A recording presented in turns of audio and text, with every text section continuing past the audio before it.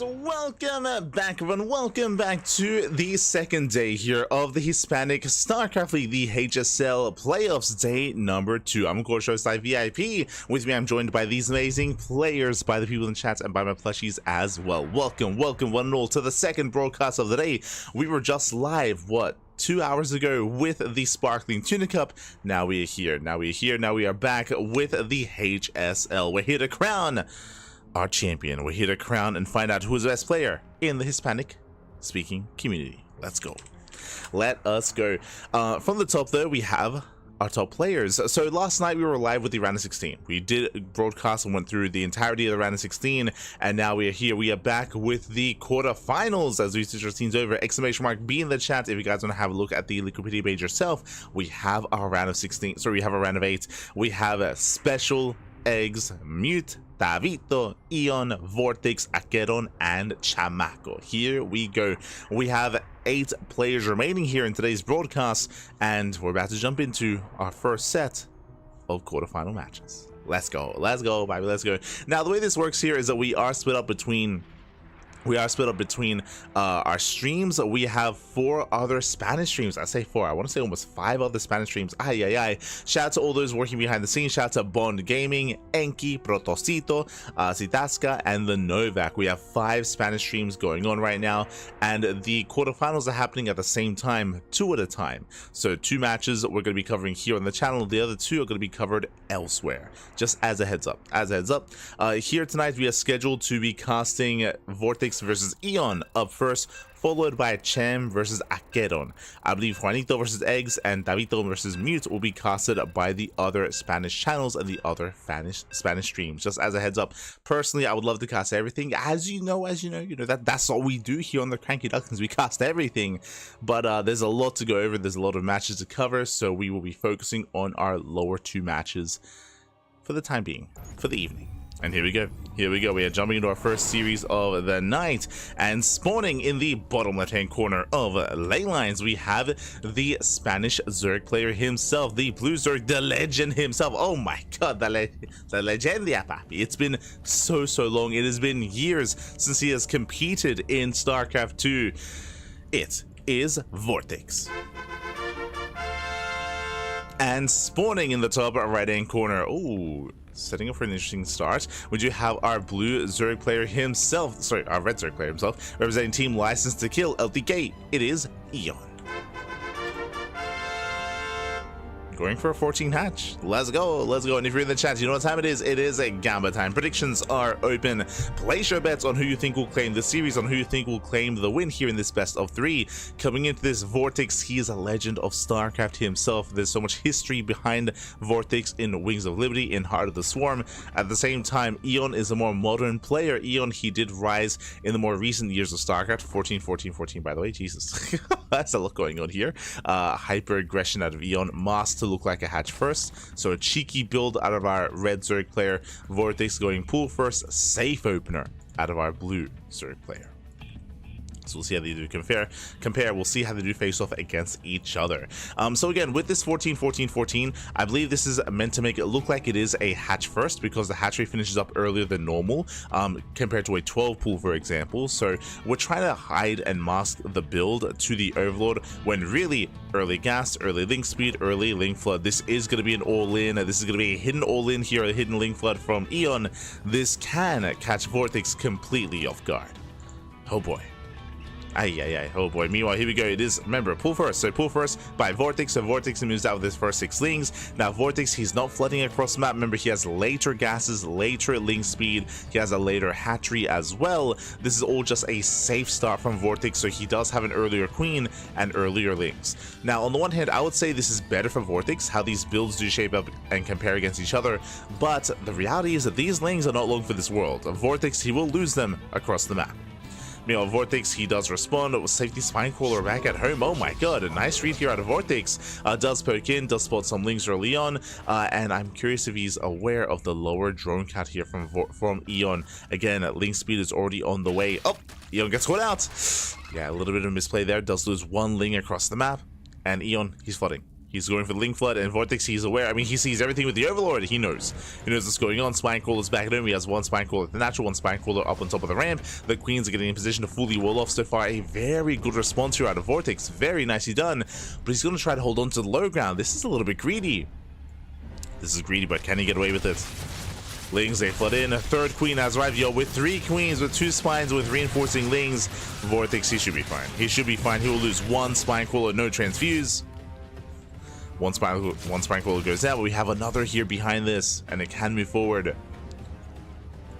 Again, Link speed is great and all, but alas, he just does not have enough. VortiX holding the line. It does defend.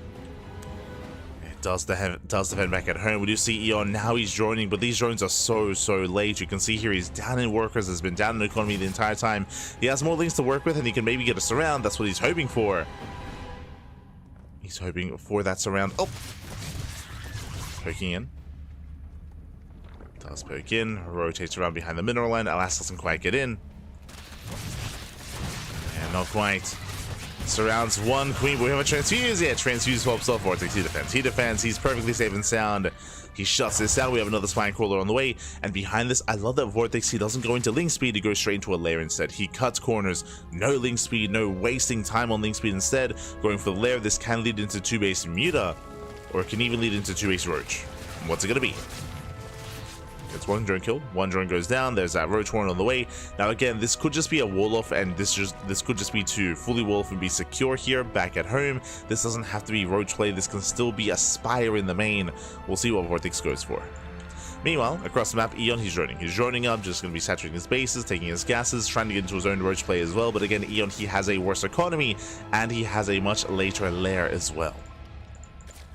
So EON, he's now behind. The initial Link Flood did not pay for itself, did not do enough damage, was designed to kill, and it barely did anything at the natural. What did he get? He got some Lings, then he got 1 Spinecrawler, but 36 Lings. Ay.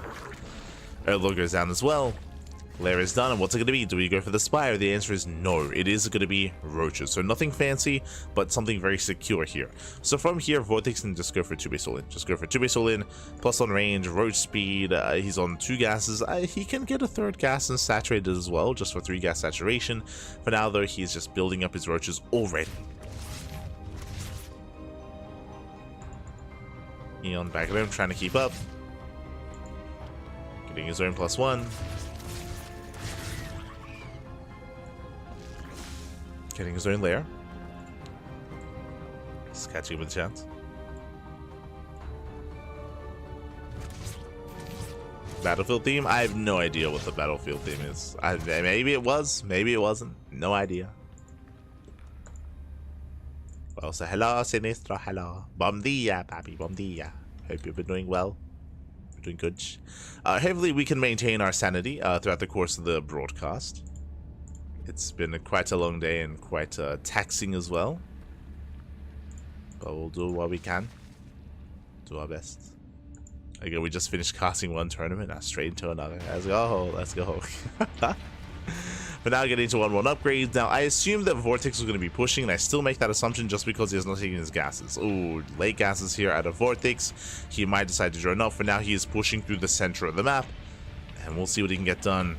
VortiX, he does have a massive Roach lead, but he's trickling in. And more Roaches on the way. Nice kiting here out of VortiX. He does pull back, it does pull away. And it's just a numbers game at this point. VortiX is up in upgrades, he's up in Roaches. He does get into the natural. The boys, they could be pulled, but even then it's going to be a tough hold. And VortiX, he will break through. There just is not enough here to defend. The Roaches, the Queens are doing what they can. Drones are going to be falling. Drones that we cannot afford to lose. In the end, VortiX does finally kite back. Did take some losses there, definitely. Did take some losses. EON, he's going to be able to hold on. Yeah, he does hold, does force back his opponent. Behind this VortiX, he was droning. He was droning on up, he was saturating that gas geyser. Making a couple of Roaches here, but not too many. And getting to his own +2. So +2 is on the way. EON does hold. EON is still in a rough position. He's still behind economically as he did bleed out a lot of workers. But we'll see if VortiX can still overwhelm this. Looking in. Does Quick forward. Again, he just has the higher roach count, better concave. Reinforcements have arrived though. EON, he does have the defensive advantage. Oh, VortiX, he has to pull away. EON, he's holding. The EON. Does hold you all the contamination. Let's go. Contaminate on the hatchery. Stops any additional larva production. VortiX, he peels off a couple of roaches towards that natural. At the same time, the main army does hit the third base. And picking up a couple of drones. Denying the economy. Gets a roach. Get the hell out. Does pull away. Once again, another nice pickup.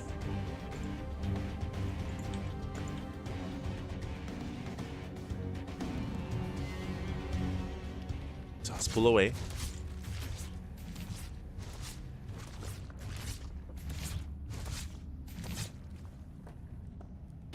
Likewise, VortiX just, yeah, I mean, at the moment, the problem here with the mirror matchup is that he does have a very comfortable lead, and it's so difficult to recover. Not impossible, there are certain ways to bounce back in this kind of game state. One of them is to take into mutas, one of them is drop lord play, tunneling claw roaches, or even just a roach counterattack and a run by that does sneak around the edge and does avoid the overlords of his opponents, the vision of VortiX. There are some ways to make that work. Outside of that, though, it is going to be an uphill battle. Speaking of roaches, they do hit the right hand side. They slip by, getting more drone kills. And VortiX, he will move in towards that third once again, just pulling EON apart. It was just a really rough start. I mean, again, EON was pretty all in at the start of the game, going for the 14-14-14. And in the end, he will lose the hatchery. He'll lose the third. He will protect the natural. Again, he has a roach army to work with, but it's not going to be enough battle. No. Not enough. As VortiX, he collapses on top of the army here. Again, he still has the greater concave, he still has a larger army as well. And with that, he breaks through. It's quite close. You know, they do trade back and forth. But VortiX can afford all this. He's on, what, 56 workers back at home. GG gets called. VortiX will take a lead in the series. And EON will drop the first game. Whew. GG. Again, a lot of it came down to the opener. As a reminder, VortiX, he went for a very aggressive start, and when it failed, I mean, that was almost game then and there. There were maybe some avenues of kind of like taking and transitioning, as I mentioned before, to try to catch his opponent off guard with muta play or with tunneling claw roaches or with dropper lords, but something different, something fancy would have had to have been done there instead of standard play. With that, VortiX did snowball out of control. And again, I'm most impressed by the defense of VortiX. He defended very nicely, very well. It was very impressive to see him pop off, to see him respond well to that aggression, and GG, well played. Whew. With that, VortiX takes the lead, and now we're getting ready for game number 2. Now, as a reminder, this is a best of 3 match, so we'll see if we can bring this to the ace match, or if this ends here and now. Oh boy, the pressure is now on EON, and I don't expect him to be, I mean, I don't expect the same build, but I also don't expect him to be too aggressive this time, especially after what happened in game 1. I expect to see something more standard, more calmed down, hatch gas pool. We could see VortiX mix it up instead, but I don't think he needs to. I would imagine he'd be a little bit more comfortable and confident getting into the mid game. We'll keep an eye on our players, and my eyes are on EON. Now, EON as a player is very cheeky, is very aggressive, is very all-in multiple matchups. Oh. It's typically how he does approach most matchups here in StarCraft, but we'll see. As we are getting into our next game. It's catching up with the chat. VortiX all the way SG, Warcraft 3, AoE, Beast. True. Again, if you haven't tuned in, he did have an interview recently. I actually want to ask Hackett on something about that interview, but yeah, it was really cool to hear from VortiX again. His history through all RTSs. Even you forgot something. You forgot Heroes of the Storm. True, he also competed in Heroes for a time for Team Liquid. Crazy. But here we go, spawning in the top right-hand corner of Frostline, we have the legend of StarCraft himself. We have the blue Zerg player going for the 12 pool. Okay, looking to mix things up himself, getting spicy, papi. Oh my god, caliente, papi, caliente. We have from Spain, VortiX. No, some things change over time, but 12 pools do not. They do not. And spawning in the bottom left-hand corner, we have the red Zerg player from Costa Rica, representing Team License to Kill, LTK. It is EON. As EON pull a good read, pull first this game out of EON, 12 pool out of VortiX. So we have a role reversal here. As a reminder, last game it was VortiX that went pool first, and it was EON that was being cheeky. But now the opposite is true. EON is being very safe, and VortiX is going for the 12 pool. Now this could be a 12 pool drone pool, or it could just be a regular 12 pool into an expansion. This can just be a macro opener if VortiX takes the natural. It looks like he will expand and take that natural base. Drone moves in, so he will not be pulling the boys. But the goal here with this 12 pool is to get economic damage done nonetheless. He's looking for like maybe 2, maybe 3 drone kills, nothing too crazy, not too much, but he's looking for economic damage. Here we go, he's moving out. Meanwhile, EON back at home. He has yet to confirm. The overlords are still zooming across the map, past the logos, past the HSL. VortiX likewise going for his own counterattack. Now again, EON, he does have his own safety Lings, safety Queen. Remember, it was a pull first at EON. He's already prepared for this, at least somewhat. And EON, he will run into those Lings. Oh, okay, does react, does pull away, is aware. More Lings moving out as well for VortiX. EON, he should be fine with the Queen. Just as a buy time for said Queen. Again, HP on this hatchery is a resource. He can use it. He can buy a little bit of time. He can tank some shots. Queen does move down. Ooh, the Lings get surrounded. Yeah, that should not have happened. The Lings are getting caught out here for EON. Boys are not being pulled, not yet. So the Queen does hold its own. And we have more Lings on the way. Oh, but here comes the surround. The surround does arrive. Queen gets caught. Massive pickoff. That should not have happened. Likewise, Overlord getting caught out as well. And EON, he's falling apart here. Again, with the Lings getting surrounded earlier, that means the Queen was exposed. Likewise, didn't pull any boys. This is out of hand. Overlord did go down. EON getting supply blocked.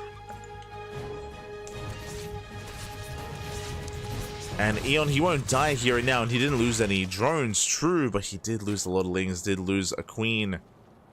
And now the dust will settle. Now, as we said, VortiX has a worker lead, 22 drones to 18. So already VortiX, he got what he wanted. He does take a lead. From here, he should be skipping. I mean, he has no gases. He has no gases, so from here, should be going into 2-base Roach. Meanwhile, EON is going into Ling Speed himself. Interesting that he isn't skipping it. So he might go for a Ling Flood.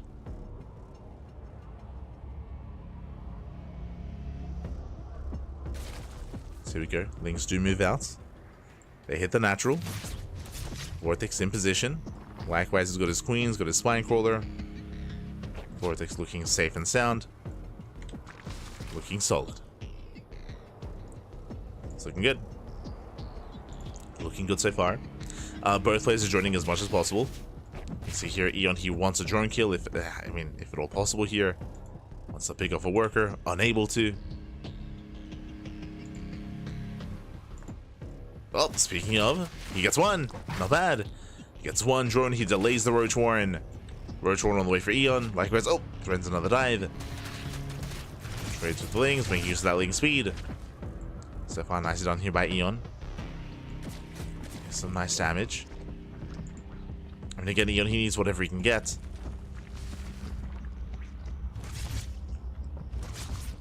Oh, guess it's around. Yeah, VortiX not paying attention. Very nice catch. Whew, gets a Queen, 1 for 1.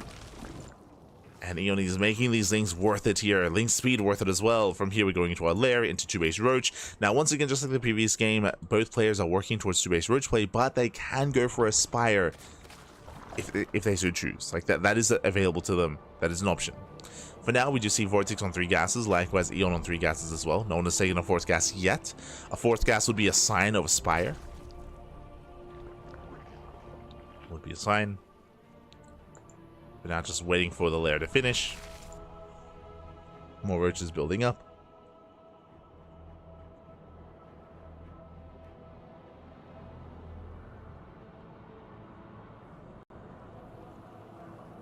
Here we go.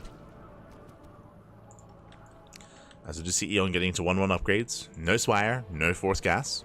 So staying on 3 gases, just building up a Roach Ravager, getting into the mid game. And unlike the previous game, I would say that EON doesn't have as large of a lead. Still has a lead, don't get me wrong, in a sense. Oh, as the third base is cancelled. Ay. Again, VortiX being a little bit greedy here, going for that third without having map control.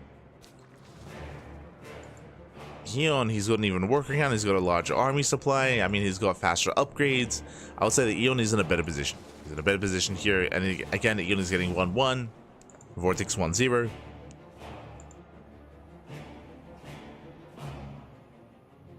Unlike game 1, this time EON, he doesn't have as much of a deficit coming into the mid game, and I would even say now ahead. The pressure is now on VortiX instead.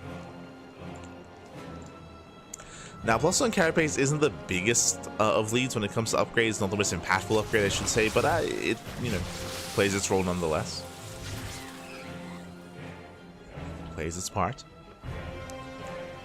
Extra gas being taken for VortiX. EON, he will take the faster third. VortiX moving out.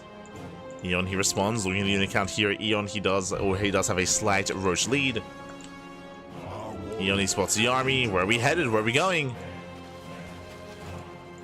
EON trying to come in from behind. A really awkward position here for EON. Very awkward. Yeah, EON, he chases back the main army. He feels us to defend. He will hold on. And he will hold. He zones away the main army of VortiX.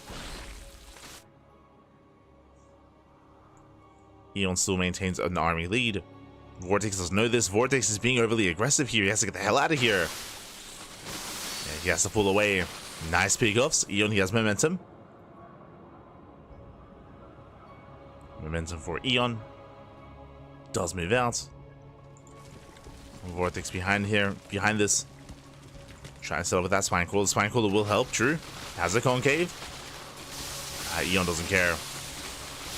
EON, he doesn't care. He does try to force his way through. Spine Crawler a little bit too far back.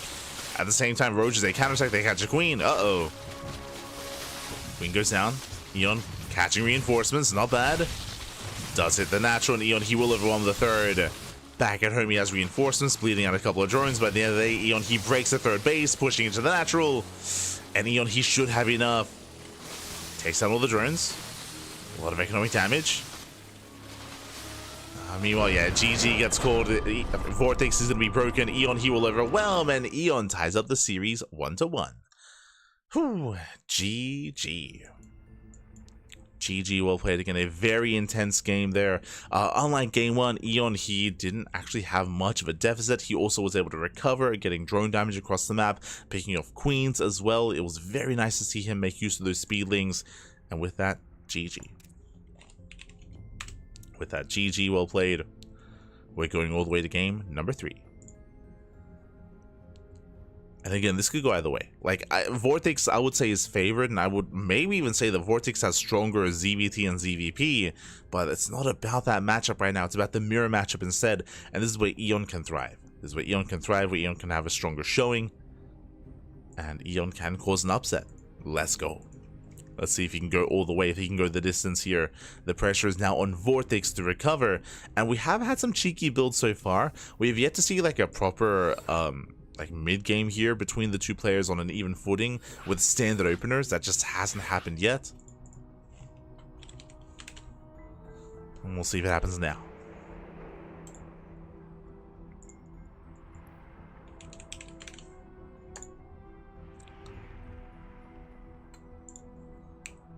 Here we go. Game 3 is going to be on Ultra Love.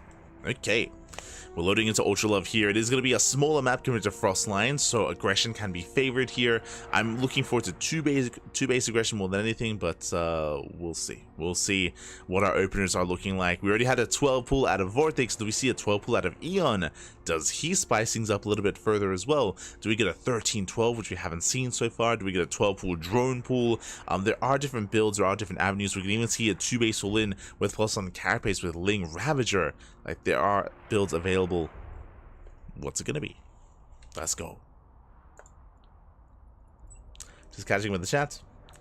Good morning, Mathel, good morning. Also, ¿qué tal? ¿Cómo estás? Infester from San Francisco. Oh my god. Good morning. Bienvenidos.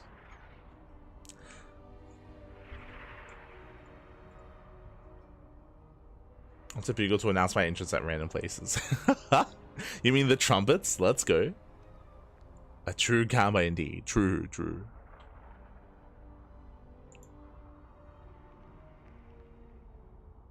we go.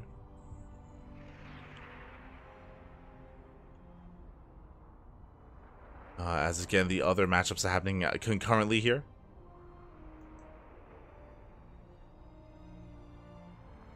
I'm just gonna slip on in and see what's going on. I did raid both Osito earlier, true. They're covering eggs and Juanito. Okay. Yeah, covering them. Meanwhile, looks like we have our players, we have our casters, and we are loading into the A-Smash, loading into Game 3. We'll see how this story ends. Let's go. See how this story ends. Okay. Who goes pool first? We've taken turns so far. Both players have gone pool first at some point in the series. Do we go pool first against each other this time? That's the real question. Let's go. As spawning in the top right hand corner of Ultra Love. Oh, we're making drones. No 12 pool.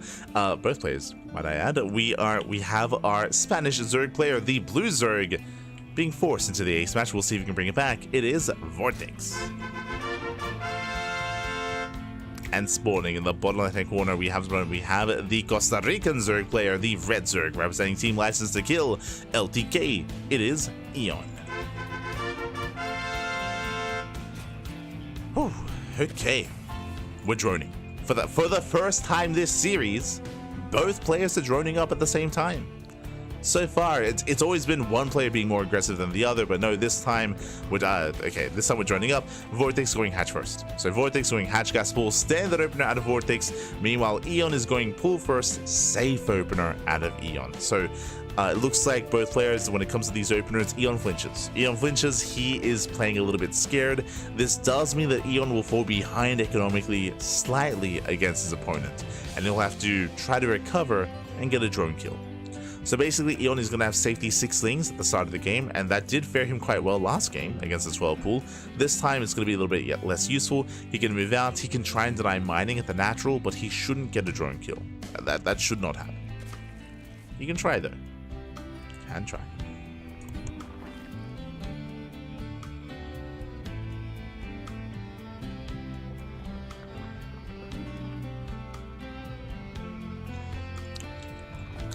As it is going to be pool hatch gas out of EON, hatch gas pool out of VortiX. 6 slings already on the way, as I did mention, and EON will move out. And again, this is a safe opener out of EON. These slings shouldn't really get much done. They shouldn't get much done. You can actually see EON now moving out. Overlord does spot, Overlord does confirm, VortiX is aware. And behind this VortiX, he should be ready to evacuate the natural. Like right now, he's droning, he's saturating, but he should pull away and he should not lose any drones.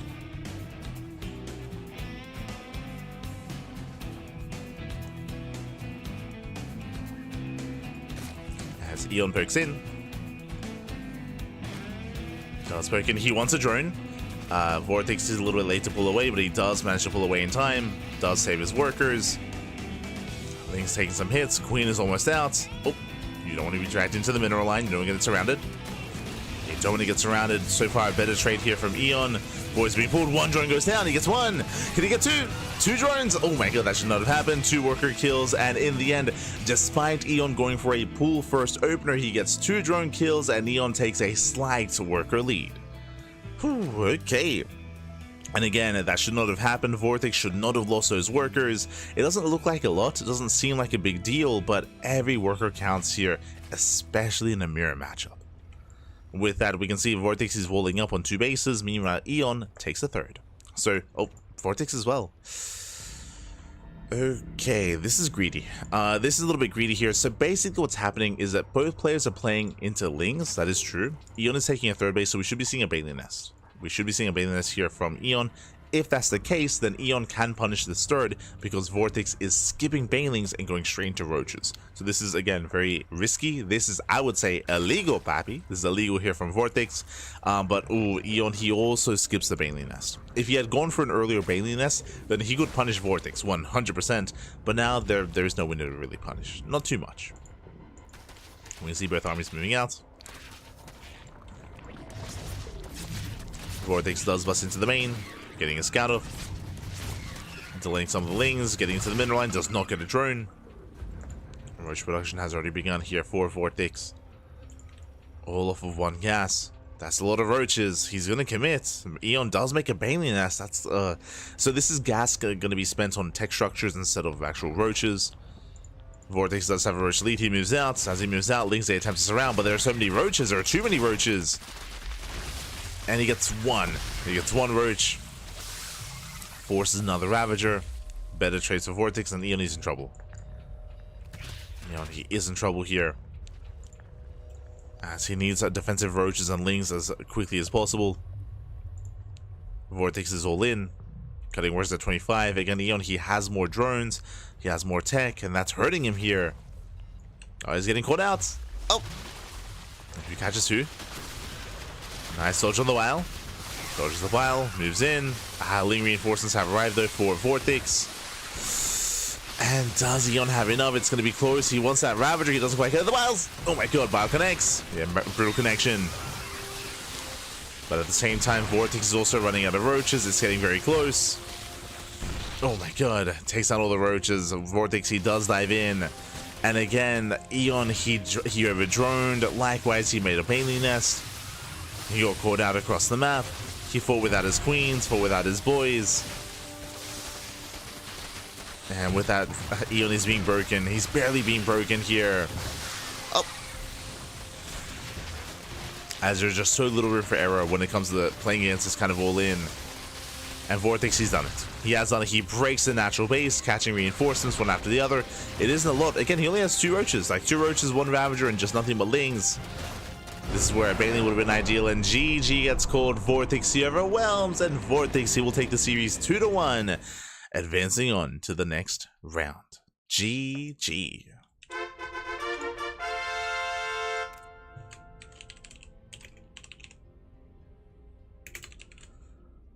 GG, well played, congratulations. VortiX, he will claim the series 2-1. He will advance on. My condolences to EON, as EON, he is knocked out of the tournament. Again, a very intense game, and we saw that EON, he was, again, unfortunately caught with his pants down. He lost his Lings across the map. He also, again, over-droned a little bit. He did make a spawning pool as well, sorry, a Bailey Nest. He also fought a little bit too far out without any kind of queen support, just getting a little bit too excited when it came to the first fight, and GG. GG, well played. In the end, VortiX does overwhelm, and VortiX makes it through into the semis. GG. GG, well played. It was close, it was intense, it was a back and forth, it was an ace match, but regardless, VortiX will claim it.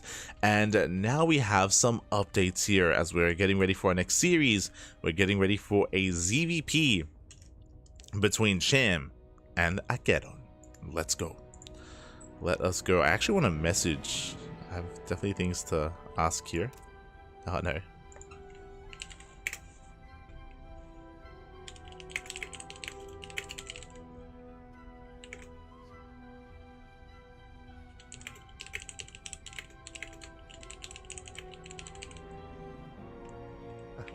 Here we go.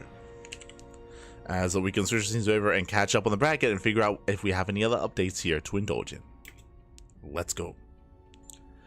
Ooh, as it looks like we have some other updates. SpeCial, Juanito takes down eGGz 2-0. Big win there for SpeCial. Does advance on to the semifinals. That was a quick 2-0, might I add. And it looks like both initial matches have concluded, and now we have 2 more matches ahead of us. We have Cham versus AqueroN, and we have Mute versus Davito. let's go. TVP and the TVZ coming up next.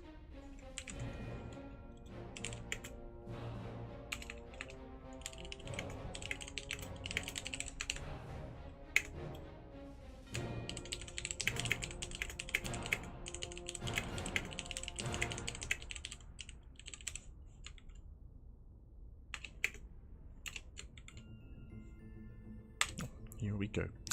So we're going to be going on a short break. Vetoes are underway between AqueroN and Cham. Now, I am going to be asking AqueroN here if his switch is permanent. What I mean by that, if you've been watching the HSL, you'll know that AqueroN, he actually stopped competing, I want to say October of last year. Like, AqueroN, he has not really played in much or touched the game. He has been on a hiatus. Some have said that he's retired. I am uncertain as of that. But we're going to find out. And in his return to the HSL, he has not been playing Terran, he's been playing Protoss instead. He's made a full switch to Protoss, and I'm trying to determine if that is a permanent switch or just something for fun.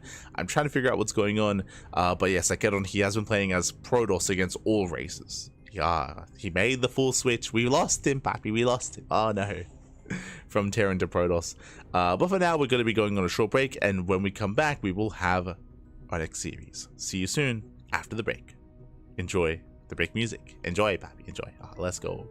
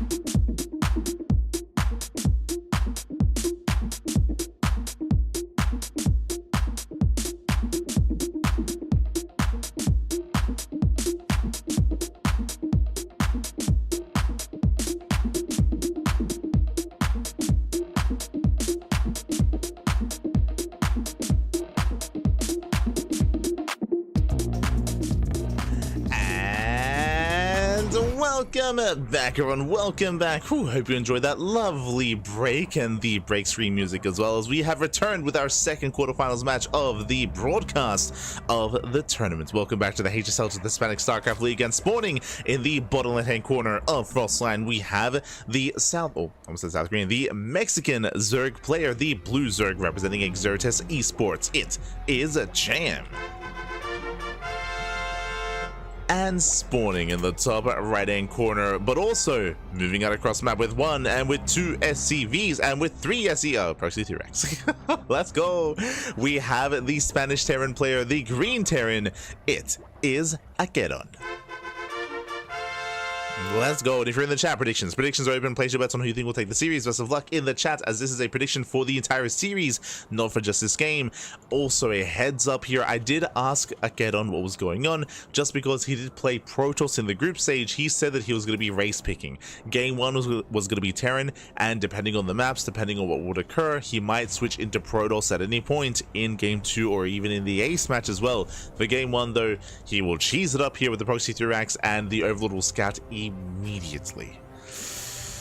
Oh boy, the boys are being pulled. There's a couple of them here to delay, to disturb. Meanwhile, Cham is still just happily mining. He does go hatch first, hatch into pull into a delayed gas geyser here. So far Cham is looking safe back at home, and he will disrupt and he will delay the proxy.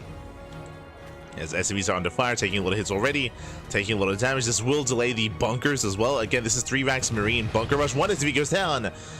1 SCV falls. The second racks is heavily delayed.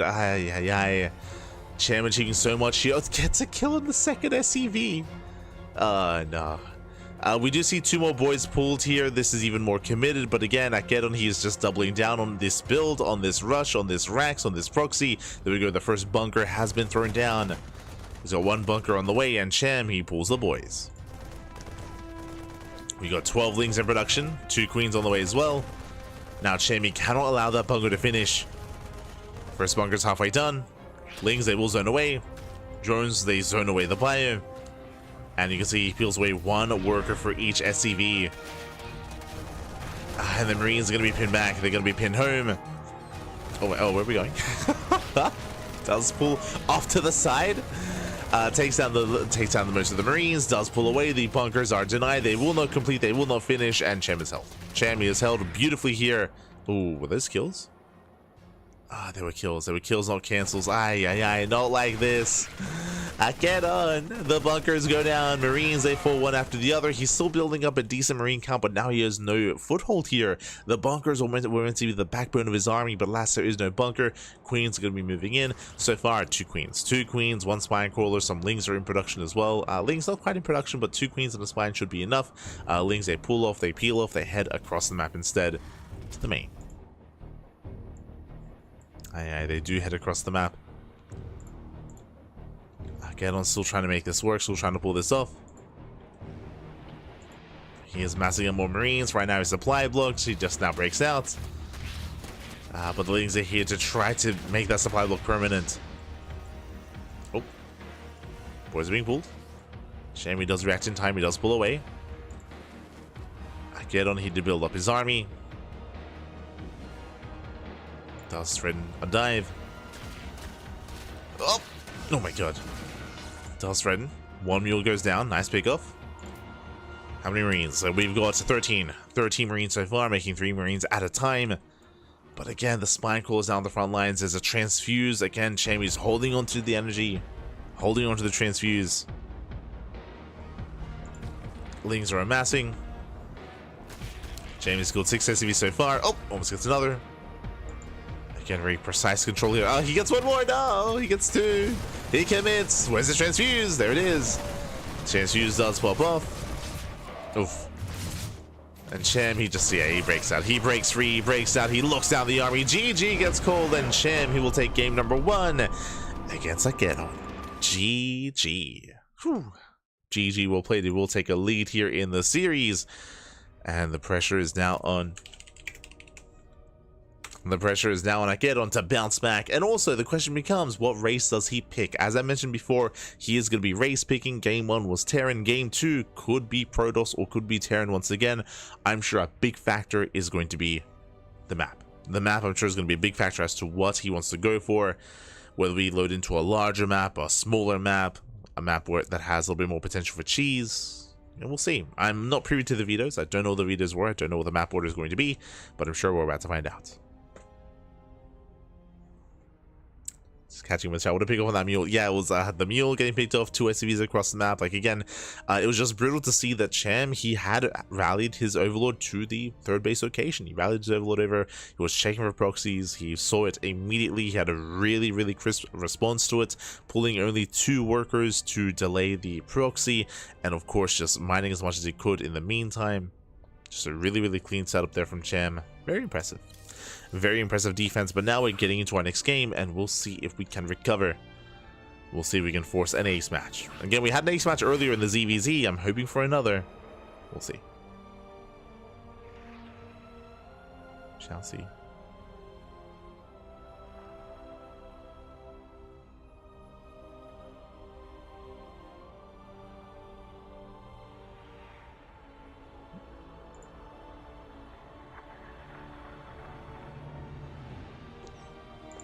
As we are setting up.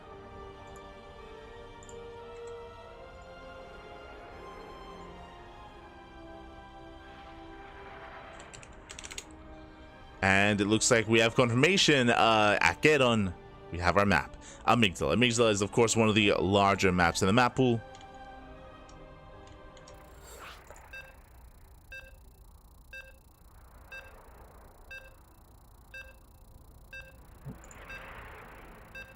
Is one of the larger maps. And here we go. We're moving in.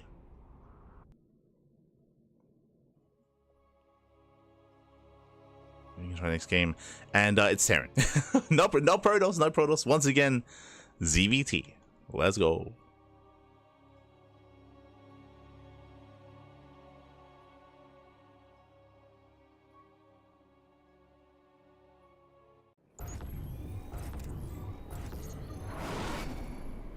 As spawning in the top right hand corner of Amygdala, we do have our Mexican Zerg player, the Blue Zerg, leading the series 1-0, representing eGGz Esports. And we'll see if he can close it out here and now. It is a Cham. And spawning in the bottom left hand corner, we have his opponents. We have the red Terran player, we have the red Terran himself from the land of Spain. It is AqueroN.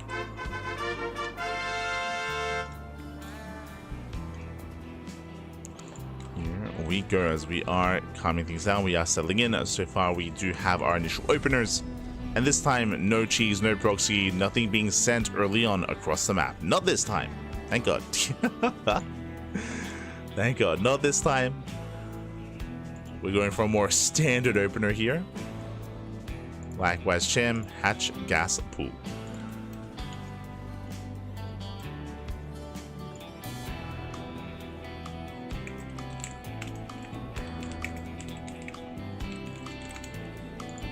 So it's going to be hatch gas pool here out of Cham. Standard opener, standard setup. Likewise, AqueroN going for a Rax expand as well. And something that is known for here, or I should say welcome one and all to Amygdala. Amygdala is one of the larger maps in the map pool, known for more longer macro games. I should emphasize that as well.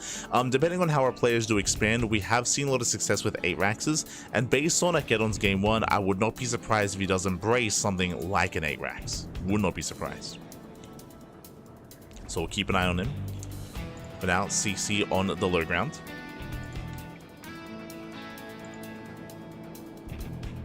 I've not really known AqueroN to play into mech. Like, technically that could also be an option on Amygdala, but yeah, he's, at least in my experience covering AqueroN over the years, like, he's not really one to embrace mech too much, more of a bio-centric player. But technically also on the table. We'll keep an eye on his opener. We'll see what happens.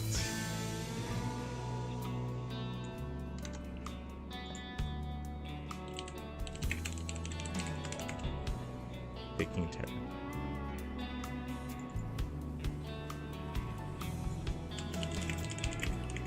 2 so far, but he said he might switch.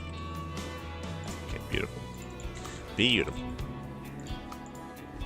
Meanwhile, behind this, third CC. Yep, third CC before starport. So far, we do have an economic setup here. Everything looking normal from AqueroN. Let's go. Everything looking normal. Reaper dips in, Reaper pulls out. Does pull away, does escape. Cham, we didn't like it. I believe he got the tumor. Yeah, he did get the tumor here. So nice pick off there from AqueroN. Cham, with the frowny face. Feels frowny face, man. He wants another tumor. Oh! None to snipe. But I see someone asking in the chat, and yes, just to confirm that AqueroN, he is race picking. He's race picking. He did let us know that he is for now picking Terran. He did play nothing but Protoss during the group stage, just as a heads up. And he is more than happy to switch between them depending on what is required. For now, though, committing to Terran. For now, he does commit.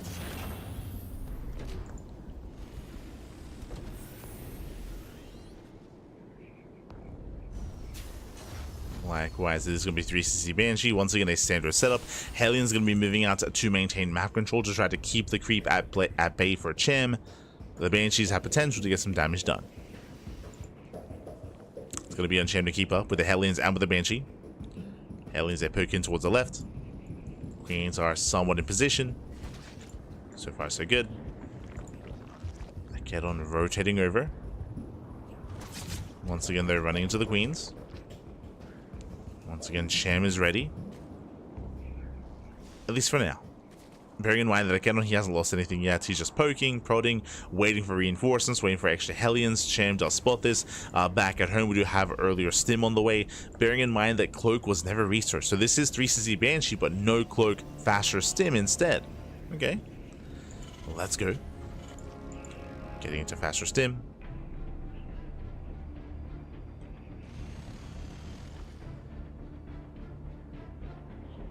Cham likewise now getting a 4th base. So 2 more Raxes on the way behind this, getting to a 3-rack setup. Everything looking normal so far. We see AqueroN going for a big rotation. We spoke about this previously, but this is one of the reasons why we get a lot of longer games on Amygdala and why we don't see as much Hellion play on Amygdala. You can see that as you try to harass the top side, to harass the south side, you have to rotate and you have to go all the way back home and go the long way around the map. Like, these rotations take so long. And it's just so much more difficult to really get damage done with these Hellions on Amygdala. As AqueroN, he does pull away. Banshees have arrived. Just 2 vanilla Banshees, no Cloak. AqueroN getting his upgrades, embracing set upgrades.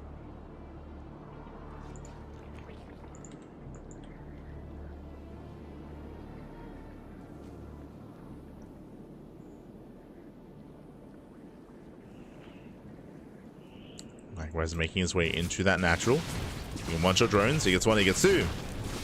Not bad, getting 3, 4, 5. Oh my god. This is getting out of hand. 5 drones go down. Very nice damage. As Banshees, they back off. Likewise, oh, I saw that. For a moment there, I did see Macfield accelerators on the way. It looks like there was a bit of a misclick. It does cancel, going into combat shields. So Bio Stim into combat shields, 1-1. AqueroN should be getting ready for his 7-minute timing, for his 7-minute push. Ideal with tanks. This time Banshees are deflected. This time Cham is in position. Cham is ready. Meanwhile, did open up Roach. I didn't actually put too much emphasis on that, but did open up Roach into 1-1. Baliness is on the way. This tells us that this is going to be Link Bane Roach Ravager. Most likely going to +1 melee after +1 range, not into +2 range. That's most likely going to be the case. And Cham from here can go into Ultra Tech. This can be Infestation Bit into Ultras. Doesn't have to be, but that tech is available. Assuming we don't get +2 range. So we'll see how this all lines up. For now, the Hive is going to be prioritized. Cham can make some safety infestors, if need be. Here comes the move out. Here comes AqueroN. We spoke about that 7-minute timing here. It has arrived. It's going to be on Cham to slow this down. So far, he's trying to keep up. AqueroN moving in. He's got 2 tanks with the army. He's got his Banshees as well. Baneling's morphing in. These are going to be slow Banes. Baneling speed is not done. And he does stim in, takes out one of the queens. He gets one, he gets two. Two queens go down. A bit of an awkward angle here from Cham. Land some vials. Oh, Bailey's they crash into the tank. Uh-oh. Yeah, miscontrol there from Cham. He cannot break this. And AqueroN, he's trading well. He shuts down the Ling Bane, takes down 3-4 queens. Cham, he is struggling here. Again, it was just a very awkward assault here from Cham. And he should survive this. He should be able to break out, but again, did sustain some heavy losses as he takes down the final tank. Whew, again, he finally breaks out. More reinforcements have arrived. AqueroN, he can fight this head on. He can and he will. And where's the Ling Bane? Without Ling Bane, this Roach Ravager is vulnerable. There we go. A couple of Banelings rolling in. As target firing, he gets one, he gets two. There's one Baneling left. Oh my god. Whew. And Cham, he's barely surviving, barely holding on. These have not been clean trades, not been clean fights. And yep, melee. So no +2 range, so plus on melee. This tells us it should be ultras. If his H-bit is done, Hive is complete. We're waiting for said Ultra Cavern. For now, just focusing on the Ling Bane. Cham holds. Cham holds. He survives. Whew, it was an intense moment there. Very intense. He got a lot done.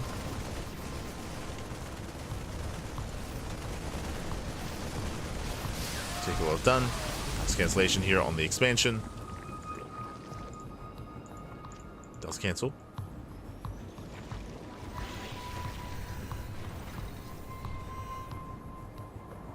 But now Cham getting into Adrenal, building up his Ling Bane Roach Ravager. The expansions are spotted. This is going to be a very difficult base to hold on to. As Cham did double expand.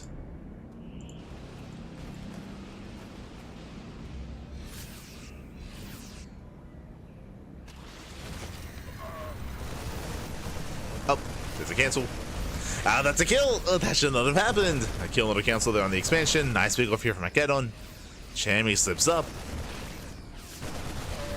Does slip up. And Cham, he is hurting. For now, he's keeping up here with the drop play. So far, so good. There's that Ultra Cavern that we did mention earlier. Again, Ling Bane Roach Ravager into Ultra is a little more common. That's why we did call it.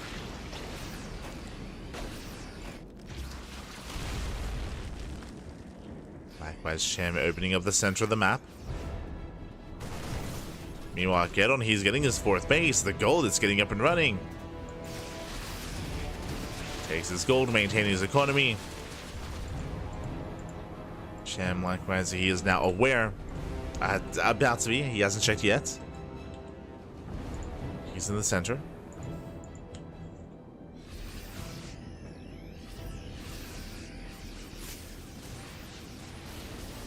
Likewise, AqueroN moving out. He moves out. Liberators, they have arrived. One does get biled.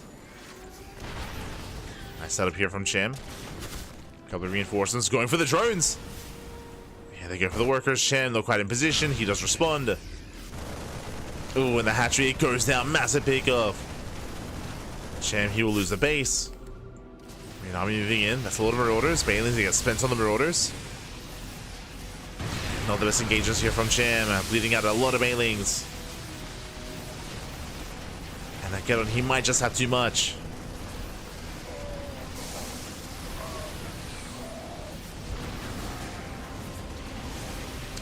Might just have too much here. As AqueroN moving in. Tank volley is going to be going off, catching a queen. Queen goes down. Cham is being forced back. Both armies maxing out. But again, Cham, he has not been trading well, and he will lose another expansion. That's 2 bases going down. Cham down to a 3-base economy. Thankfully, he is maxed out, but he is hurting heavily here. Setting up a counterattack instead. We have another a 5th base on the way for AqueroN. Ay. A 5th expansion. AqueroN, he's content. He pulls away.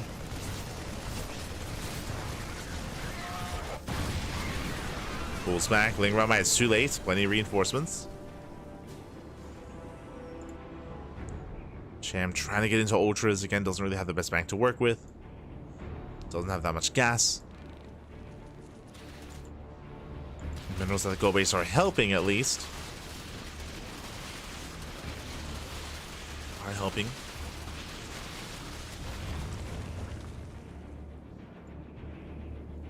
Cham going for his Spire, getting some anti-air. Opening up the center of the map.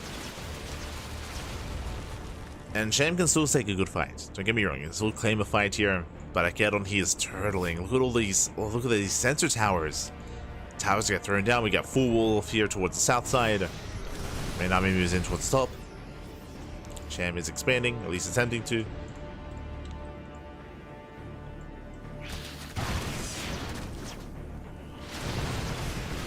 Cham moves in. Breaks down the front door. He does have his Vipers. His tanks are falling. Getting a couple of SCVs. I mean, there's nothing major here to bring down. Going to tank.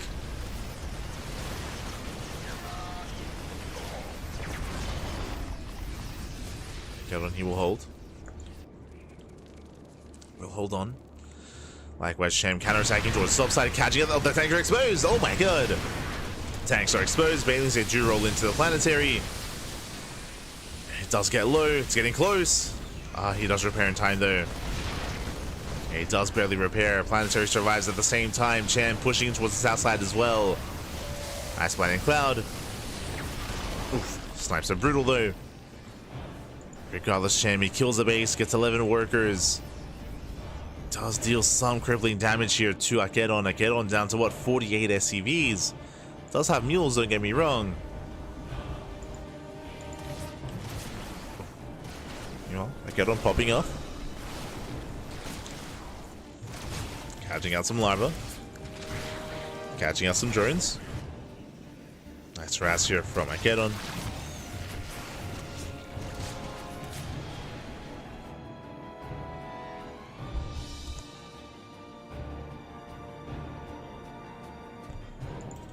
He's going for his own drop play. No major move outs, just nothing but drops. AqueroN does have a super maxed army, as his SCV count is lower. Oh, that's gonna be another kill, isn't it? Thank God.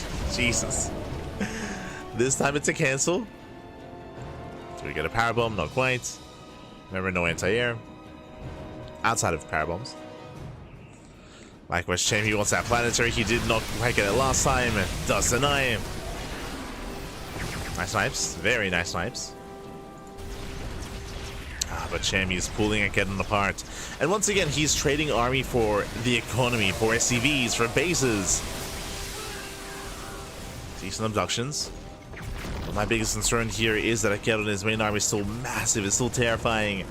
And soon he'll be forced to push out. He'll be forced to counterattack. Over drop play.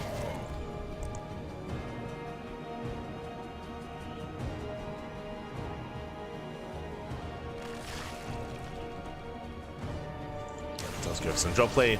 We have mass ghosts. Gee, how many ghosts? 19! 19 ghosts here for AqueroN. Do you see Cham trying to come in for this round? Remember, no investors. Does lock down the army though. Oh my god. Yeah, Lings, they coming from behind. Biles, they connect as well. Cham taking a very nice fight. Despite the massive amount of ghosts, despite having 19 of them, how many do we have left? That's a 10. 10 ghosts remaining. Did lose half his ghosts. Brutal pickoffs. Corruptors have arrived. They shouldn't quite get the planetary, but they will force a repair.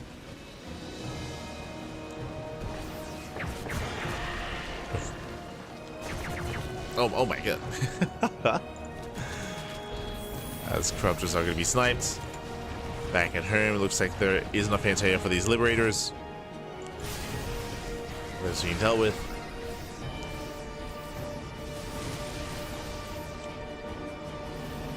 And AqueroN, he still doesn't really have an economy here. Down to 36 SCVs. Insanely low worker count. Ay, ay, ay.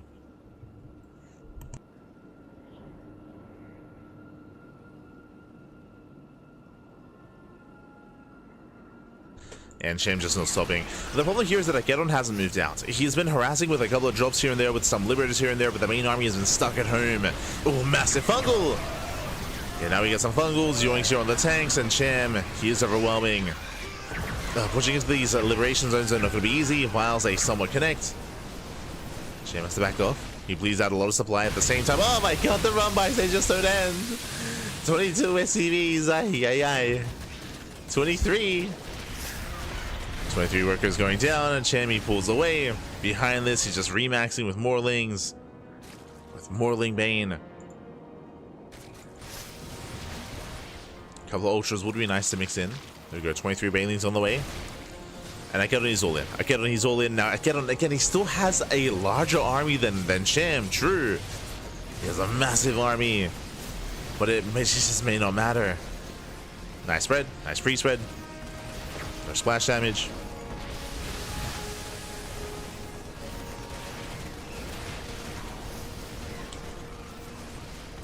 Cham, he's got 5 Ultras on the way, just waiting for these Ultras.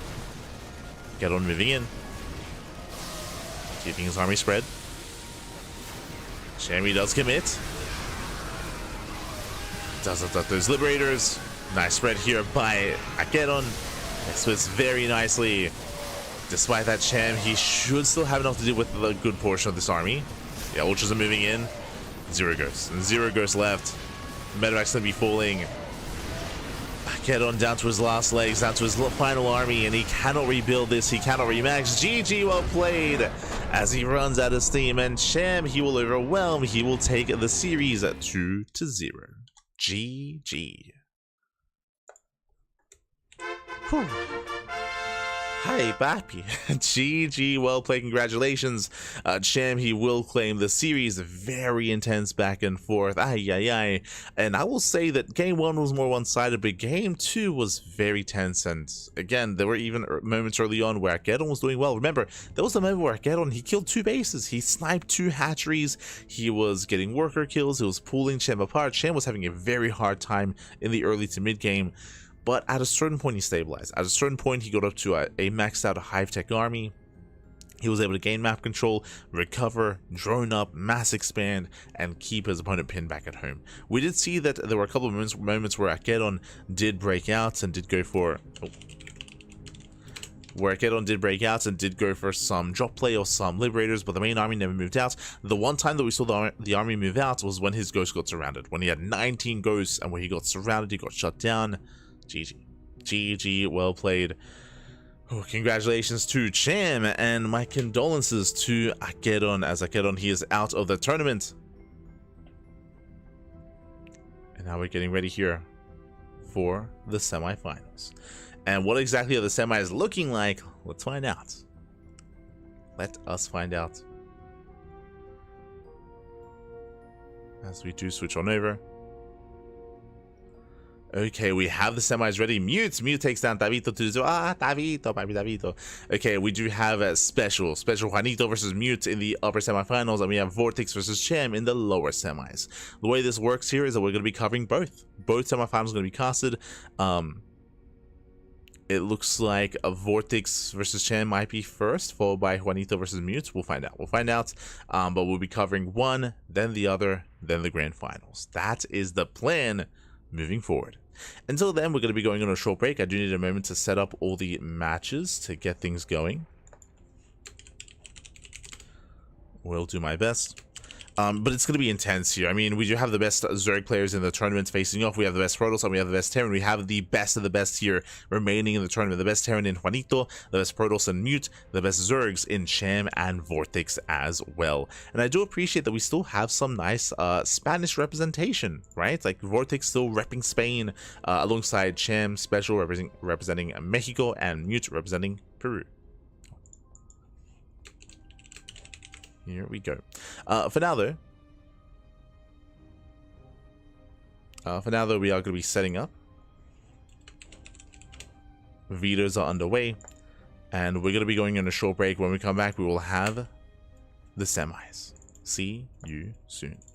Oh, see you soon. See you soon.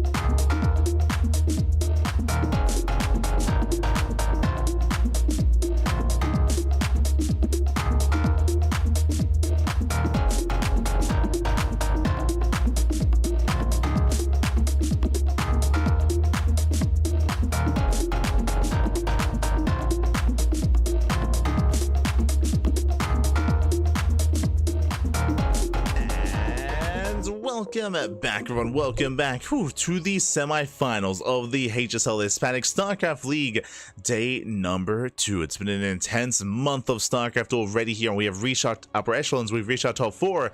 We have 4 players left. We have 2 Zergs, 1 Terran, and 1 Protoss, and we are jumping into our first semis of the evening. And spawning in the top right-hand corner of ley lines, we have the Peruvian Protoss player, the blue Protoss, representing Bing Bong Exports. It is Mute. And spawning in the bottom left-hand corner, we have the I gotta have to change his color. We have the Mexican Terran player, the Mexican Terran himself. It is Juanito SpeCial. And if you're in the chat, you know what time it is. It is Gamba time. Predictions are open. Place your bets on who you think will claim the series. Best of luck in the chat as we jump into our best of 3 TVP. Let's go, Bobby. Let's go. We are here. We have arrived. And if you're in the chat again, best of luck with those predictions. Coming into this, Juanito especially is favored to make it all the way to the grand finals. But at the same time, Mute has been on the rise. Mute has been looking very, very impressive over the past year of play. He's been improving over time to the point where I would say he's the best Protoss player in the tournament. I mean, there's a reason why he's made it this far. Arguably the best Protoss player in all of Latin America. Arguably. Alongside Master, of course. We'll host a show match at one point, I'm sure. But we'll see. We'll see how these two do compare to each other. I would say that Mute, he's more of a modern player that has been around in recent times. Juanito, of course, he did retire. Or I say retire. He took a break. He took a break after EWC. He has been gone for quite some time. Now, recently, of course, coming back. And we'll see how he looks compared to someone that hasn't taken a break, compared to someone who has been improving over the course of all of this. Let's go. Let us go. For now, we do have our openers. It's going to be a Rax into Factory, double gas opener out of Juanito, out of SpeCial. Meanwhile, Mute going for a standard gate expand. Or gate cyber expand. So standard opener here from our Protoss. As we are settling in. So just clearing up some things. From here, Juanito, he has some options. Especially, he can go for his own Banshee-based opener. He can go for Widowmine drops. He can go into Reactor Reaper Hellion. He can go for early Cyclone, early tank drop, early tank push. He does have options with how he wants to open this up. We'll keep an eye on the add-ons here and the opener of SpeCial. Meanwhile, the first Reaper does move out across the map. Oh, does move out. Does threaten a dive. And oh, the Jukes the dive, and alas, he's going to be shut down. Nice movement here from Mute, shuts down the first Reaper. Very strong start for the Protoss as we open up Stargate. Ay, bold move out of Mute. Now, Stargate openers are very risky. They're very risky, they're very abusable is what I will say. They're more vulnerable and less secure than regular Twilight Council openers or even Robo openers, so it can be very risky, but high risk, high reward. For the time being, SpeCial doesn't know. SpeCial is in the dark. He is unaware of the opener of Mute, so Mute has potential to get some economic damage done. He does have potential. Just catching him with the chats. Tough match, but I think Mute has a shot. 100%. I do think he does as well. I mean, personally, regardless of how this goes, I want to see an ace match. I want to see game 3. I don't want to see a 2-0. Give us an ace match. For now, Widowmine drop is on the way. Oh, speaking of, first Widowmine does pop off, takes down the first Adept, and we have more Widowmines on the way. So SpeCial is building up. He's amassing up his army. Reaper Hellion moves out. Do have our initial Phoenix base opener here from Mute, and I believe still unscouted. Yeah, still doesn't know. It's going to be Phoenixes, not Oracles. Drop is soon on the way. Just 2 Widowmines, not 3. Not the most committed drop here from SpeCial. Does move out. Likewise, do have a Liberty behind this. So SpeCial is doubling down. He is still committing. Still moving out. Likewise, I do see the Adepts are keeping up. Especially, he still doesn't know what he's moving into, by the way. Widowmine drop into the mineral line. Mute does react in time. He lifts one. Does he lift both? He does. Whew. Shuts down both Widowmines, and now he can chase down the medevac itself. And again, especially, had no idea what he was going into. He was playing blind, and he runs blind right into the Phoenixes. It will boost away, but the Phoenixes, they can keep up, and this medevac should not escape. It should not get away. There is no support. Medevac will fall. Reaper Hellion here towards the natural. Does rush in. And we'll get a rescout confirming if there's a follow-up, if there's a second Stargate. Oh, and it's going to be Robo straight into the bay. Very greedy here. Very old school as well. If you're an old school viewer in the chat, you will know Phoenix Colossus used to be the go-to for many, many years. Nowadays, it has fallen out of the meta. Nowadays, it is more vulnerable here. It is more abusable. Terran players got more and more used to dealing with it. But again, Juanito, he's unaware. Doesn't know what's going on. Liberator into the main. Hellion here outside of the natural. But Mute is being so greedy with the Bay, with the Twilight Council, with all the tech. Ay, ay, ay. Hellion pokes in. Does go down. See, we do see SpeCial looking for the Observer. Did find it. Observer got hunted down. SpeCial, he does move out across the map. He has a good amount of anti-air. He has Cyclones, Vikings. Liberator in the main. Does get 3 probes, 4 probe kills even. Very nice damage. And here comes SpeCial. Oh, snipes the sentry. Very nice pickup. He's got the Mass Marine. Now these are vanilla Marines. No stim, no combat shields. SpeCial for now, he pulls away. He doesn't like what he sees. Shield whatever he's done. For now, Mute is holding. He's holding on.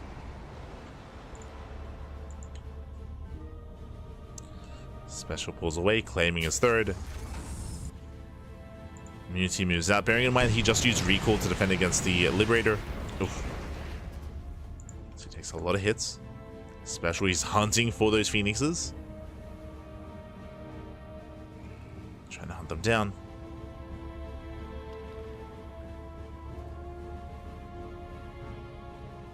He's back at home. Still securing himself, going for mass gateways, into charge. First Colossus has arrived.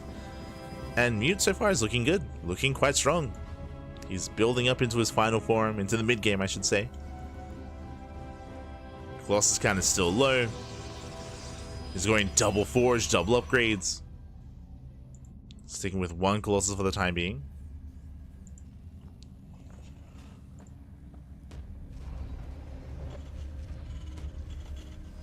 There we go, second Colossus on the way.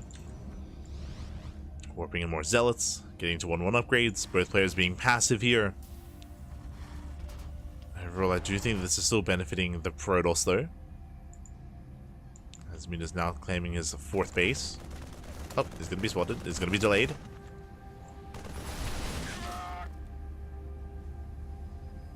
At least SpeCial's worth the expansion.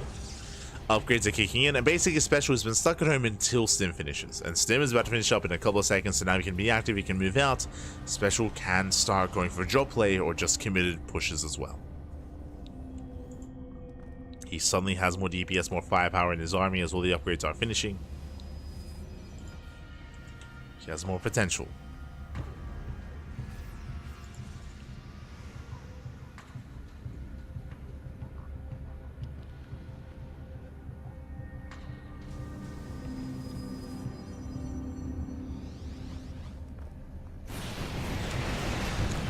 As Mute scouts, he does see the 4th command center.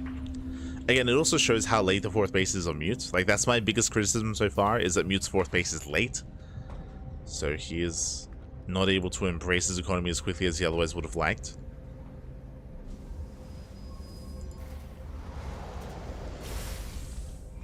And SpeCial is being very passive here, very defensive. I mean, he's aware of the mass zealot composition more or less, so he knows that he shouldn't really be moving out. SpeCial playing it slow.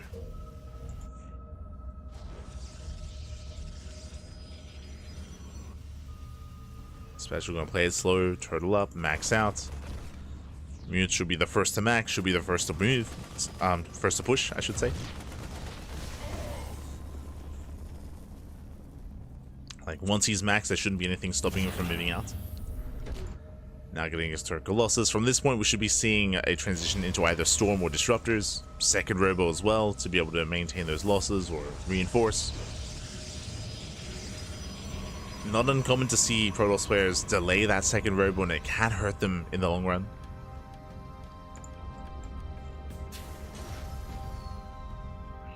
SpeCial does take the center expansion, getting his 4th. Meanwhile, Mute takes a 5th. Both players are max. I do think that Mute has to trade, ideally. Setting up Zealot counterattacks, run-bys, poking in, picking up workers. Now being very passive.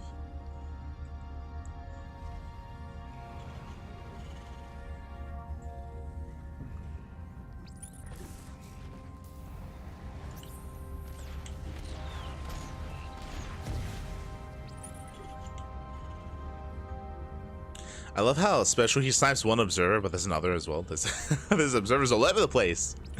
You can see them moving in. There we go. SpeCial, he does finally push. He's maxed. He's got a mass amount of Vikings. This is why I'm concerned about the lack of disruptors. And now we have 2 robos on the way, but these robos are late. These are late robos. Mute is in trouble. Army moves in. Colossus are exposed. First one goes down instantly. Yeah, massive pickup. He gets 1, he gets 2. The Colossus are a non-issue here, as they're falling one after the other. Bio army stepping on forward. Where's that splash damage? Yeah, it's not there. Not there, not anymore. And SpeCial, he kites well. He breaks through. Again, just a really rough angle of attack there. As a Colossus, they were the first to go down. Without Colossus, there's nothing here. There's nothing here.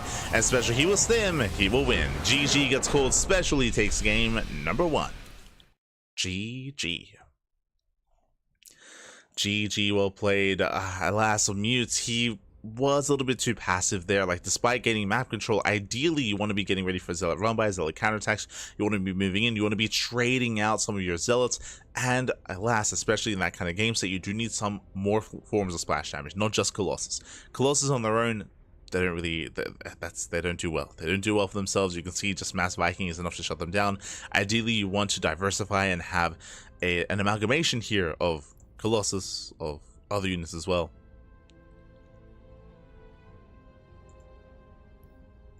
Of Colossus, of Disruptors, of Storm. Pick your poison. But one big fight is all that SpeCial needed. GG. GG, well played.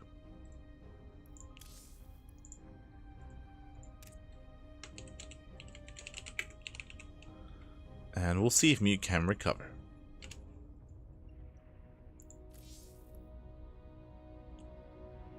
See if he can recover, if he can bounce back. Again, I believe he can. I'll be honest, like, I've seen Mute take maps off of Cure. Like, I've seen Mute's go toe-to-toe with some of the best players out there, but he did feel a little bit uncommonly, again, passive, maybe a little bit scared of SpeCial. I don't blame him, right? Like, Juanito, he is a very experienced player. Very experienced. So I do not blame him.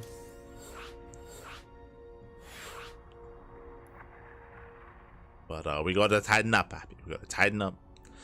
In general, I liked his early game. Like, I really did like his early game. The Phoenixes, his ability to shut down the first drop, the first move out. I do think that was all positive for Mute. But I had to bring it all together in that mid game. Wasn't quite able to. Now we're loading into Ultra Love. Here we go.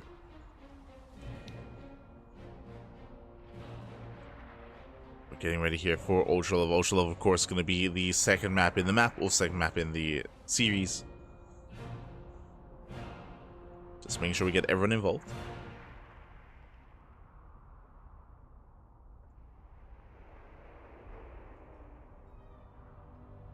Oh. Oh, beautiful. Okay, we got our boy, we have Bond. I mean, once again, shout out to all the other Spanish casters out there. Shout out to Bond Gaming, shout out to Enki, Protosito, the Novak, Citasca. Big shout out.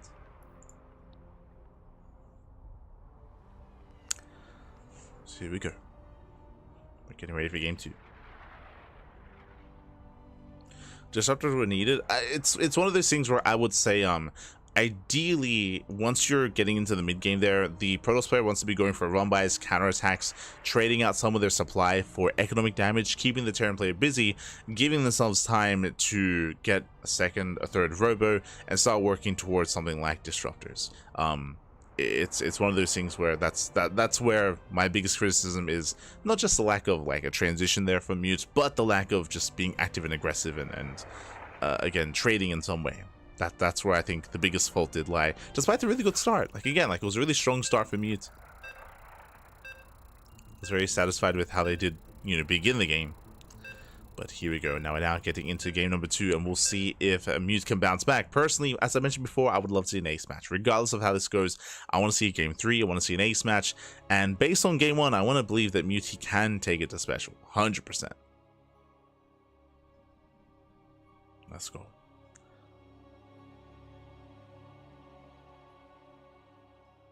Hopefully proxy goes into BC. I wouldn't put it past special proxying 100%. He is an animal. An animal, bad. But here we go, spawning in the bottom left-hand corner. Oh.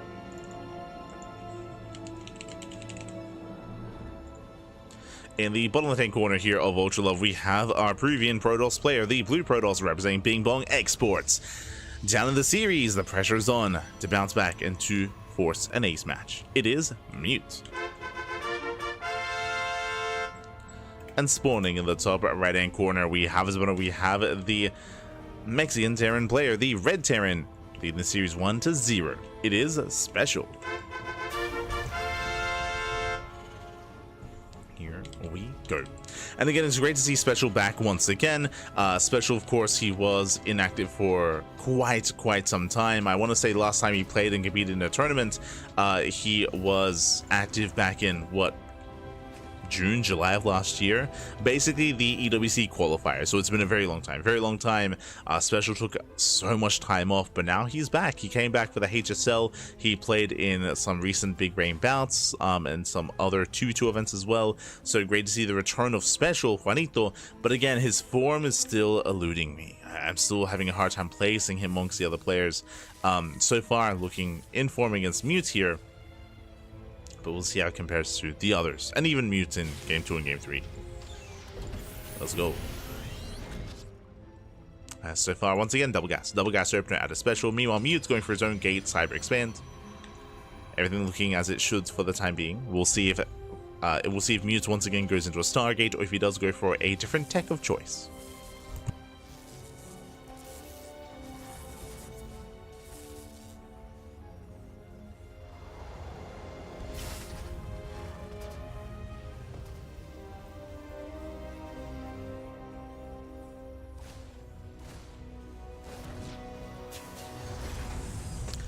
As a probe does fall. For now, getting into our initial, again, faster factory.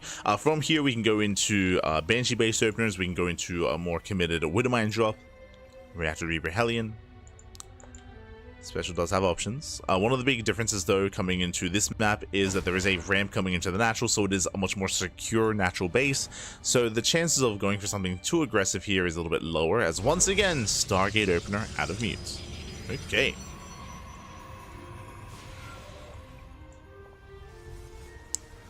Mute does go for the Stargate. SpeCial this time, he does not lose his first Reaper, so SpeCial, he will respect Mute a little bit more, as last game he did bleed out a lot of units early on. But this time he does pull away, preserves those Reapers,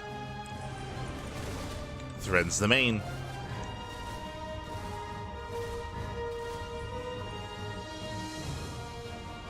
So far Mute is keeping up. Once again, oh, never mind. I was about to say, once again, SpeCial has not scouted the tech, but this time he does confirm with the Hellion. Shield battery is done. And Mute, he will hold. He shouldn't sustain many losses here, but he was scouted. So this time, SpeCial knows ahead of time. Already Viking production, no medevac, just going straight for Vikings, Marines, Widowmines, anti-air, setting up for that defense. Now, Mute, oh my god, and we're going into BCs. Oh, ay. Interesting response to a Stargate opener, might I add. Now, if this gets scouted, Void Rays can actually do quite well against BCs, like unironically. Phoenix is less so. Phoenix is a tickle BCs. But this is something you don't see too often here in this matchup, going for battle cruisers of all things. Did anyone call it? Anyone call it? I saw someone say proxy goes into BC. That's a little bit too extravagant. I can see someone like Homono doing that, but you know, we got part of it. We got the battle cruiser at least, which is crazy. So Juanito special wants to end it in style. Going for that battle cruiser. Fusion core is done, and BC going to be soon on the horizon here, and the pressure is now on Mute to scout, to be active with these Phoenixes, to get a read on what's going on, to figure out what the hell's happening. Otherwise, he's going to be caught with his pants down. Now, on the one hand, I actually really like this response, just because Phoenixes don't do well against BCs, and also because of the Stargate opener, there's no blink, right? There's no blink for the Stalker, so the anti-air is very limited here for Mute.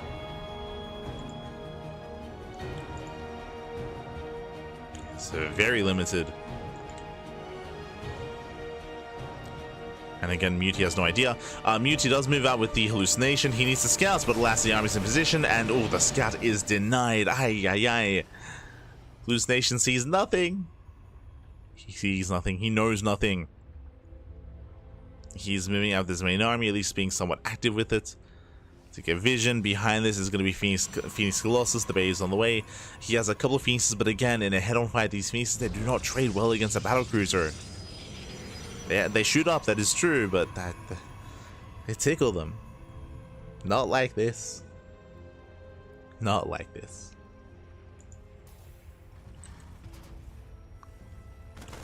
Decimo with the call. With half the call, but yes, yes. Credit where credit is due. You know, BC coming in from behind, going straight for the main. Probe's going to be going down.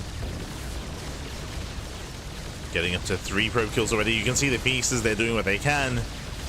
They're trying to stop the BC. They're trying their best. Oh, meanwhile, the main armies do clash. The Hellions did just fall. I believe that was the Cyclone and the Widow Mines did run into the army. Nice setup there. Meanwhile, we're just going for the repairs, going for the mule, going for the repair in the main. Again, Muti's just completely being denied mining. As I mentioned before, Void Ray response makes the most sense. Void Rays, they trade quite well against battlecruisers. As the BC should not get the expansion. Go down 1 Phoenix. Does float away. Let's float away. We'll survive. The Phoenix is getting insanely low, taking a lot of hull damage. The battlecruiser will live. Oh my god, I spoke too soon. Yamato pops off, gets 1 Phoenix. Rico, oh my, does teleport back home in time. Very clutch. But does teleport. Speaking of teleporting, the other BC moves out across the map. But this time there should be a Void Ray. Yeah, this time there's a Void Ray to defend. Now is 1 Void Ray enough? I mean, that's oh, the Yamato pops up. Never mind, there's no Void Ray. Oh god. Oh no. This is getting out of hand. 3 probe kills. Thankfully, BC does not get away. The Stalkers were enough to survive, to defend. But regardless, still a very shaky defense, and we pull the boys. It's going to be a 2-base all-in. No expansion. We have 2 more starports on the way, going into mass BC production. Triple starport, triple BC production here out of Juanito. The boys are here. Ah, no. They're back in town. They're animals. As he makes his way towards that 3rd base, and again, Muti has the bare minimum to defend. Things looking dire here for him. Game 1 was a little more back and forth, but here in Game 2, again, these BCs put him completely off guard, and they're catching him off balance. BC picks in. See special moving forward. First tank is going to be lifted. Second tank does get surrounded. Not a bad engage here. It isn't bad. And so far, tank boys, they do focus on the immortals. He gets 1. He gets 2. He gets both immortals. Both immortals go down. Okay, another immortal has arrived. Let's go. BC barely survives as well. Still has a Yamato, I believe. Yeah, 2 Yamatos. Should be going for the immortal. Speaking of, oh, going for the Stalker. Okay. Picks off a couple of Stalkers. Likewise, going for the expansion. At this point, Mute, he cannot engage into this army, trying to catch reinforcements, backs off.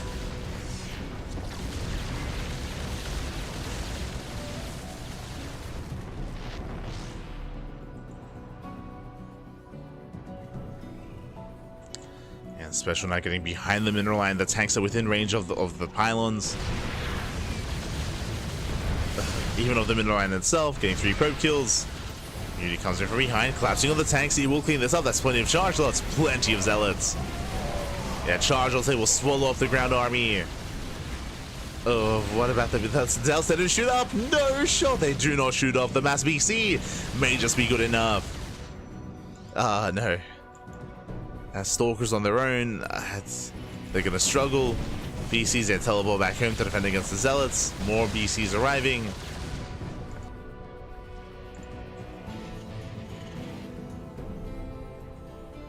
VCs are exactly what SpeCial did need here. As there are some Stalkers, that is true, but it's not going to be enough. Not against defensive DTs. They have repairs, they got the boys. Losses moves in. What of Yamato? Yamato is available, but now third base is going to be evacuated. Yamato's they pop up. Going for the Stalkers. The base is going to be denied at least. True. Is that enough? And Stalkers are falling one after the other. 8 SCVs go down. Still very tense, just because SpeCial is committing to mass BC, and even with Ravens as well. It's a bit of an awkward setup.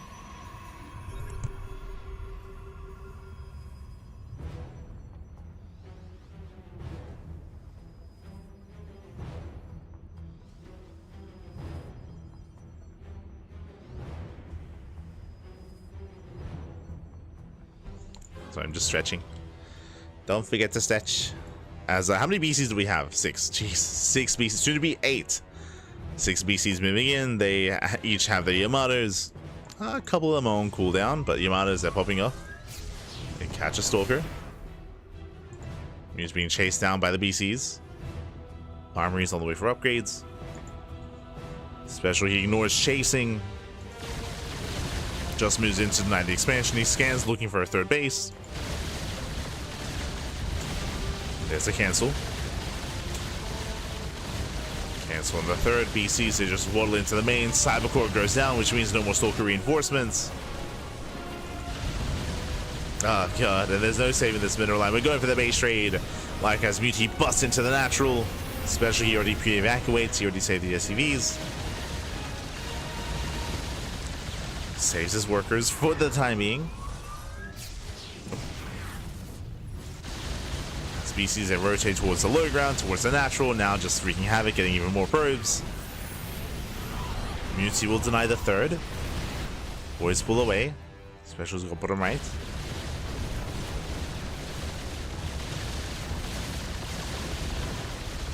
Does have bottom right. Mute's still moving in towards that main base. BCs, they can always teleport back home if need be, or teleport away. Oh.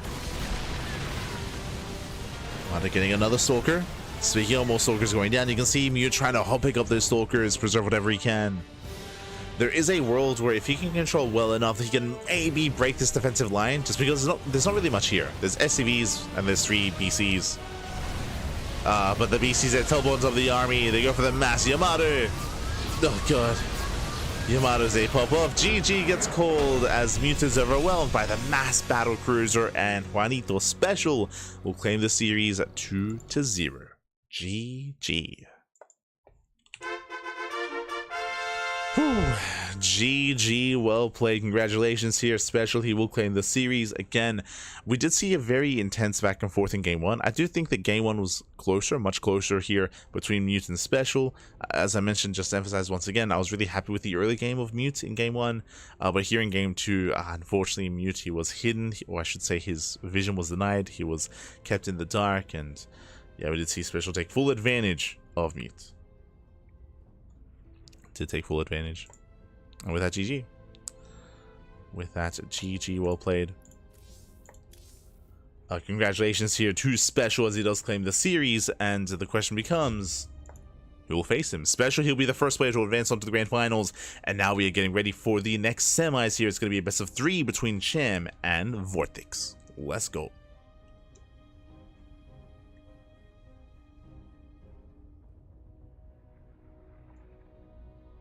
So we are getting ready here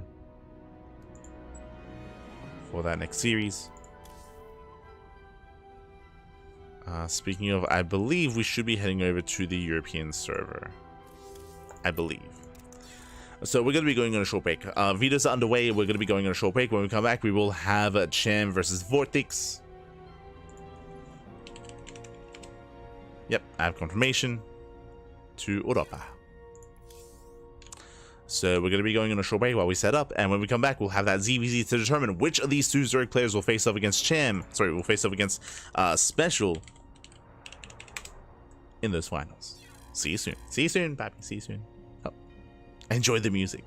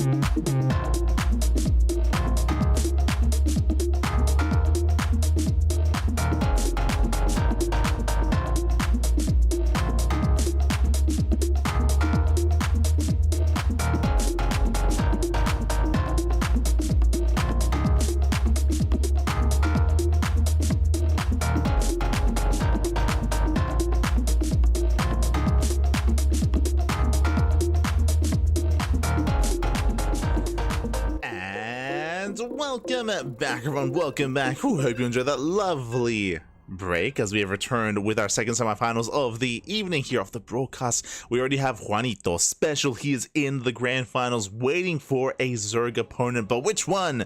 Will it be a fellow Mexican Zerg player or one from the land of Spain? Who's it gonna be? We're here to find out as we are jumping into our fresh best of 3. And spawning in the bottom left hand corner of Frostline, we have our blue Zerg player. We have our blue Zerg himself from Mexico representing eGGz Esports. It is Cham. And spawning in the top right hand corner, we have his opponents. We have the Spanish Zerg player, the legend himself, the long since retired but returning for this season of HSL. It is VortiX.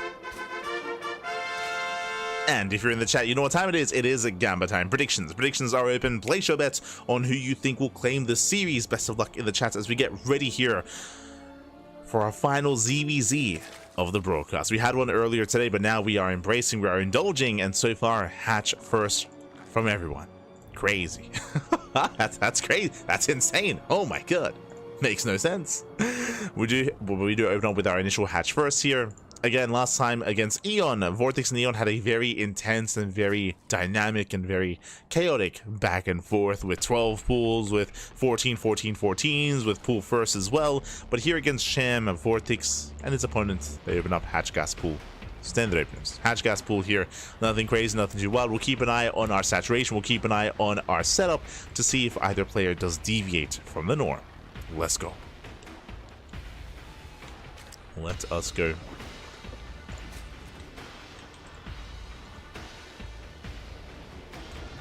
As for now, we're going to be settling in. Now, when it comes to deviating, when it comes to the norm, our first things that we're going to be looking for here are bathing nests. We're going to see if either player does, or if anyone does skip their bathing nest. VortiX did do so in the previous series quite often, so if you do skip your bathing nest, if you do go into a third expansion, you can be punished. Otherwise, the other thing we're looking for is if we wall up on 2 bases and play 2 base Roach or even 2 base Muta as well. So this is the 2 big signs here that we're looking for. But now we're just droning up, we're just saturating, we're just building up back at home. We're ready for our link speed and ready for what comes next.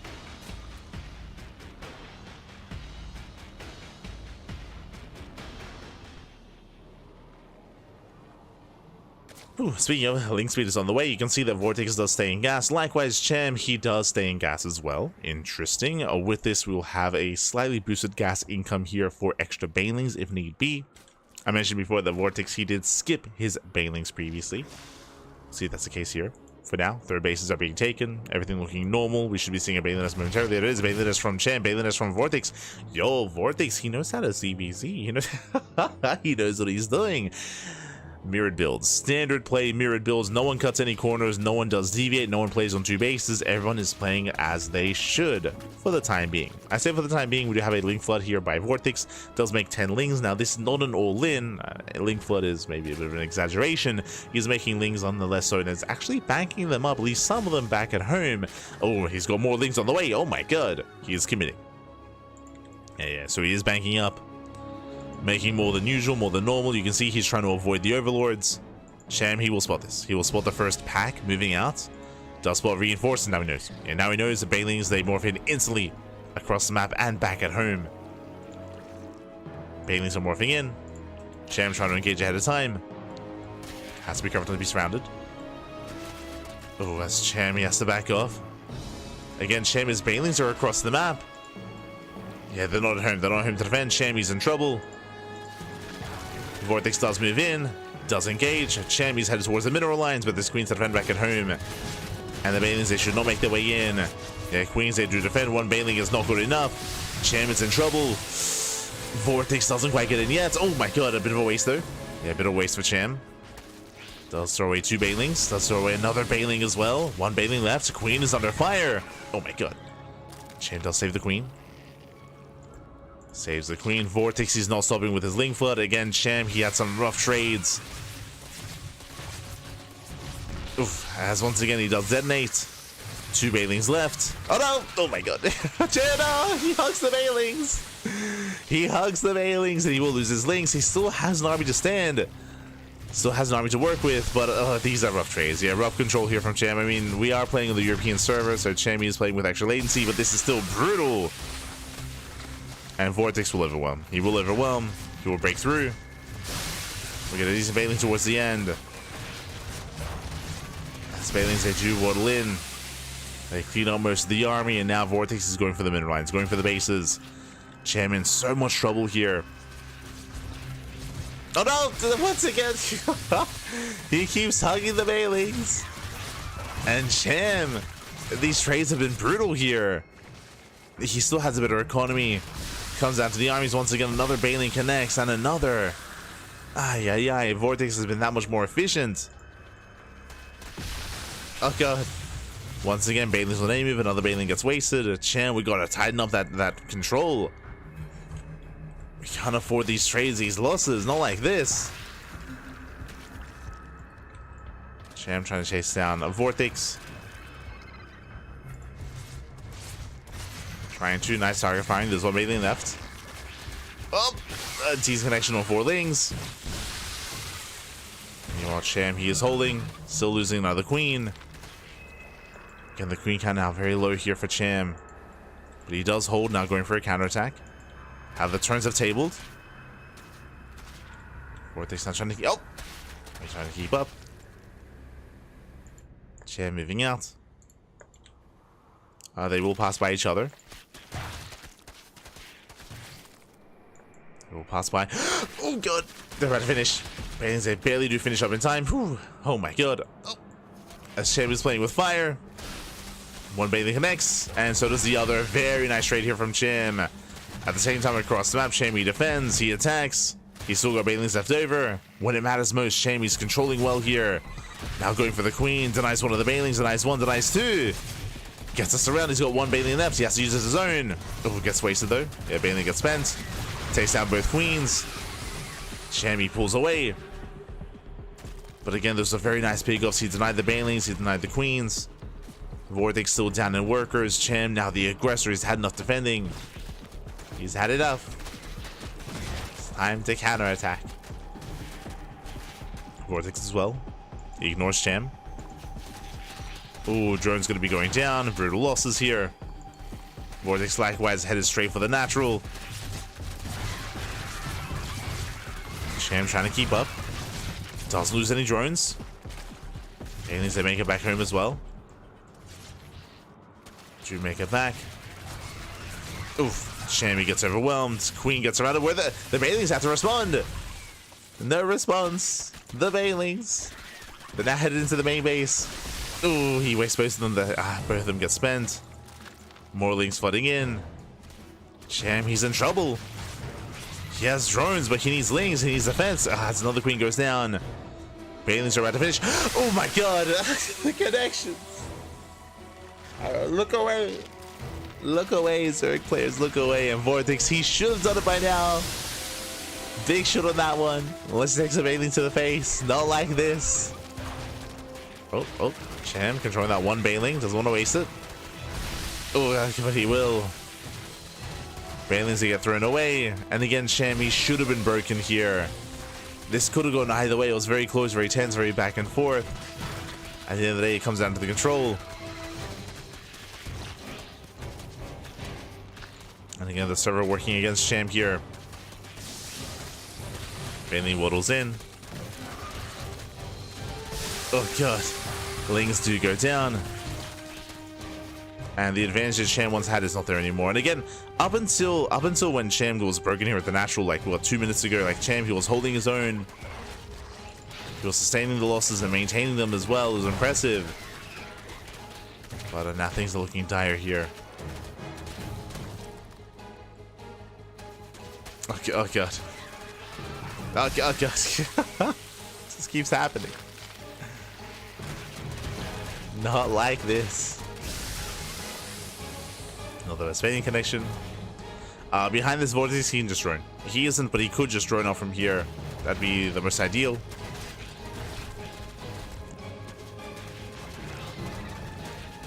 Banelings welding into the main. More drones getting targeted down one after the other. Cham down to 11 workers. Barely an economy. Barely anything left. can see VortiX is checking the third base for saturation, checking for any drones. Cham is still not droning up, by the way. The longer this goes on, the better it is for VortiX. Cham, oh, waste of bailing. Does waste one. So one more left zoning. Does go down. And with that, VortiX made it through the worst of it. Has made it through. As long as it doesn't take a massive bailing to the face, he should be okay. Meanwhile, Cham is still not droning, still not saturating. A couple of bailings are denied. Oh god. And Cham has potential with these bailings, but they're being targeted down by a handful of lings. And this is it. This is the final army for Cham. Heads into the main. Cashes out a couple of lings, but for the most part, there are plenty of reinforcements here. Plenty of lings from VortiX. It's been quite chaotic. I will say that. 100%.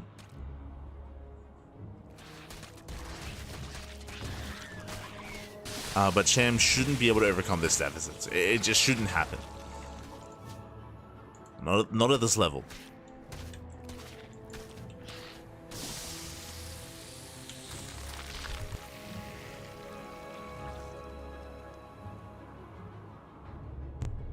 Not quite, as we do get a couple of drone kills. A couple of workers are going down. Another bailing goes up. Oh! Oh my god. Almost. Casito, casito.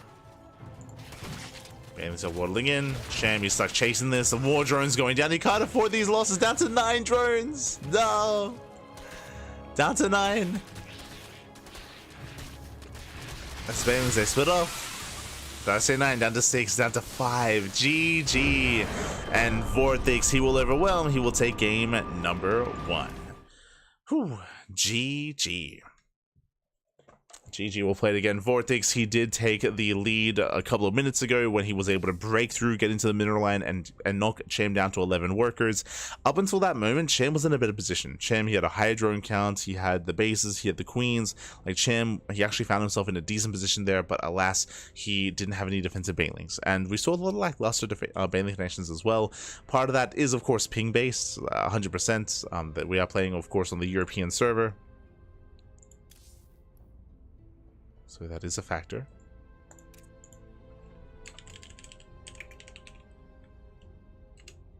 And it's something that needs to be overcome. It needs to be overcome here for Cham. Not easy, but again, it's what he needs to do here to bring VortiX down.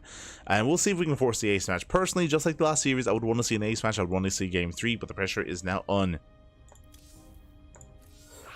And we have our second game.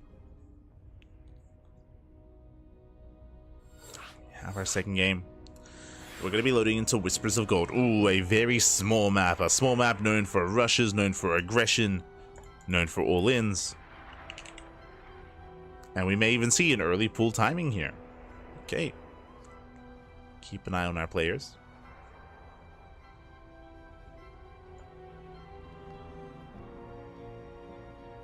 ZVZ crime. Can't the bugs just get along? Oh no. Not like this. Do you all cast the third place match? I believe eGGz is going to be casting the third place match. We will be covering the finals. I believe the third place match and the finals will be taking place at the same time. Same time. As a heads up.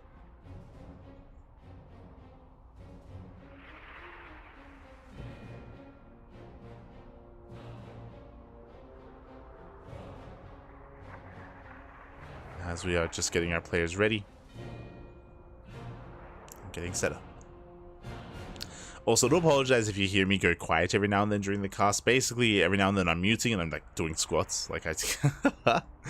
The problem is that Sparkling Tuna Cup was just right before this cast, so I just didn't get any sleep.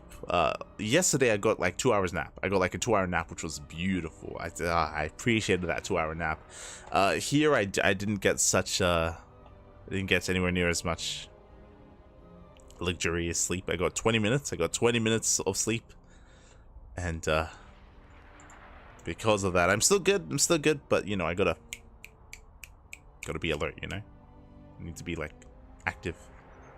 It's also why I'm moving a little bit more than usual as well, like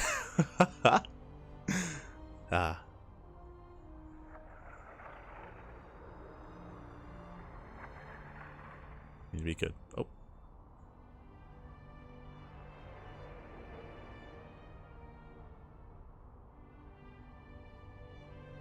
But looks like we do need a moment to set things up here. Looks like one of the streams went down.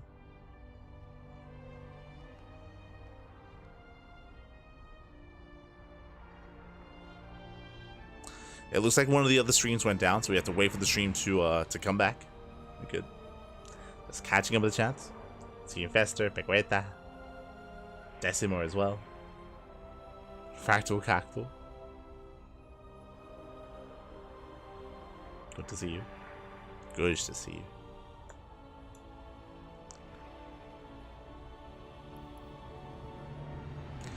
But yes, we're going to be causing the finals after this. It's going to be a best of 5. And again, Enki's going to be covering the third place match over on his stream. So these players that still have something to fight for, still have something to work towards.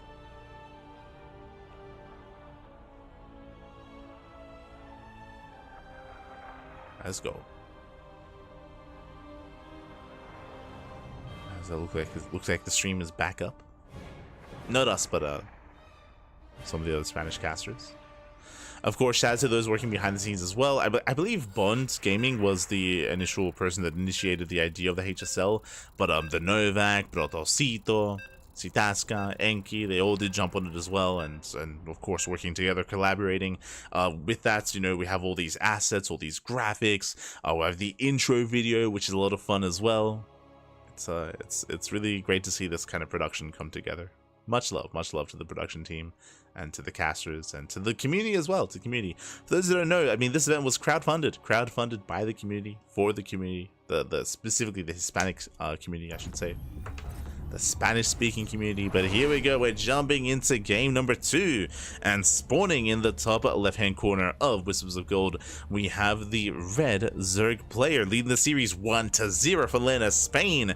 The legend himself. It is VortiX. Leyendia, papi. Let's go. And spawning in the bottom right hand corner, we have his opponents. We have the Mexican Zerg player, the Blue Zerg, down in the series, having a rough time there in those Lingbane Wars. We'll see if he can bounce back, recover, and bring us to the ace match. It is Cham. El Chamaco. Let's go.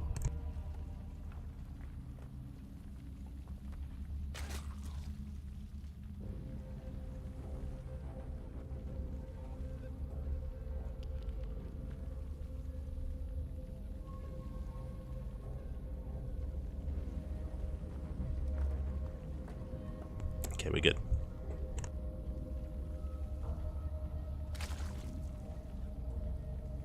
We are good to go. First things first, what do we see? Hatch first. Hatch first out of VortiX, hatch first out of Cham. No early pool, no early gases, no early shenanigans, not yet. Whew. Oh boy.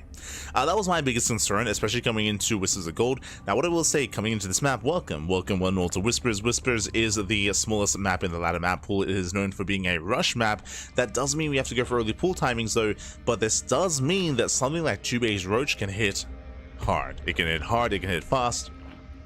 2-base Roach play can be brutal to deal with on this map. So we'll see. We'll see what our players do embrace. Now, last game, of course, we did have a Ling Flood out of VortiX, and Cham responded and reacted to that Ling Flood. Or to the Ling Bane all-in, even. Which just did not end. Not at all.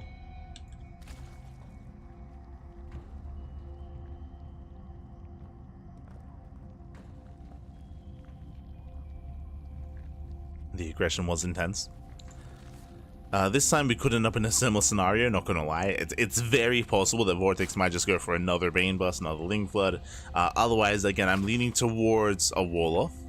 Oh, never mind. A drone moves out. It looks like VortiX is expanding.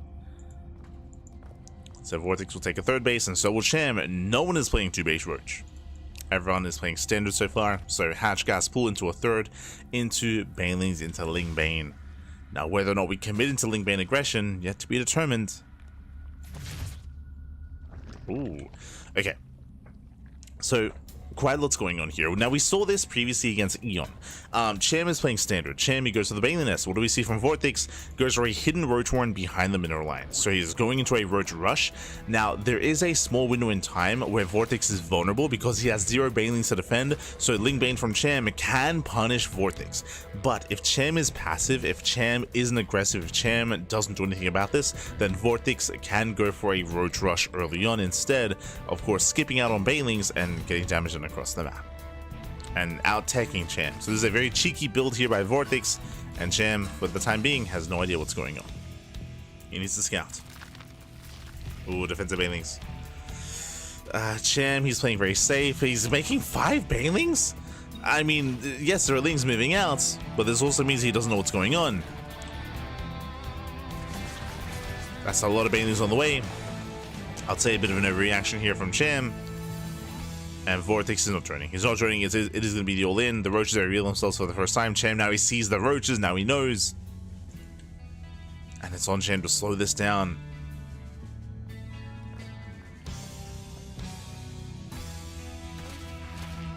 As Cham is trying to keep up.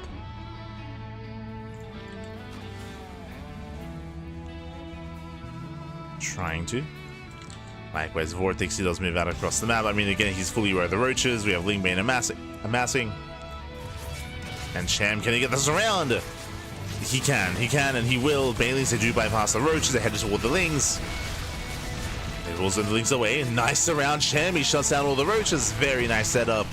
Roaches get surrounded. Banelings, they zone the army away. And VortiX, the Lings, they do nothing, and VortiX is in trouble as everything swings in favor of Cham. I wasn't certain if he could get the surround on those roaches, but that was beautiful. That was all he needed. And VortiX, he has nothing at home. Back at home, there's barely anything to defend. Cham set up. Banelings waddling in. Cham can surround these roaches, and he should be. But now going for the expansion. Banelings, they waddle into the main. They're headed towards the mineral lines. Base does go down. Denies mining in the main. Don't want to waste the Banelings. Nice splits here by VortiX, but he has zero economy. Oh no, he has no mining. Yeah, Lings, they flood in, they focus on the queens. There's 1 Baneling left.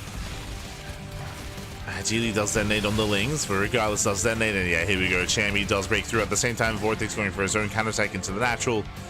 Going for a pseudo base trade. Roach is going to be waddling in as well. And Cham, he will lose things back at home. True, he cannot quite defend. Not against all these roaches. But likewise, VortiX is down to 1 drone. Yeah, 1 worker left. It's in the main, so he cannot build a unit or build a building outside. Voids are being pulled. And GG gets called. There's just not enough here for VortiX. VortiX, he will be overwhelmed. Cham defends beautifully there, and Cham ties up the series 1-1. Whew, yeah, going to the ace match. We're going to the ace match here. We're going all the way to game 3. This could end in either direction here. Again, it was a really crucial moment when Cham was able to surround. When he was able to surround those roaches, able to get a full surround, able to shut down and zone away the Lings, meant that the roaches, they were just not worth it. It was just an incredible trade there from Cham, shutting those roaches down. GG, well played. Whew, I was a little bit concerned that he wasn't going to be able to confirm what was going on, but for the most part, he was able to get eyes on the setup. GG. And from there, we're going into the ace match. Again, this could end either way. I'm just happy that we're getting a game 3. That's all I wanted. And that's all we got. Let's go.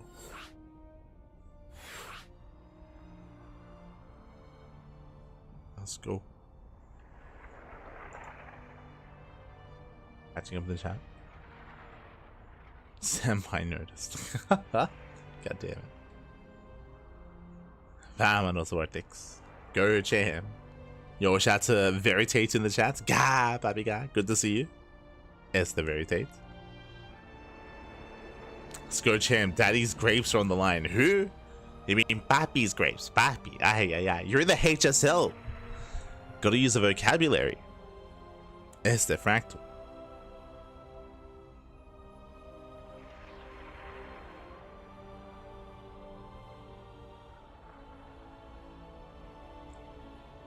Here we go. We are now getting into our next game. We're getting into the ace match. Ace match is going to be on ley lines, one of the more standard maps of the map pool. And here we go. Getting into the ace match. And this could end either way. A lot of this comes down to who's going to be the aggressor. Game 1, it was VortiX. Game 2, also VortiX. Like, VortiX has been hyper-aggressive in different ways. Game 1, it was, of course, the Bane Bust, the Ling Bane Bust. Game 2, it was the Roach Rush. Game 3, Mutas. We haven't seen Mutas yet. True. We have yet to see Mutas. We have yet to see something crazy like a Nidus-based all-in or Drop Lord-based all-in, which are very uncommon nowadays, but technically possible.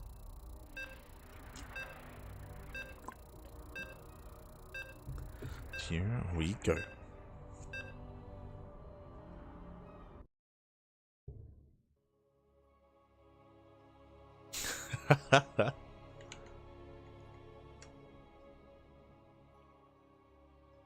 It's catching up with the chat.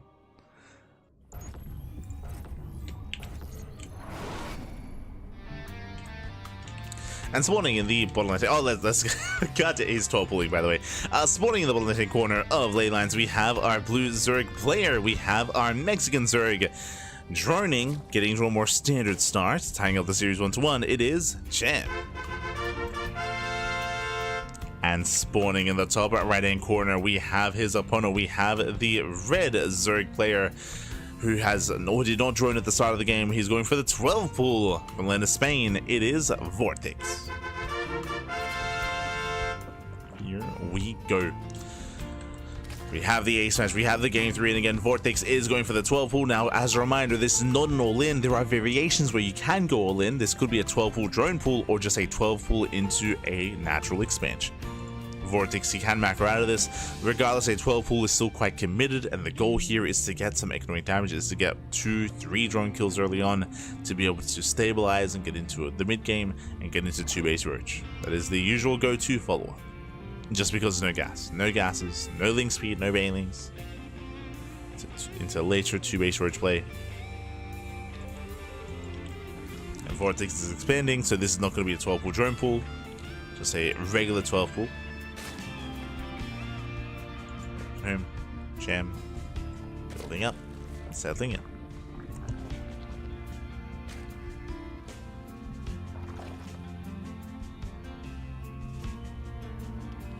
Now, a lot of this is going to come down to the unit control of Cham.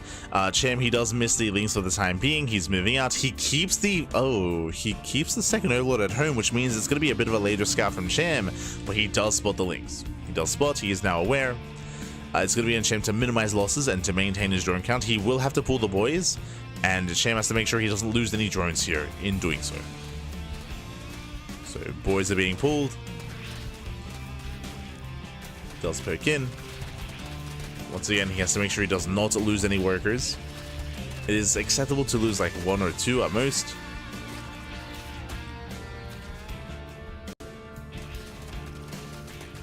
It does dance here with the links of VortiX. Waiting for that queen. So dance with the army. Oh, please add a couple of lings. He gets everyone for a moment. Buying more time. Queen is on the way. Cannot afford to get it surrounded. Yeah, queen pops out. He commits to the fight, but the hatchery. Oh, the base does go down. Massive pick off. And VortiX, I mentioned that ideally he does want a couple of drone kills. That is true, but even better than that is sniping the hatchery.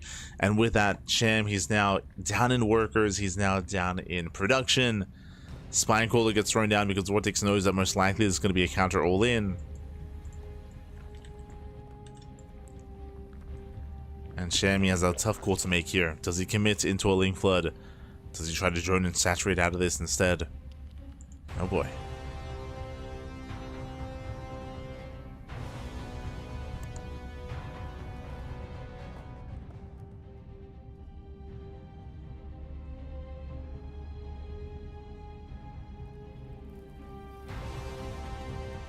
Cham does move out.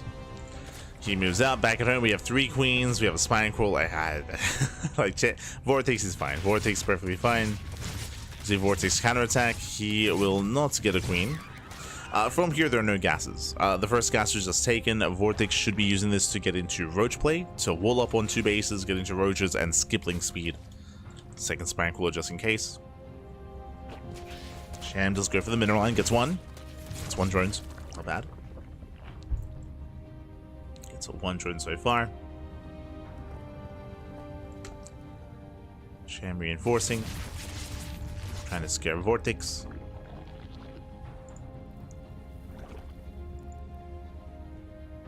Trying to drone up.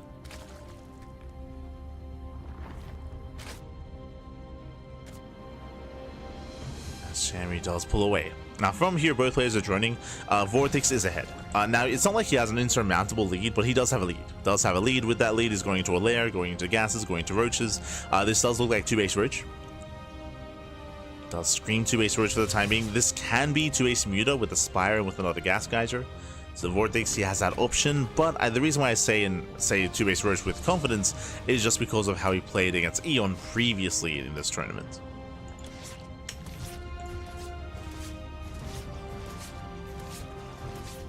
Did play previously. 1 overload goes down. Okay, not bad. Supply blocking VortiX. That is some damage.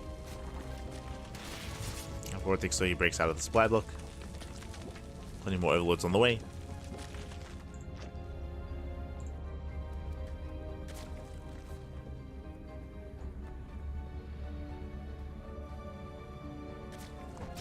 So we are just getting ready here for that eventual move out. Again, +1 range on the way, roach speed.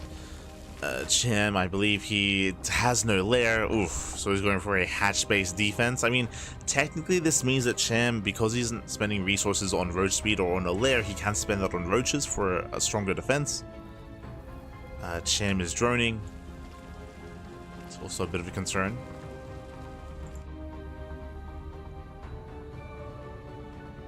As because it was droning, that means less roaches.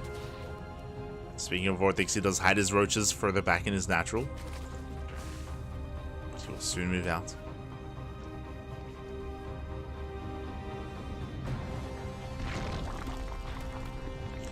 Cham is patrolling. Denies the 3rd base. VortiX making it look like he wants to expand. We know it's anything but. Cancellation. There we go, VortiX moving out. How many roaches? 18, jeez. This might just be too much. 18 roaches for VortiX. That's crazy. It's crazy. 18 roaches. Now moving in. Now a lot of those roaches are still in production, or they're still moving out from across the map. Collapses on the queens. Queens are going to be going down one after the other. Yeah, VortiX, he should be able to overwhelm. Again, the damage done early on was brutal. To lose an expansion, to lose a base.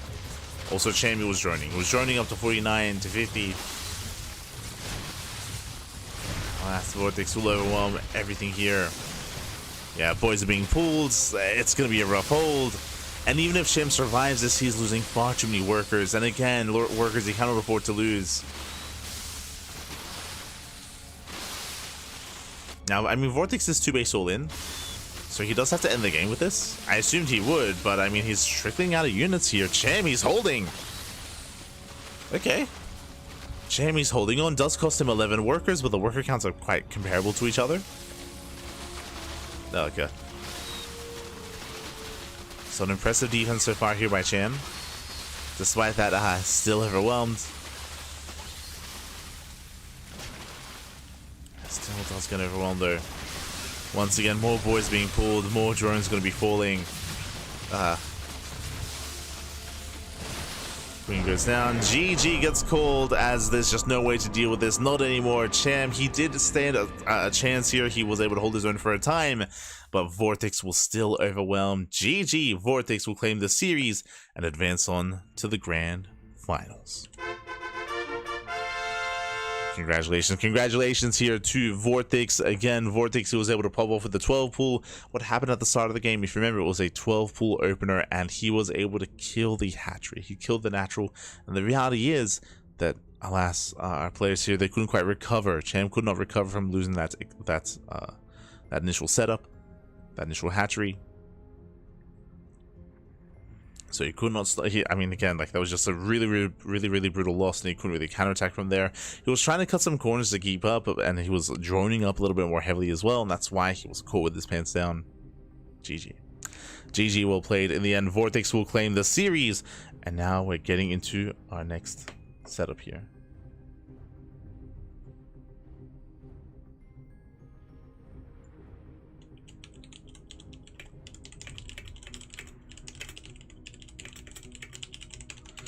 Catching on the chat, didn't VortiX have a brother who quit SC2 after losing to an AqueroN 6 pool, or am I remembering wrong? He did have a brother called Luciferon. I don't know if he... Oh.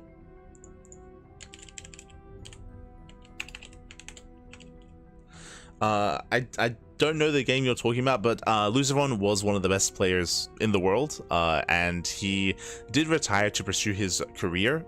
There was actually an interview that was held. Recently, I want to say like 2 weeks ago, where VortiX did, he was interviewed and he did speak briefly on it. But yeah, Luciferon, he just, you know, I believe he graduated and now he's, you know, focusing on his IRL career nowadays.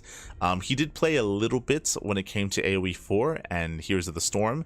But Luciferon, for the most part, he's out of playing and competing in esports. VortiX still is though. I mean, VortiX is also a content creator, also a creator.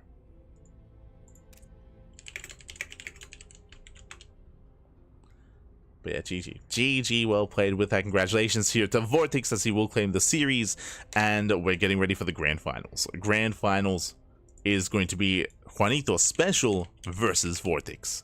And I guess this is kind of the best case scenario in a sense. Like, personally, I would love to see SpeCial versus Cham in a rematch. Fun fact, Cham and SpeCial, they actually had a best of 9 recently and did go the way of Cham. Cham did knock SpeCial out in a best of 9, which is crazy.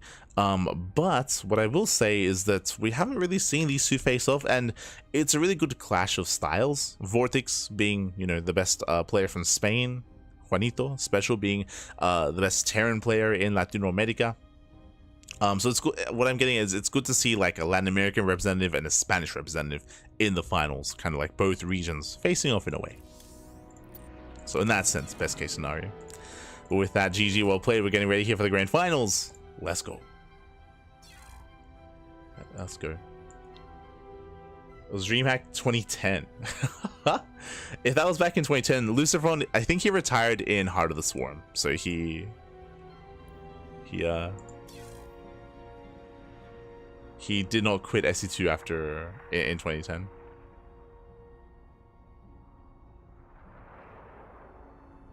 VortiX not going to EWC after being retired for 20 years on retirement funds. True.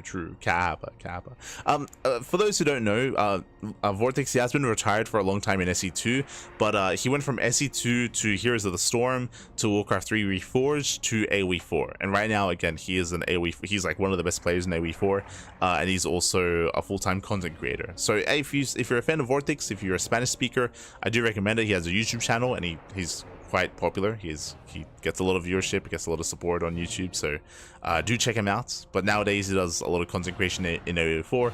When it came to the interview, he was actually asked about RTSs and asked about like his preferences and his history, of course. It was a really in-depth interview. It was like over an hour long.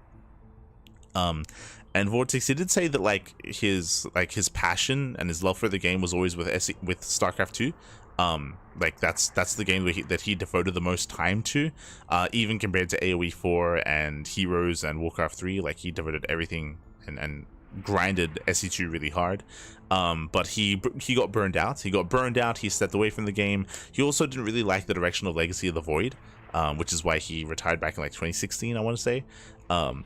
So in the end, he did step away. So and he also said like if there's ever like a StarCraft 3 or something, like 100% he'll switch over and he'll play. Like StarCraft is near and dear to his heart, which is really cool to see. I mean, it's really cool to hear and really cool to see that he's, you know, even playing in this now. Again, he's not devoting full time to StarCraft anymore. He's back a little bit more for fun or just for HSL. He's still devoted to AoE 4 at the moment. But really cool to see him step back into the ring here. Like a blast from the past, and a really big surprise to see him again here in StarCraft 2. I appreciate it. was a big fan. I was a big fan back in the day of VortiX. For now, though, we are going to be getting ready for the grand finals. We're getting ready for the grand finals here. I believe the third place match is going to be played at the same time as the finals. So we're gonna go for a break. We're gonna take a moment here, and we'll be back soon with some more HSL. See you soon. See you soon. Bye. See you soon.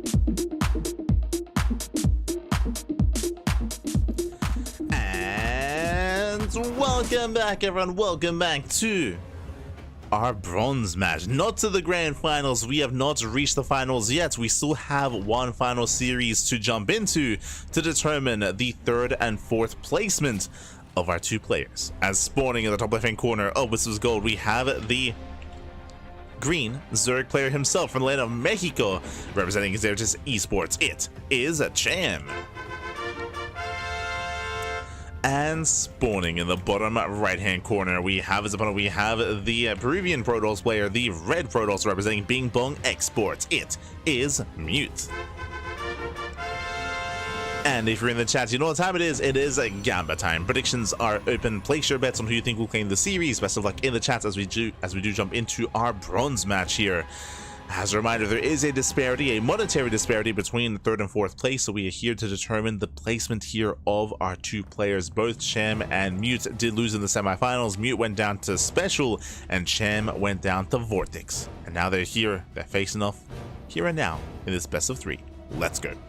As a reminder, it's going to be a best of three. The grand finals will be a best of five, but for now, the best of threes do persist. For now, Hatch, Gas, Pool, standard opener out of Cham. Likewise, Mute going for a gate into expansion back at home. Here we go. Here we go. Nothing crazy, nothing too wild, not for the time being. Not yet.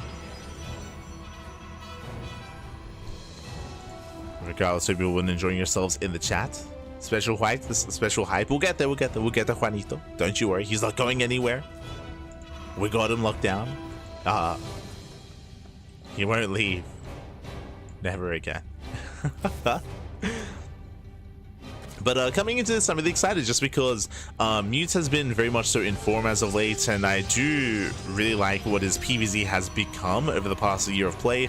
I still do favor Cham coming into this 100%, but I want to believe that Mute can make a series out of this, and I'm curious to see how he does perform, just because we don't often get to see Cham up against some of these other Latin Americans. A lot of these players are less active than they used to be, so it is a bit of a rarer sight nowadays.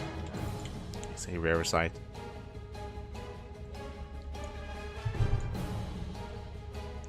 Usually talks in Spanish, but he does answer some questions in English. Yes, he does have some good English, from my understanding.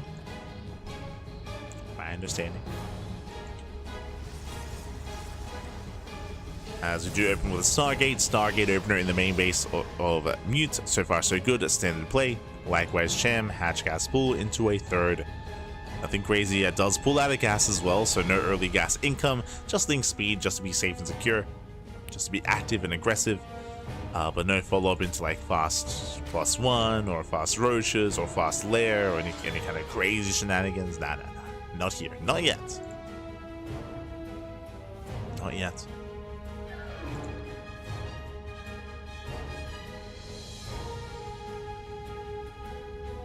So just see Mute getting into his first unit of choice, moving out with his Adept, but likewise opening up Oracle as well.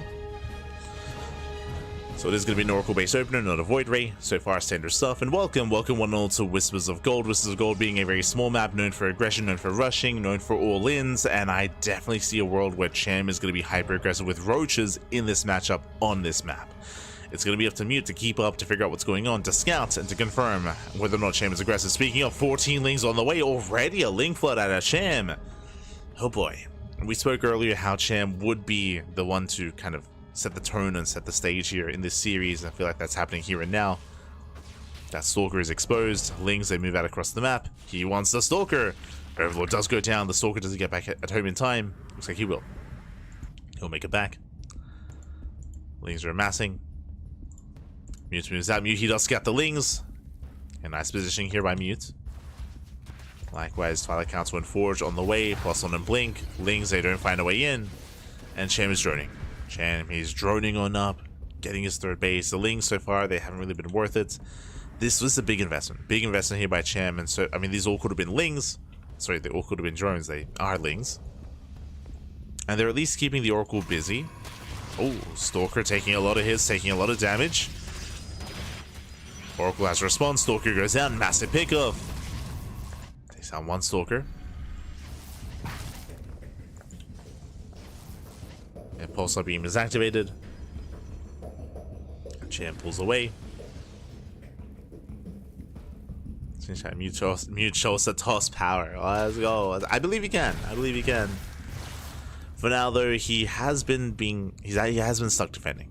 Because of this, there's no vision, there's no scouting, there's no harassment across the map. Cham, his economy has been left untouched, and so far is booming here, getting up to 4 gases or 3 gases, saturating his bases. Yeah, 4 gases on the way, 5th base as well. I should say getting into a 4th. Cham so far looking comfortable.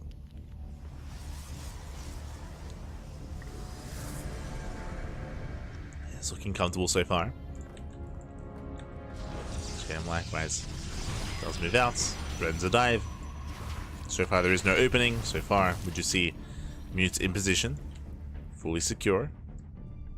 As Cham does pull away, we have 20 more Lings in production, getting into Ling, Bane, Roach, Ravager. Oracles dip in, and they dip out. 2 drone kills. We got some decent damage so far, nothing major, but some damage nonetheless. Same time, Cham does try to hit that 3rd. The last Mute is ready for it. Now we have a 3rd Oracle moving out, plus Summon Blink also finishing up here for Mute as well. He's got his upgrades, he can start being active. Once again, Cham does threaten a dive, does keep him busy. Doesn't quite catch a Stalker. Roach production has begun. Evo Chamber does complete. Getting into Roaches, getting into, I would imagine, +1 range. Yep, +1 range is on the way. Very Roach heavy composition here by Cham. These things have really just been buying time. Just keeping the Protoss army busy, poking in, threatening the mineral line, getting a probe here and there, nothing major. We're just keeping Mute pinned back at home. And Cham, he's cutting workers. He double expanded, he's getting a 4th and a 5th base, but do you see any workers? I see 0 saturation here at the 4th and at the 5th. It is just purely Ling Roach. Stalkers move in, but again, Cham is not even on 3-base saturation. Not even fully saturated on 3 bases. He does start step forward. Lings, they come in from behind. Station traps getting baited. And Stalkers are getting targeted one after the other. And as Stalkers go down, I mean, these are expensive losses. He does blink in. Still committing, still pushing. Bringing down the expansion. Barely not. Likewise gets pinned against the wall. Can blink over, but so many Stalkers go down. Muty gets trapped. Ay, ay, ay. Yeah, he gets trapped, he gets pinned. Brutal losses here for the Protoss. Not like this. Initially things were looking okay, but did overstay his welcome.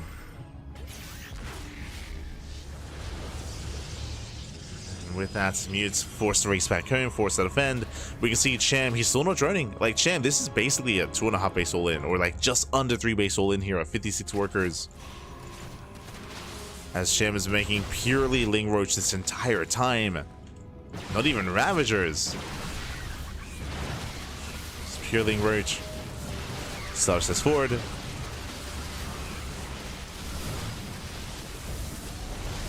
Gets into the mineral line, boys are being pulled, probe's gonna be falling, and Mute is being broken. He's being broken here and now. Cham is snowballing out of control. He breaks through that defensive line, takes down the mineral line, 21 probe kills.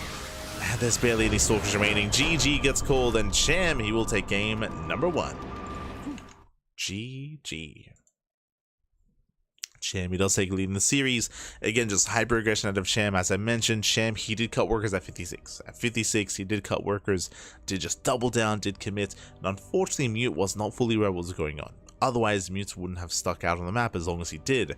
Because he was out in the open, we did see the surround setup there from Cham. Did set up that surround.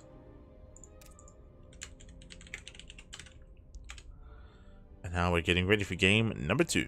And we'll see how this story ends. We'll see if Cham will take the 2-0 and claim that 3rd spot, or does Mute bounce back and force the ace match? Oh boy. Now, what I will say, something that I should emphasize that I spoke about at the start of the game, is that Whispers of Gold does favor aggression, so going for this all-in makes plenty of sense on the side of Cham. If we load into a larger map, then I would imagine that Mute is going to be getting more comfortable. I'm referring to Amygdala, referring to King's Cove, Abyssal Reef. I don't know what the vetoes were, so I'm not really too certain what map we're going to be stumbling into, but again, the map is getting ready.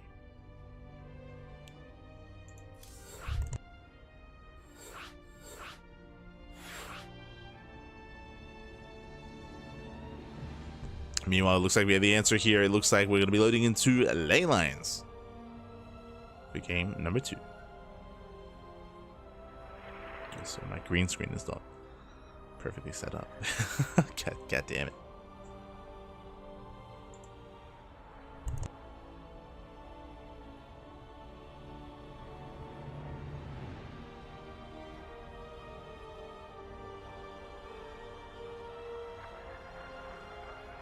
Okay, I think that's better. Yeah, there we go. Beautiful. Okay, we are now getting in. And again, game 2 is on ley lines. Now, ley lines is a larger map compared to Whistles of Gold, compared to El Dorado, even Ultra Love as well. Ley lines is a little bit more middle of the road, is what I will say. It is more middle of the road when it comes to its setup. I'd say that Mute should be looking in a better position on this map, assuming that Cham would go for a similar build, but I would imagine not. We'll see. We shall see. But again, this would be a better opportunity for Mute to really stabilize on 3 bases and get into a 4th base and build up an army and have more of a back and forth. Assuming that Cham doesn't all in again. Assuming. We'll see.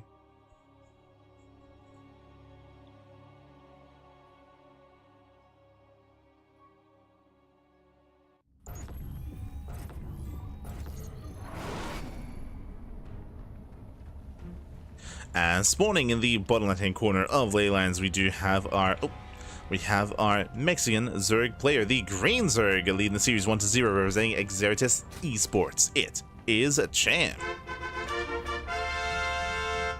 And spawning in the top right hand corner, we have his opponent. We have the red Protoss player from Peru, representing Bing Bong Exports. Down in the series, we'll see if he can bounce back. It is Mute.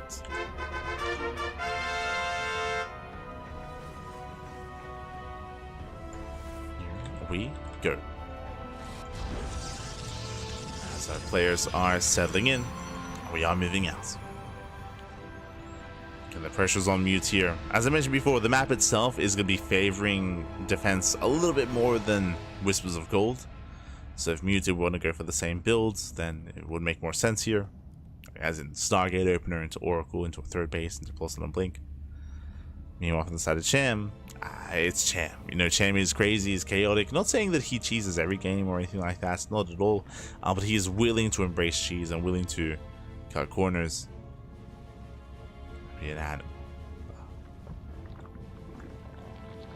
As of now, Hatch Gas Pool. Standard opener out of Cham. Nothing crazy, nothing wild. Not yet.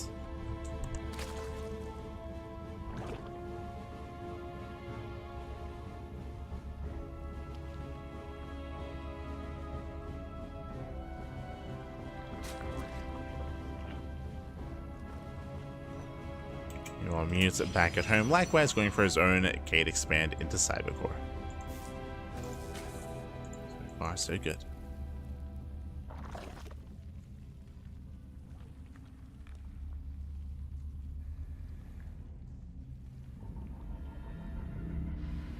As from here, we're about to get into our tech of choice. We expect a Stargate. Based on the panel location, it should be.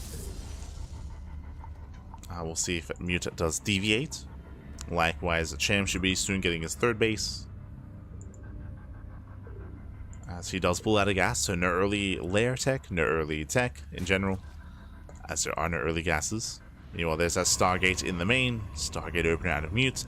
From here, it should go into Oracles. I say should, it is possible to see a Void Ray opener, for example. I'm not opposed to Void Ray play. Void Ray openers are designed to deny vision, to hunt down overlords, and to keep the opposing player in the dark as to what you're up to, so you can hide some tech or fake to hide some tech. So I wouldn't be opposed to Mute mixing it up in that way, but we'll see what he's comfortable with. A lot of these players are very stylistic, like Cham being hyper chaotic, for example. It's the Cham every time. Meanwhile, there it is. It is going to be Oracle first out of Mute. And likewise, Cham is still building up.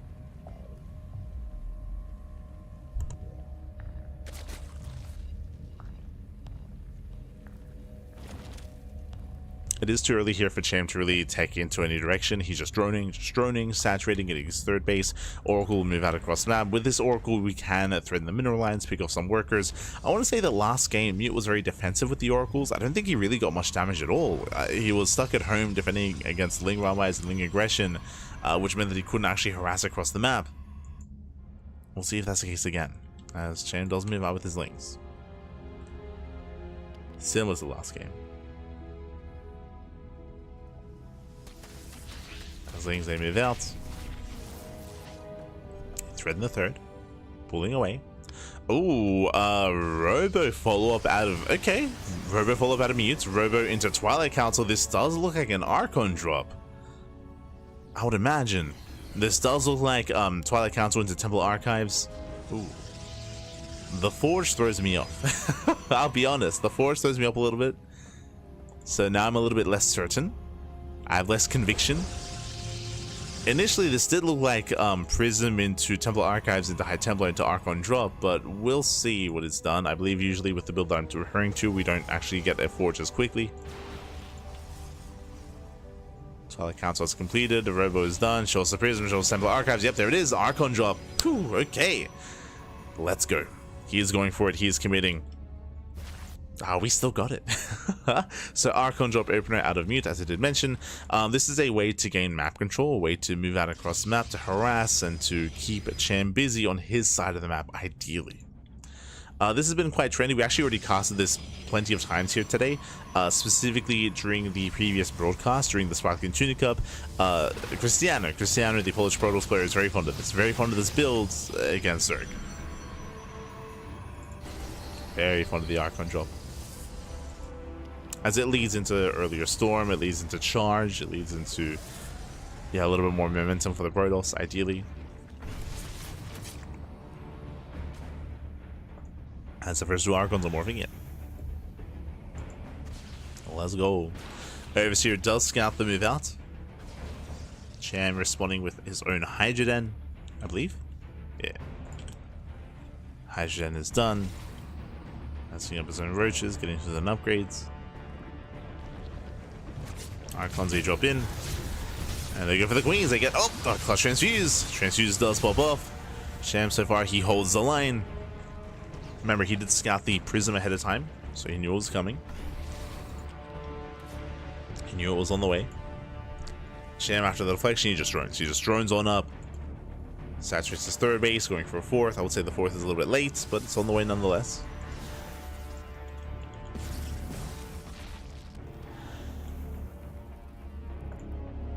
Mute does run away.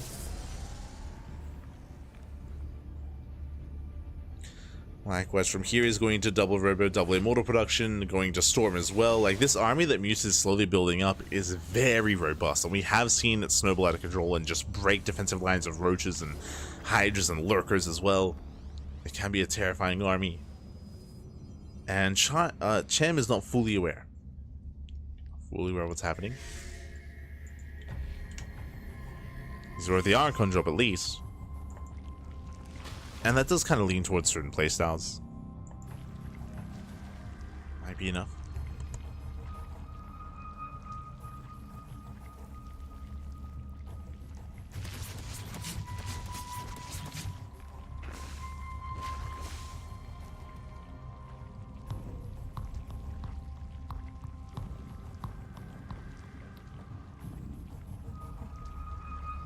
Yeah, so far the Prism is zoned away. No major damage done yet outside of hunting down some Overlords, denying a little bit of creep. Cham, I assumed he would be droning up to 80 and taking up into Lunkers. But no, Cham is moving out. He cuts workers earlier. There we go, there's a tech. This is late. I will say this is late. Now we're droning. Now we're throwing down the Infestation bit, the Lurker Den, working towards Hive Tech. After we invest into this army, Massive Stasis. Stasis goes off. Mute, he's holding. Yes, plenty of storms. There's no way for Cham to break this. And again, Cham, he did focus on going for this push instead of teching up. So the tech is delayed as a result. Cham poking in. Plenty of storms. Storms are available. As they poke forward, they will take some storms to the face. Yeah, storms, they pop off.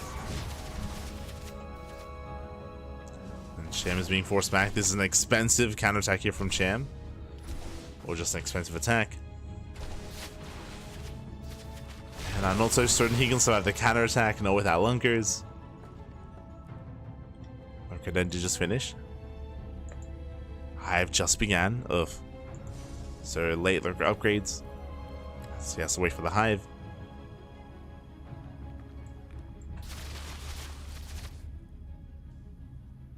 Cham moving in. He does have the concave.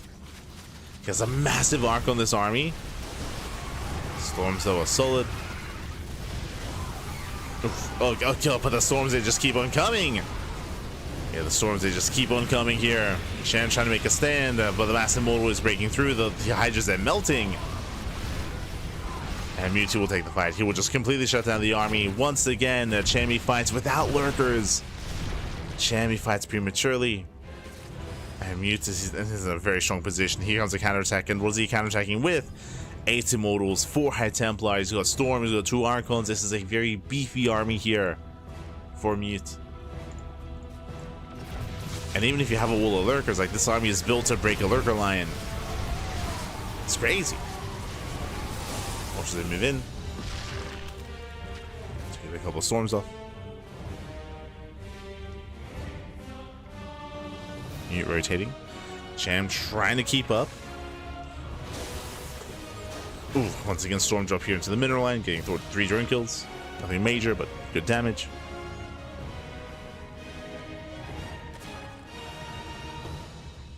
Cham just morphing in as many lurkers as he can. Morphing in all the lunkers. We're gonna be here for a while.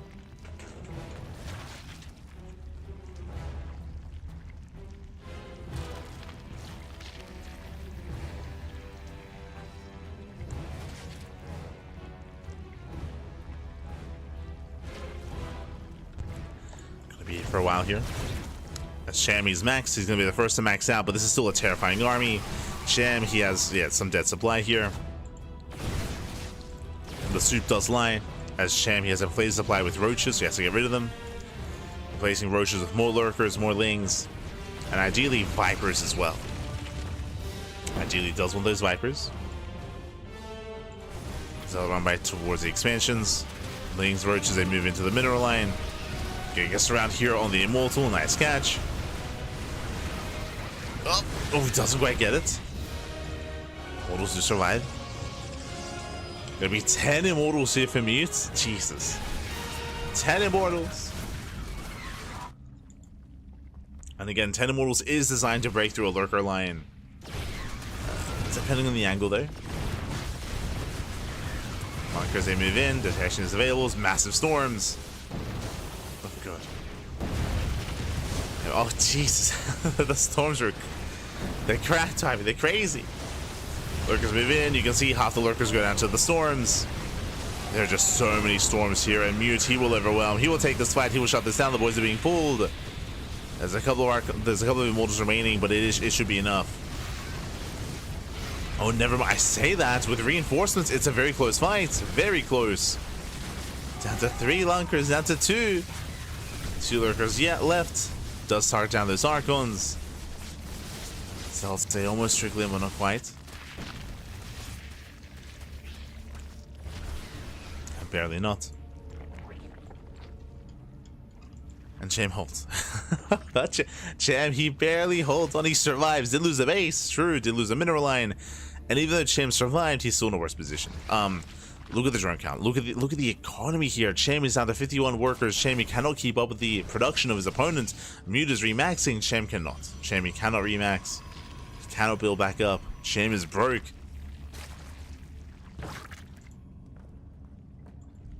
Cham needs time to recover. Now, lurkers can buy in that time, assuming he keeps up the rotations. Unfortunately, he does not see the main army, and they will pass by each other. And there's nothing in position in the center to defend.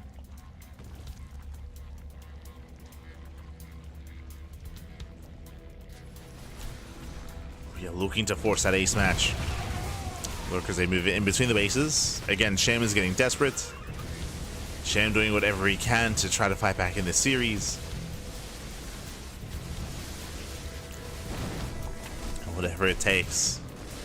Lurkers are getting behind the mineral line. Black speaking of some key structures. Now going straight for the natural, straight into the mineral line. Mute is a little bit late to respond with the immortals. True. But as you can see here, okay, we can just move through this. Yeah, the lurkers, they mean nothing, they do nothing. Observer's a bit too far back. OC goes down. Yeah, with these tempests coming in, there's just not much here. I mean, I say that 45 probes going to be going down, does cripple the economy. We're getting a little bit scrappy here. There's still no instance of Tempest though. Tempest will clean this up. There we go. They shut down the lurker.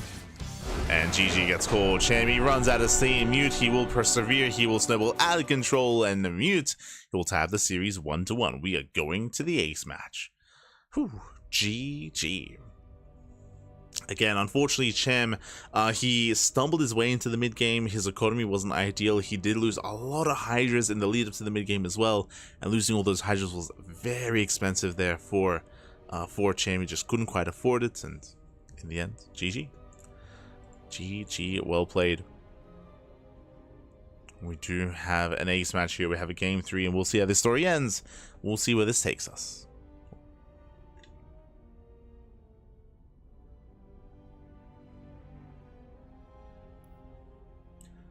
We are getting ready here for that final game. Oh.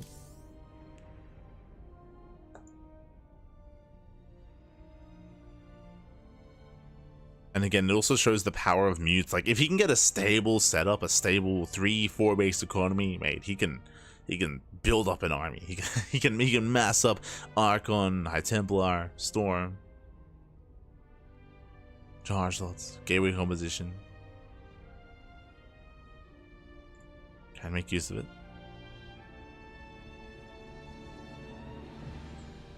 Can make use. Meanwhile, it looks like we might have a little bit of downtime here before the final game. Oh, never mind. We're good. A little bit concerned. We do have that final game. And game 3 is going to be on Amygdala. Let's go. We're getting into the ace match here. We'll see how this story ends as we make sure we get everyone involved. Make sure everyone does get invited in.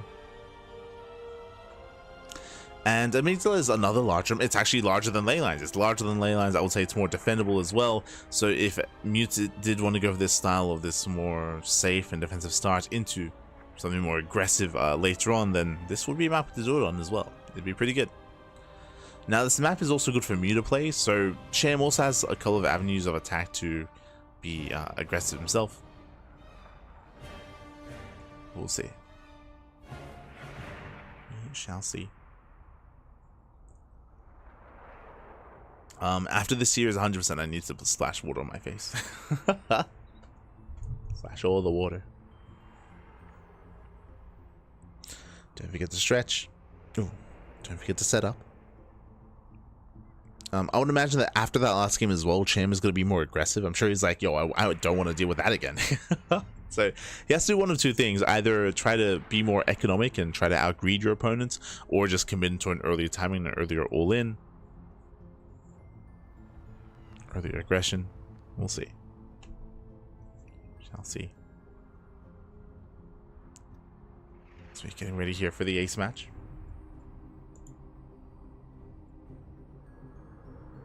Once again, hope you've all been enjoying yourselves. Do hope so.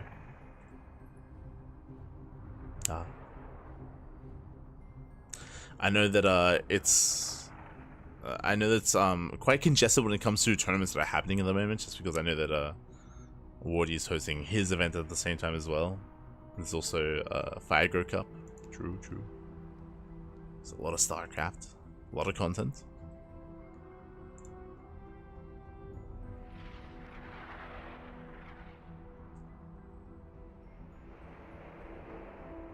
Here we go, we are setting up.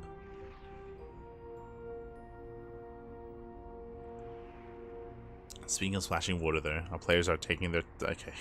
They're taking their time for a moment. I think we have them.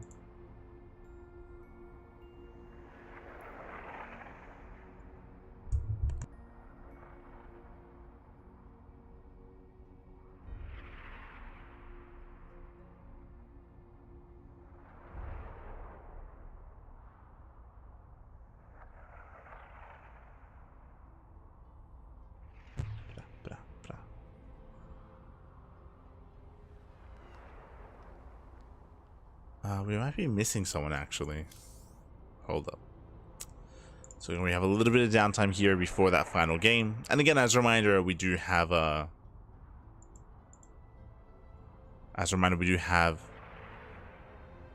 finals after this as well. One final series, a final best of 5 after this best of 3, after this final game. So let's look forward to. Like, I'm really excited to see VortiX. Like, against Terran. For those who missed out during the group stage, VortiX, he was playing Muta almost every game. Almost every game, 2-base Muta. I can see that being punished quite hard by Juanito, but we'll see. Shall see.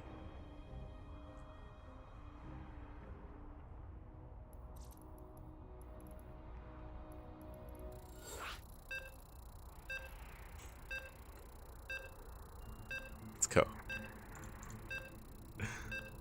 Okay. Jumping in. Jumping into amygdala. One of the other casters fell asleep. God, Bond Gaming. Get in there, Pappy. Get in there. We got places to be.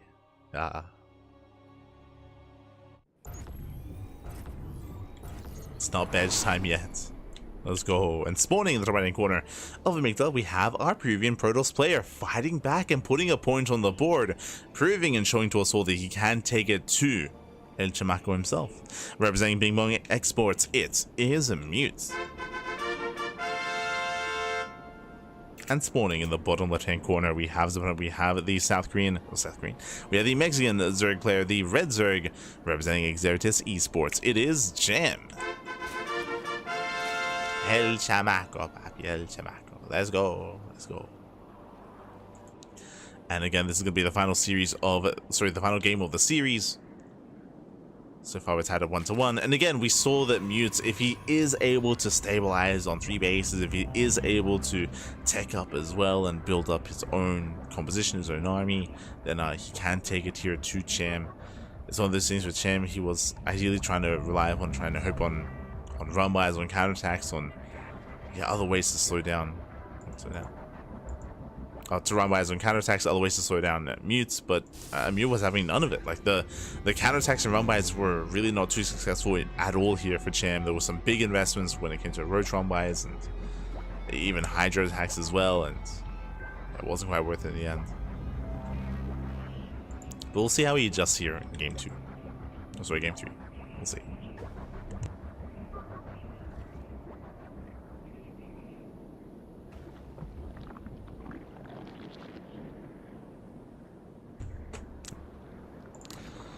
So now we have our openers, Hatch Gas Pool at a Cham. Likewise, we have a gate expand set up here from Mute. Everything so far looking as it should. As a reminder, last game, Mute did open up Stargate into AqueroN drop, and that's where he was able to get quite comfortable and build up Mass Immortal and just roll over the Lunkers. The Lunkers, they did nothing, baby, they did nothing. Peruvian Yucca Fries OP, vámonos, back. I had Yucca yesterday. I've never had Yucca fries. I have had like chips, like as in like, you know, you make chips out of them for like breakfast. Yeah, Yuquita.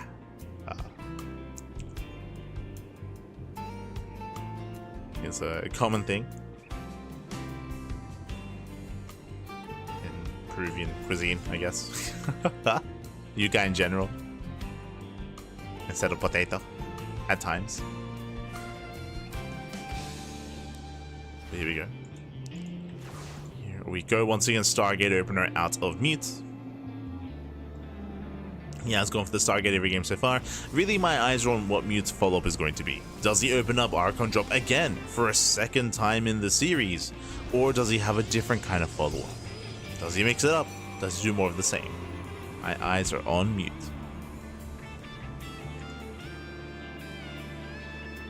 Meanwhile, Cham, Hatch Gas Pool, standard opener. Nothing crazy yet, so we don't really expect anything too crazy out of Cham in the early game. He should pull out of gas. Yeah, does pull out of gas, so just link speed, no early there. Oracle moves out, gets spotted by the Overlord. We've seen so far in this series, whenever we do see an Oracle opener or mute, he's very defensive with it. He just doesn't really move out, doesn't harass, isn't really too concerned with what the Zerg is up to. But for the first time, he does commit here. Do we go for the mineral line? Do we get some damage? As the Oracle moves out, the Lings move in. Adapt his position. Oracle does turn around for a moment.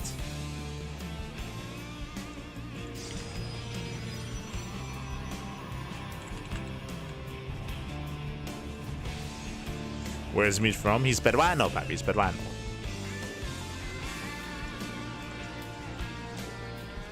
From Peru. Oh. So Oracle does hit the natural. Gets 2 drones. 2 drones so far. Does pull away. Likewise, Twilight Council opener out of mute. Or Twilight Council follow-up, I should say. And if we see a Robo, then we can talk about Archon drop again. It's going to be Forge. Going to be a standard follow-up here. Looks like +1 in Blink. It could be +1 in Charge. True, but for the most part, this looks like a more standard build. Standard setup. No Archon drop this time. Smooch.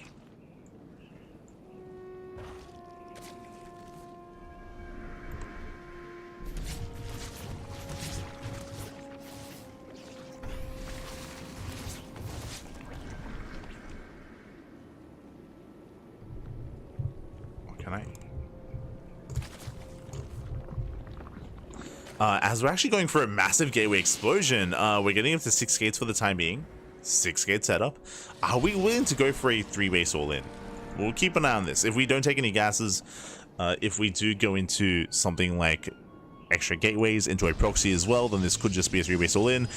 Meanwhile, speaking of taking up Cham, not what I expected here, but he is going for his own tech. He's going for his own Spire. Interesting. Going into Mutas out of Lings. No Roach Warren. Now, if Mute had gone into Glaives, for example, then Cham would be in so much trouble. He'd be in just such a big problem here just because he did cut corners. He has no Baneliness, he has no Roach Warren. Cham is being risky here in how he's playing. But so far, unscouted. So far, the Spire is unscouted, and he is so far getting away with Mutas. Now, thankfully for Mute, he is playing Blink Stalker, so he has some anti-air. He can't keep up with the Mutas for the most part. He can't keep up. And he is pushing. So far, how many gates? 6. 6 gates. Doesn't move out with the probe. But does have Blink in a couple of moments, and he wants that 4th base. Can he force a cancel? Can he force that cancel? Lings are amassing, but it's only going to be pure Ling Queen. Base under fire. Lings, they come in from behind. They try to. They bait out the stasis. Nicely done. They take the stasis to the face. Ay, so many stasis traps. And Mute, he's pushing in. He wants the expansion. He wants it. And he's going to get it as well. One more volley. Uno más. Oh god, just barely doesn't get it. The transfuse. Transfuse will keep alive a little bit longer. Stasis is about to run out. He has to respect. He has to back up. More stasis traps on the way. And Cham, he is barely holding on here. Another stasis connection. And without these Lings, that's the only thing keeping Mute from moving in, from going for the expansion.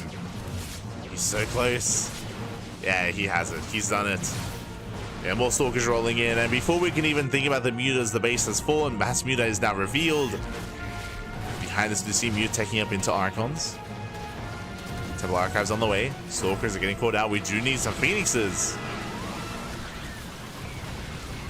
As Mute is trying to trade. Did a lot of damage, that is true, but he's losing so much. And here come the Mutas. How many are there? 18. Oh my, 18 Mutas. 18 Mutas, that's crazy. And he just fights the Stalkers. He just fights them head on. There's no Archon, there's no Storm, there's no Phoenixes. Only Blink Stalker. And Cham is confident against that Blink Stalkers. Takes down the first group of Stalkers. We have more coming in from behind. Cham does notice. Does pull away.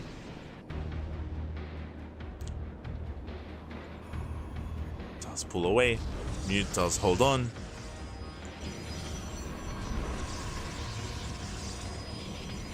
Meanwhile, Cham does rotate. And gets spotted by the Revelation. Oh, and Cham is going to try to commit in. Fighting these Stalkers head on is not easy. Temple Archives is done. Where are the Archons? Where's the support? pure Stalker here is vulnerable, as you can see. The Stalkers are going down. Yeah, they're going down. Cham, he's done it. He's down every single Stalker. Now, no anti-air. GG gets called. The Mass Muta will overwhelm. Cham, he pops up, and Cham, he will bounce back in the series. He will fight back, and he will claim it 2-1, advancing on and coming out in 3rd place. GG. Whew. GG, well played. Cham, very risky maneuver to go into Ling Muta. We saw that Cham was almost broken. He almost lost the expansion, he almost lost his queens. It was a very intense back and forth at the southern location there for Cham and Mute. Mute, he barely didn't break Cham, and Cham, he barely got into his mutas, and it was, what, 18 mutas towards the end there. A surprising amount of damage was dealt, and with that, GG. GG, well played. Oh, congratulations here. Cham, he will claim the series and will make it out in 3rd place. Well played. Well played, Papi. Well played. That leads us here into the grand finals. Again, Juanito, SpeCial, and VortiX have been patiently waiting for quite some time, and we will soon be able to embrace them in that grand finals match. Now, we are going to be going on a break. We are going to be going on a short break, and when we return, we will have our next matchup. We will have the grand finals. Going to quickly get some water. Going to quickly splash some water on my face and get ready for the finals. Let's go. Until then, enjoy the break screen. Enjoy the music. See you soon for the final series.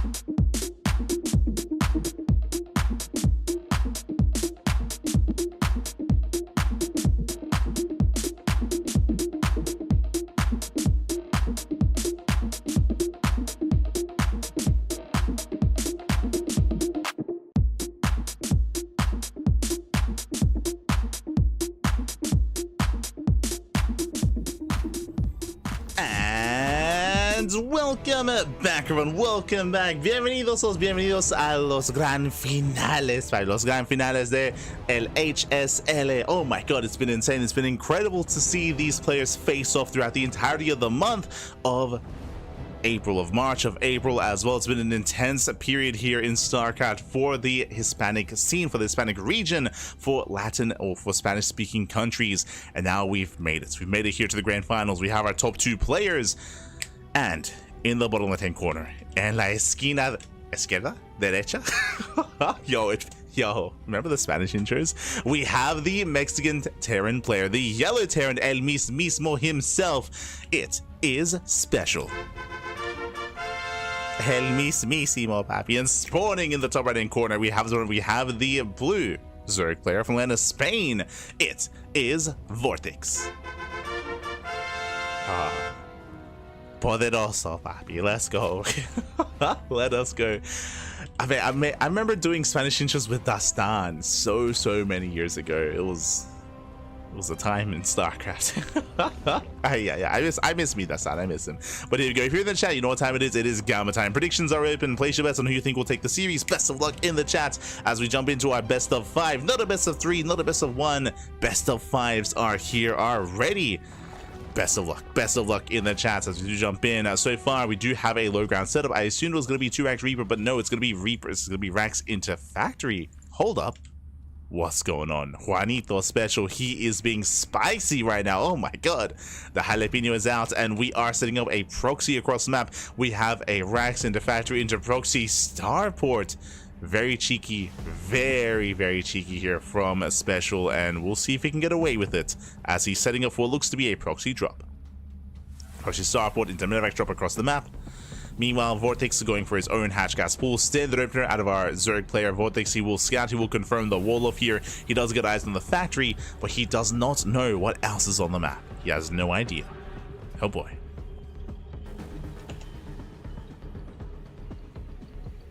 Oh, cross. For now, though, again, our eyes are on this SCV. The factory is about to finish, and there's no CC. The Overlord will confirm. No command center. That's a big scout here for the Overlord. Hellions are on the way. Late CC. Something is wrong. Something is amiss. Something doesn't quite add up. Again, that's a CC after the factory.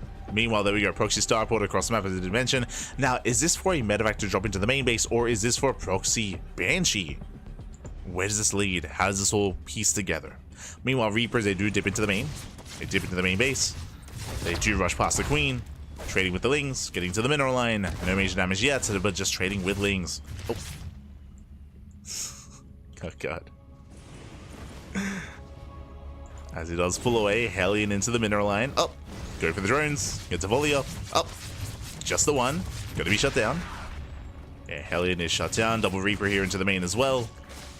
No major damage yet, but we're just keeping our opponent busy here, and it's going to be proxy, not a medevac, but proxy liberator. Okay, now this does make a little bit more sense. So we have Libs going to be rallied into the main base. Likewise, SpeCial still being active here with his Reaper Hellions, still making more Hellions behind this, reacting them out 2 at a time. Link speed does kick in. VortiX going to try and chase him down. Going to try to, but alas, the terrain here working against VortiX. He wants that Hellion, he wants him, but so much damage being done already, so much free damage. Very nice control here from Juanito, from SpeCial, as he will force back those Lings. And we're going for... Oh, this is what I was concerned by. I wasn't sure how this is all going to come together. This is proxy BC. So, Liberator first into Battlecruiser. Oh boy. That's SpeCial. Not like this. Not the BCs, papi. Not the BCs. Not like this. As it does poke in. Queen, so far they maintain themselves, they do zone away the army, but the question becomes, are we ready for what comes next? Liberator into the main base. This should be a bit of a tell. So many drones going to be going down. 4, 5 worker kills. Insane damage in the main. Likewise, SpeCial pushing in towards the low ground, distracting his opponent, distracting VortiX, keeping the Queens busy while the BC is underway. While the Battlecruiser gets underway. It does rush past those Queens. The Lings, they try to keep up. They're coming for this round. Not a bad catch here from VortiX. Takes out 1, takes out 2 Hellions, but the Hellions, they just keep rallying in. Oh, and we just droned. Yeah, VortiX, he just droned up. Yeah, a little bit too greedy here from VortiX. as he has not enough wings. We bust into the mineral line. Drone's gonna get roasted. Liberator popping up. The BC isn't even here yet, and already everything's on fire. Everything is burning down. We'll bring down one of the queens. Drone, no, they line up. The drones line up. 15 drone kills. Ay. They all stacked on the one patch. And now we have a spiral in the way. GG gets called before the BC arrives, and SpeCial will take a lead in the series 1-0 in style. GG. GG, well played. And again, we didn't even get to see SpeCial's final form. He was still building up towards that battle cruiser. It was a very chaotic and very crazy game there at a SpeCial. VortiX, he was denied getting into his own build, getting into his own style. Ay. GG. GG, well played.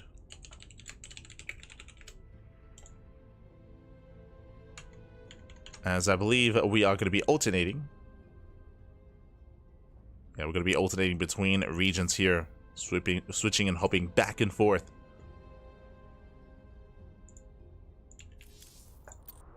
Between Europa and the Americas. Let's go. So we are switching back and forth. Meanwhile, SpeCial to start off with a win, but remember, this is best of five, and again, VortiX, he just wasn't allowed to get into his own game, into his own mid-game.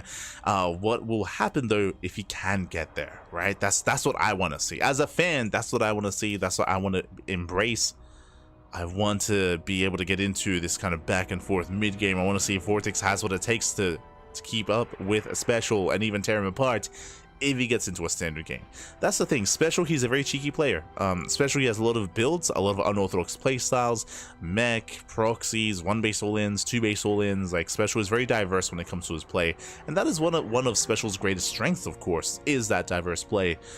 So that's something that has to be taken into consideration. That's something that does come into play here. Oh boy, we'll see. We'll see if VortiX can keep up.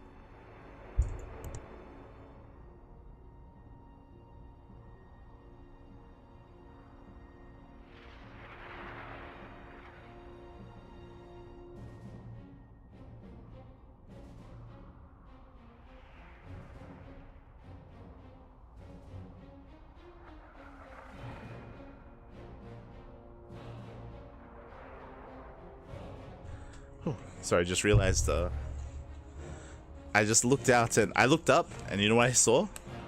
The sun was rising.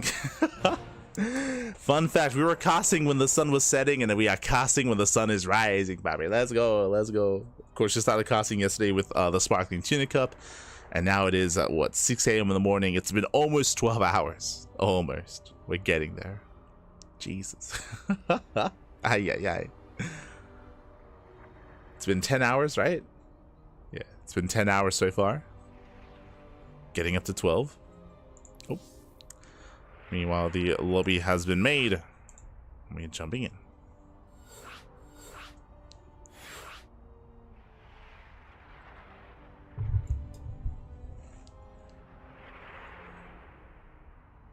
We are jumping into game number 2. And I'm hoping for a back and forth, but a lot of this I feel like is going to come down to the builds of SpeCial. What does he bring to the table? Where are we headed? Where we dropping by? Where we dropping? Game 2 is going to be an Ultra Love. Ultra Love is going to be a smaller map compared to ley lines. Smaller maps typically do favor Terran players, especially aggressive Terrans that do want to hit their timings, even when it comes to standard builds and standard openers. So this is where I am a little bit more concerned for VortiX. Where VortiX can get more comfortable is larger maps. Amygdala, Frostline, Abyssal Reef. Those are the maps that I do think on.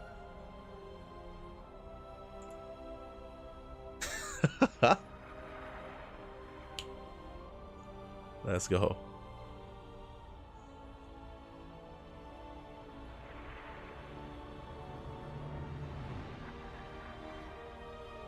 Can we make it to 12 hours?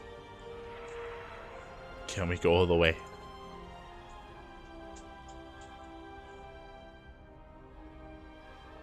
As we are setting up that lobby.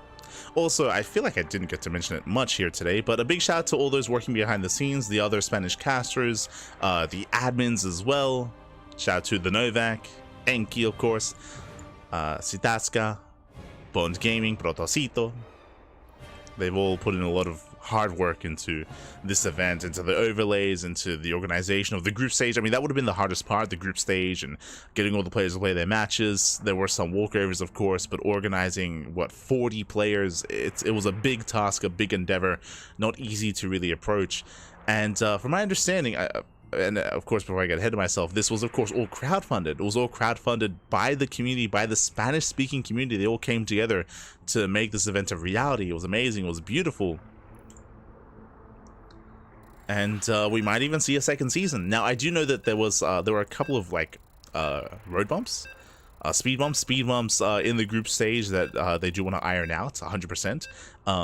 But yeah, if this becomes a regular thing, like it's definitely a great way to bring the Hispanic community together on a more regular basis. Look forward to it. Look forward to it. Exciting times. Your hair looks great. It's so long. Like it doesn't look long right now because I have curly hair, so like my hair is like more tight knit, right? But like I need to have a haircut soon. I need to cut my hair. But here we go. We're getting into game number 2 and spawning in the top right hand corner. Oh. In the top right hand corner here of Ultra Love, we have our Spanish Zerg player, the Blue Zerg, down in the series. We'll see if he bounces back. We'll see if he can make a series out of this. I look forward to it. I hope so. It is VortiX.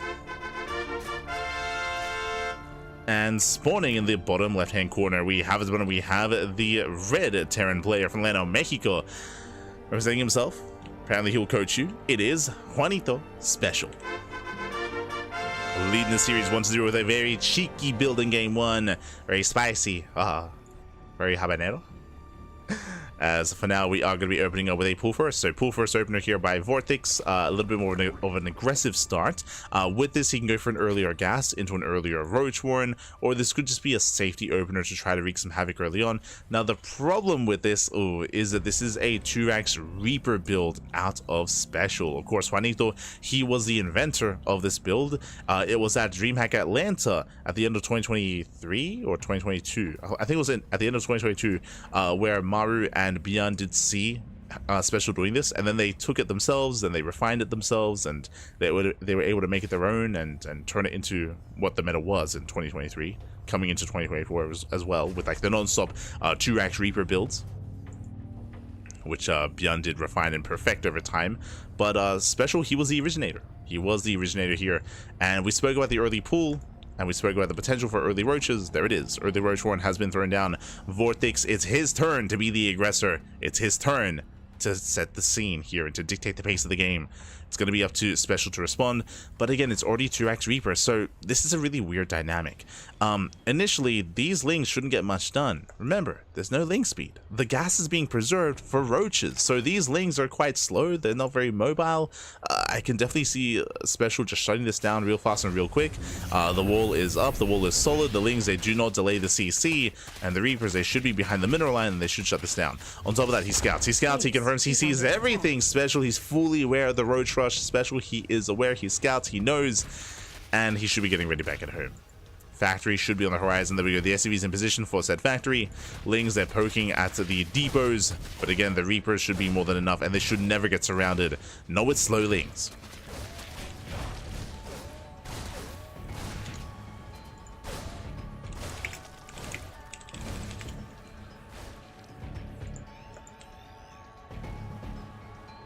As Reapers, they move out, they did pick off a couple of lings. Lings did fall. Roaches, they keep rallying across the map. SpeCial keeping up. Again, delaying the push, chipping away at these roaches, forcing out the Ravagers. SpeCial, he already has his bunker. Again, factory's on the way. That'll be for his tank or for his Cyclone. Ideally, Cyclone to hunt down the Overlord to deny high ground vision. Speaking of, Depot's under fire.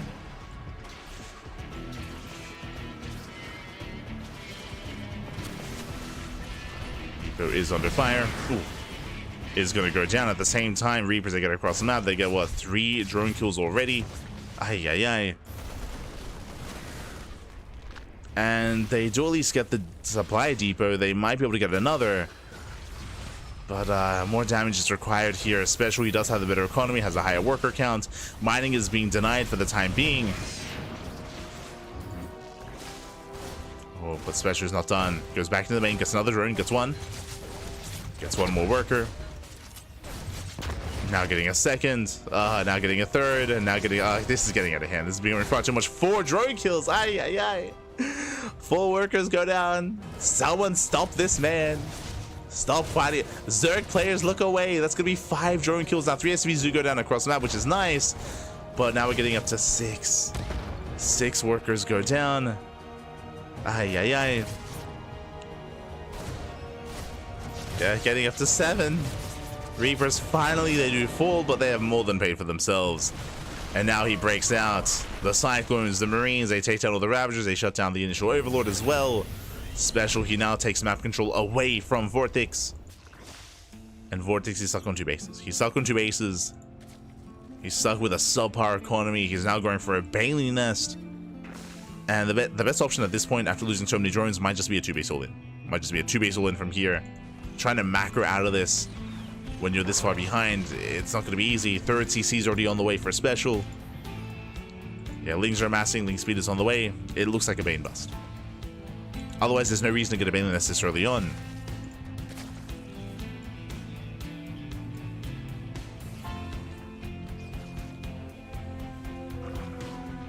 Here we go. Is there an easy way to tell the difference between small and large maps? I mean, there's a couple of different ways. Oh, as the overload does fall. I mean, you can look up rush distance, like the time it takes to go from end to end. On top of that, you can count bases. Smaller maps have less expansions, so I mean that's a big part. Outside of measuring the map yourself, of course, which would not be an easy way. But recognizing the rush distance by ground is, yeah, one of the easier ways to do it, which you can look up ahead of time or gauge yourself.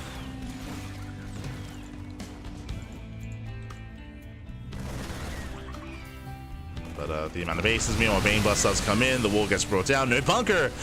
Bailey connects, Bailey does connect, but alas, there's still so many Marines left over, the boys can be pulled, Lings, they get on top of the Marines, so far a lot of the bio is going to be falling, not bad. Cyclones, they race back home. Ooh, 1 Bailey does connect, and it looks like, do we break the natural? There's still 2 Cyclones. With that SpeCial, he holds.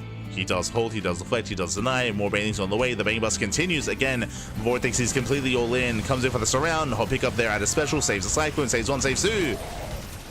Barely saves the Cyclones. And we're running out of steam. VortiX, he's running out of steam, running out of units here. Still flooding across the map. The Cyclones are very low on HP. Get 1! There's 1 left! 1 Cyclone! The medevac does abandon it. Yeah, the Cyclone goes down, and have we done it? You can see SpeCial trying to wall off. Micring his heart out. The Baneling is waddling in, but no, it will not connect.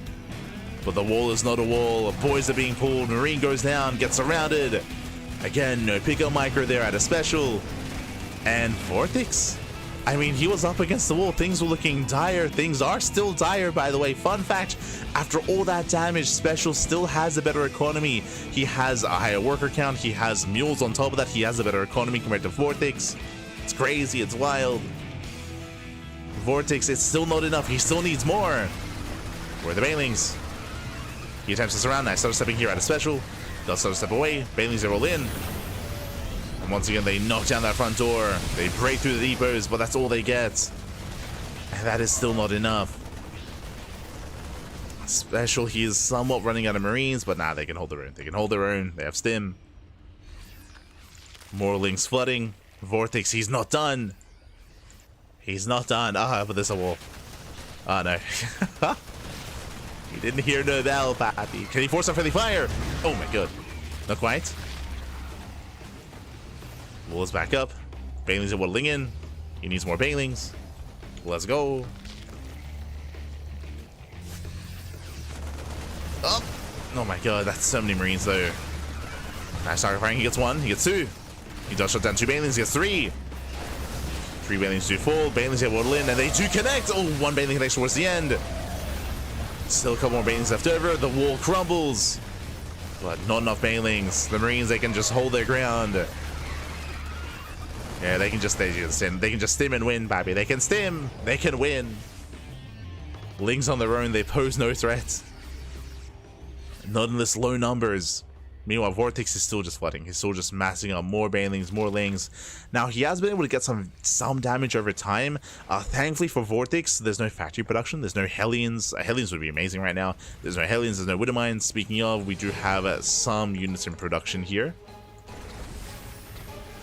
With it being Mass Marine, it's very flimsy, very fragile. One baneling can be all it takes to bring down this army.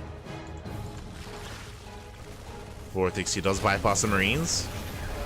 Once again, knocking down that front door. Takes down the depots, headed into the mineral line. Oh, the boys, they pull away. Just one baneling left. Just one baneling remaining. That's not enough. Yeah, much stronger defense here from SpeCial. And as the game goes on, it's just getting better and better. GG gets called. Juanito, he snowballs out of control. And SpeCial, he defends. He survives. He takes game number 2 and extends his lead in the series. Whew. GG. GG, well played. Oh my god. SpeCial, he does survive. Again, really nice scouting out of SpeCial. As a reminder, he did initially confirm the initial Roach Rush. The Roach Rush was lackluster.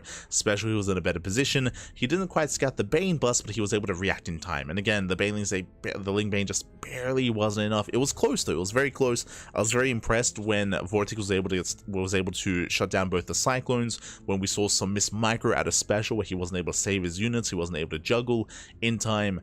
But regardless, he was still able to weather the storm. GG. GG, well played.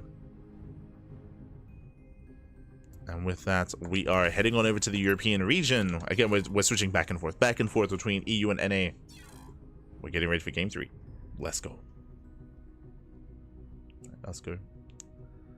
But yes, we did speak on this earlier, but yes, VortiX, he did retire from StarCraft a long time ago, but he did return for the HSL, just like SpeCial returned for the HSL. Like, a lot of players did make their returns for the HSL. It's great to see so much interest from the players, even those that retired or took a break from the game. Great to see them coming back to us. Beautiful. It's been exciting, and of course we're here in the grand finals, and I'm hoping for a back and forth. So far we haven't been able to sink our teeth into any kind of macro, into any kind of mid game. Game 1, for those that weren't here, SpeCial did cheese. SpeCial cheesed the hell out of VortiX. Game 2, vice versa. You know, SpeCial VortiX, he tried to turn the tables on SpeCial. So we've seen aggression from both players, and now we're loading into game 3. Game 3, of course, being Whispers of Gold. Whispers of Gold, of course, being the smallest map in the current ladder map pool. This is the rush map, so we expect more aggression here in game 3. We don't expect less, we expect more, and it's just gonna keep on going.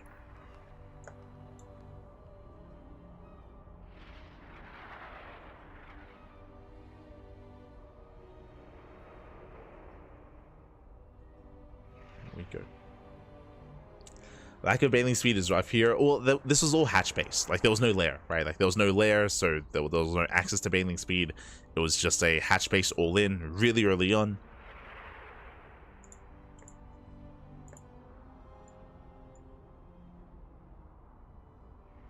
It's all or nothing.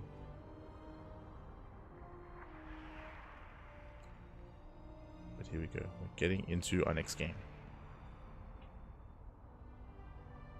Potentially the final game of the series. Again, I'm hoping for something greater. I'm hoping for specifically I want to see the mid game. For those that weren't here for the group stage, VortiX, he was going Ling Bane Muta during the group stage against all the Terran opponents, and it was really exciting to see. A very old school style, a style that's rarely if ever really seen anymore in ZVT, and he was having a lot of success with it. He had a lot of really solid Muta control as well.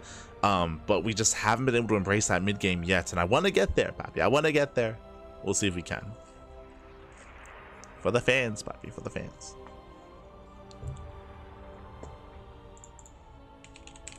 Listo. Suerte. GLHF. Vámonos. Again, we're loading into game 3, potentially the final game of the series. Again, I hope not. Raise up your hands. Give your energy here to VortiX. Send him your energy. Send him your paella. And if you know any other Spanish dishes, let us know, because that's all when I think of Spanish dishes, that's all I got. That's I'm sure there's more. Like, from Spain, I mean, from Spain. What else do we got?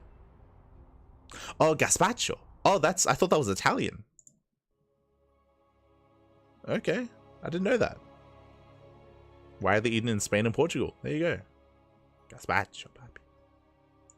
What else we got? Croquetas. Ah, that's more generic. What else? Getting hungry. Tapas, true. Here we go. Here we go. We're getting into our next game here. We're going to be getting into... Oh, we're loading into game number 3 here. The pressure is on our Zerg player as spawning in the bottom right-hand corner. Going for a 12th. I'm like, I want to see the mid-game. I want to see some Ling Bane Muta. Nah, baby, no, never mind. In the bottom right-hand corner of Wizards of Gold, we have the Spanish Zerg player, the Red Zerg. He's going for a 12-11. Not going for exactly a 12 pool. This is a different variation. We have VortiX. So 12 pull into an earlier gas geyser, very aggressive here out of our Zerg player. And spawning in the top left hand corner, we have the Mexican Terran. The Mexican Terran player himself. It is Juanito leading the series 2-0. We'll see if he can close it out with a clean sweep. It is SpeCial. Here we go. As we are jumping in, so far SpeCial going for the low ground racks once again. Every game so far he's gone for this low ground setup, and it does keep you safe against these early pool timings because you do have a wall so early. It also protects your CC. It does mean that the command center is later than usual. That is true. It is going to be a more delayed expansion, but we do enjoy an earlier wall off here. It's going to be racks into factory, not 2 racks Reaper. And here we go. Lings are moving out. As a reminder, because the early gases, link speed is being researched very early on. No banelings, but fast link speed. So VortiX going for a link flood. He will move out and he will run into a wall. I'm not too convinced that this is going to work out here, just because of how SpeCial plays this matchup, just because he always sets up the wall in the low ground first. He always does prioritize that wall. Yep, does lift. The Lings, they're chipping away at the depot. This is buying time for the Reaper. As we can see, SpeCial, yep, he does repair. Reaper has arrived. Link speed is halfway done, and the Reaper should not get surrounded. Another boy arrives here to repair. And Marine is in production. I'm a little bit concerned about lack of production on the factory, because that will delay the Hellion. So Hellion is delayed. There we go, another SCV moving down. Link speed still not quite done. There we go, we now have production here on that factory. Nice kiting here from SpeCial. He takes out how many links so far? 4 links have fallen. Link speed is almost done. It's all or nothing. Like VortiX is all in. He's not droning. He's not droning at all. He's got 12 drones. That's all he has. CC is on the way for SpeCial. This is maybe best case scenario for VortiX. SpeCial, he's got an add-on on the way, which means only 2 Marines. Yeah, link speed is revealed. Massive scout. Or massive moment here. He sees link speed. Oh my god. Add-ons are denied. Reaper somehow slips away. The Hellions in production, and this Heli will completely shut this down. Like, Hellions are exactly what SpeCial needs right now. And I'm concerned that the VortiX won't ever be able to break this. Like, without Banelings, how do you break this? How do you break through this? Sure, he denies add-ons, that's great and all, but that's what we're getting. So add-ons are being denied time and time again. Hellion is out. Ooh, supply block there. That should not have happened. Supply block here for SpeCial, but only for a couple of seconds. Bailey Nest on the way. This is a late Bailey Nest from VortiX. If he had stayed in gas, he could have gotten this. I'll be honest, I assumed he was going to stay in gas. But at the same time, he wasn't familiar with SpeCial and didn't know there was going to be a wall off.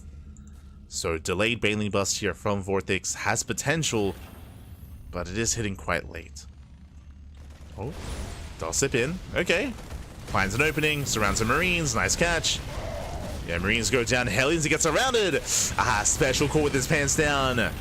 Yeah, the buildings were up. The pants were down. And SpeCial, he has nothing. He has nothing to do. He has no units. He has, what, one Hellion. That's all he has. One Hellion. And with that, it looks like we have a series. We have a series. We don't even need the Bailings as Lings that collapse into the mineral line.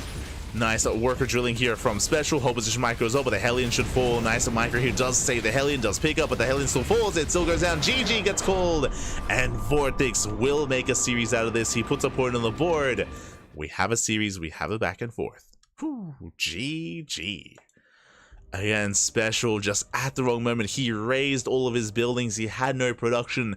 We didn't even need to see a Bane bust because the door was open. The door was wide open. He just let him in. And with that, GG. GG, well played. We have a back and forth. We are heading back on over to the Americas server. And the series continues.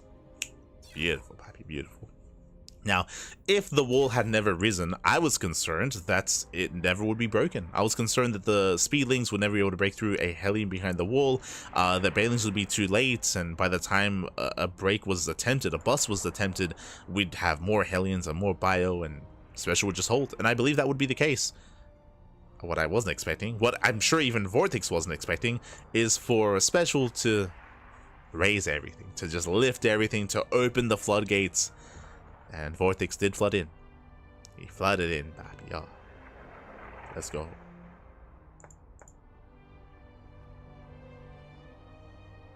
And the question becomes, as we get into this, is this the beginning of the comeback? Can we make it all the way to the ace match, pappy? Let's go. More importantly, at least for myself, do we get to see some mid game? That's all I want to see, pappy. That's all I want to see. Just some mid game, some macro, a little bit of macro. Maybe a little bit of micro as well. We'll see. We'll see. Just catching up with Cham.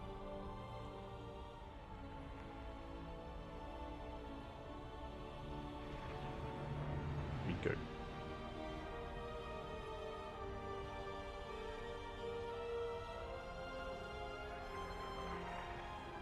VortiX went from pretty much lost game to winning it. I mean, that's StarCraft for you. You know, one small misstep, one small mistake, and bam. It can be over. It can be over then and there. Especially around VortiX. Can't slip up like that. And, ooh, we have some larger maps. We have some larger maps available here.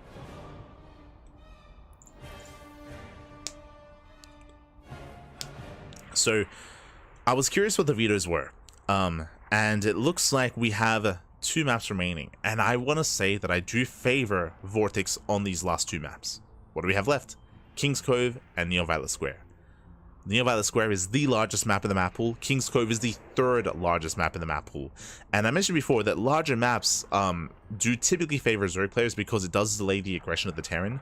It does delay their 1-1 timings, their stim timings, their tank pushes. Everything is more delayed, which means the Zerg player has more time to prepare for those pushes, and they'll be able to have more breathing room, more creep spread as well. In general, they're able to get into the mid game in a more comfortable position. Assuming we get to that point though. I'm like, oh, these timings hit later, true, but at the same time, we've been hyper aggressive, and I wouldn't be surprised if especially even proxies on King's Cove. We'll see. We'll see what the plan is, but I want to be hopeful here that we can, you know, get into a 3-base and 4-base setup on King's Cove. We'll see. Personally, I feel like a lot of this is going to come down to SpeCial. It comes down to his build. He has been very aggressive himself. It hasn't just been VortiX, it's been the both of them. The both of them, it's been just hyper cheese, hyper aggression, hyper just play here so far. So we'll see where this leads us.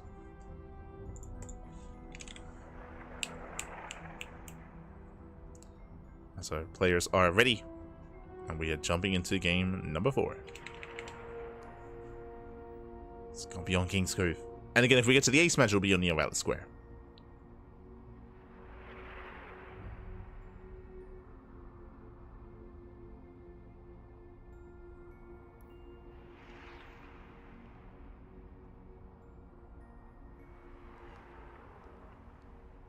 Here we go.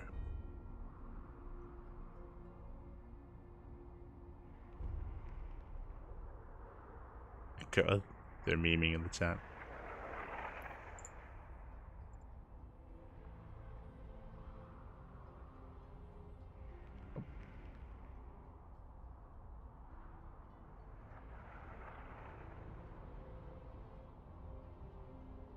Okay.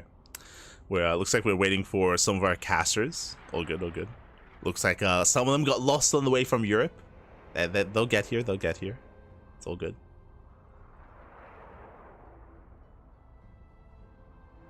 What is gazpacho? Apparently it's like cold tomato soup, right? I've never had it before.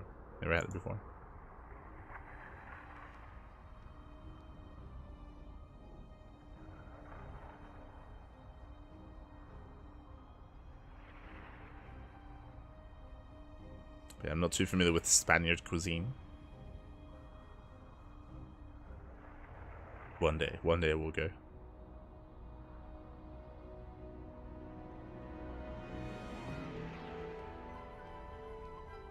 But apparently we're missing one of the casters. Ah, there we go, we got him. We got him, Bappy, we got him.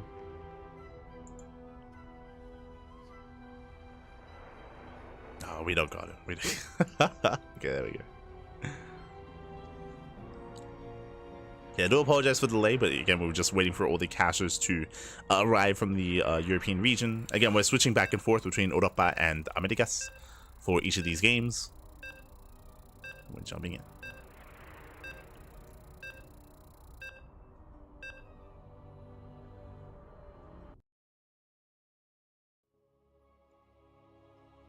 Here we go. Loading into King's Cove.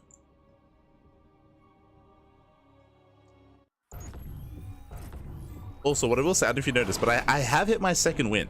I have hit it. I'll be honest, for the majority of this cast, I was like dying. But at least, you know, just in time for, I mean, I would have appreciated it in the semifinals at least, but just now with the finals, we have hit our stride, and here we go, spawning in the top left-hand corner. And at the top left-hand corner here of King's Cove, we do have our Mexican Terran player, the blue Terran, leading the series at 2-1. We'll see if he can close that here and now, as he is still one game away from claiming the win and becoming our HSL Season 1 champion. It is SpeCial. Juanito, papi, Juanito. And spawning in the bottom right-hand corner, we have the red Zurich player himself from the land of Spain, fighting back, putting a point on the board. Can he bring it all the way? Can he bring it home? It is VortiX. Not Jaime Arturo Duran Silencio. Not quite.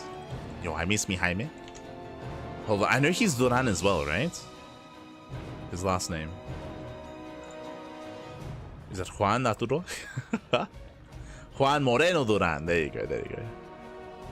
Let's go. I didn't know Duran was such a common last name. Coincidence? StarCraft? Maybe not.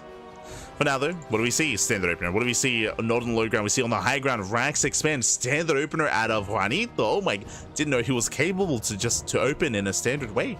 It's crazy. Let's go. On the high ground. Likewise, hatch gas pull out of VortiX. I said this before, but welcome to King's Cove, one of the largest maps in the map pool. Long rush distance by ground, defendable bases, and because that we often see longer and later games. This finals has been hyper aggressive. We have not been able to embrace a 3-base economy at all in this series, not yet, until now. I'm hoping that now we enter the larger maps, we do get some longer games. Now, when it comes to some of the features here, outside of how large it is and how long the rush is, the natural and the third base are very defendable. What I'm getting at here is that we have a ramp. We have a very narrow ramp coming into the natural base, which is very easy to wall off coming into the mid game, so you can focus your defenses at the third base location instead, which also has a ramp. Likewise, in between your natural and your third base, there is this alleyway that is cut off from the rest of the map, so you're very safe and secure when it comes to transferring and rotating between your bases.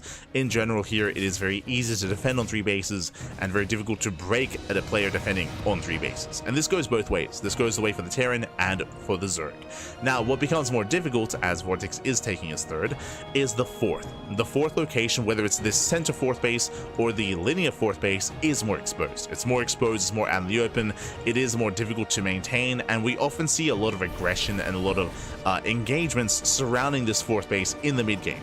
Once the 4th base gets up and running though, that's when you can get a 5th base, a 6th base. That's when we can cut the map in half and embrace a longer and later game. Meanwhile, I was looking forward to some mid game. It's a Bane bust. God damn it. It's a Bane bust out of VortiX. He's massing Lings. He's not droning. He's cutting workers at 23. I wanted to see some more, papi. I wanted to see your mutas. I wanted to see your layer tech. We're going for the bus. At the same time, we do see that SpeCial, he does open up Reaper Hellion. The first Reaper did go down, so SpeCial, he has 0 vision, 0 scouting. He sees nothing in the main base. He sees nothing at the natural. Otherwise, he would be seeing the lack of saturation, or at least the Baneliness. But alas, SpeCial, he's in the dark. He's in the dark. He's going 3 CC Banshee. Economic build out of special, Hellions move out, but the Lings have not been scouted, the Banelings have morphed in, and here comes the Waddle of Death from VortiX. The Hellion does scout though. The surround, the Hellion gets surrounded, Banelings they waddle in towards the main, they're gonna knock down that front door, the Deepers do fall, and now we're breaking in. There's still 2 Banelings left, they head into the middle line, 1 Baneling does get in. Another surround, another brutal surround here. What do we have left? We have 2 Hellions remaining. They cannot be surrounded. Voids are being pulled. Nice defense here from SpeCial so far. But another surround. GG gets called. SpeCial is broken. The Hellions get surrounded. No scouting, no vision. And VortiX does force the ace match. Let's go. Oh my god. GG, well played. VortiX, he does cheese SpeCial out. We're going to game 5. And remember, what is the final map? Neon Violet Square, the largest map in the map pool. But now I can't say with confidence. I would usually be like, yo, the biggest map, Neon Violet Square, we're getting up to 5 bases, let's go. No.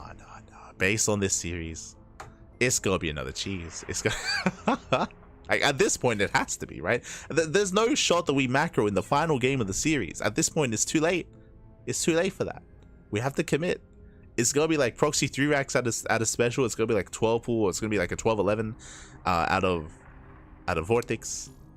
It's gonna happen again. God damn.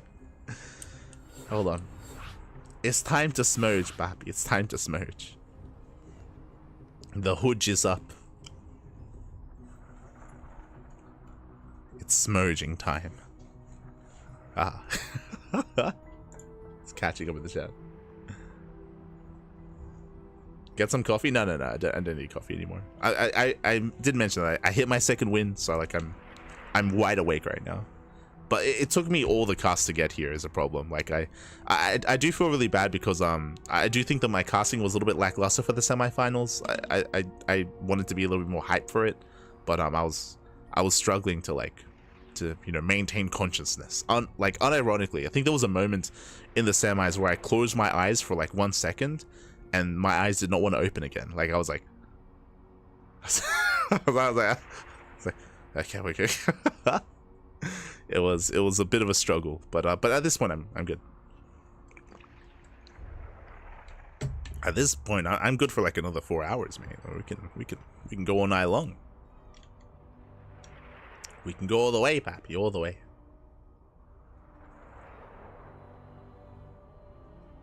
Need some more proxies. SpeCial, he needs a belt, Pappy. He needs to tighten up. Need to tighten up that belt. I mean, I say that. I mean, a lot of it came down to scouting.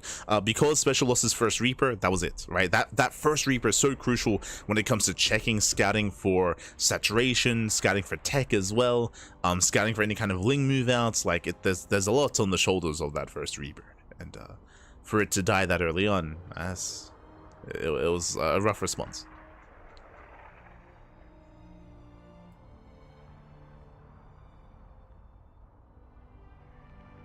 Catching him in the chat. SpeCial is back in SC2. He came back for this tournament. HSL brought back a lot of people. Like you say, yo, Juanito is back. Mate, VortiX is back. VortiX, he has been retired since like 2017, 2016. Like it's been almost 10 years. It's been 9 years since VortiX was like a proper active competitor in StarCraft.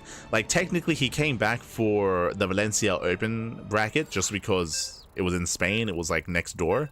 So he did play in the open bracket of Valencia for like 2022 or 2021.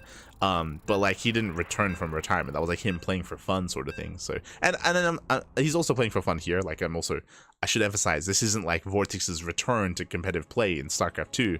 But like he's good friends with a lot of the people here, and he got interested to play again, which is really cool. It's really cool to see that we brought him back, even if it's just for one tournament, to see him once again after so many years.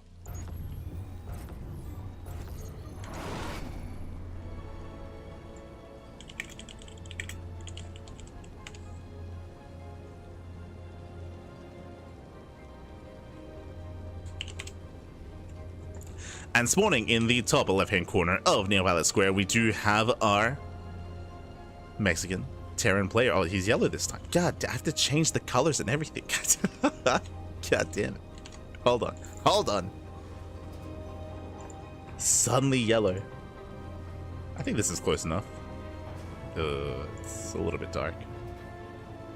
I think maybe this one. I can't see anything. I'll go back to the dark one. Alright, this morning in the top left-hand corner of Neo Violet Square, we have our yellow Terran player. We have our... Oh, actually. We have our yellow Terran player. We have the Mexican Terran being forced into the ace match. He was up 2-0. He was up 2-0. He had a massive lead in this series, but he has since lost that lead. Can he bring it back? Can he bring back that momentum and bring it home? It is SpeCial. And spawning in the bottom right-hand corner, we have the blue Zerg player, the blue Zerg player himself. From the land of Spain, he has returned after a long retirement just for this one moment, just for this one tournament, and he has made it to the ace match. It is crazy. Can we get some mid-game, though? Is what I want to see. It is VortiX.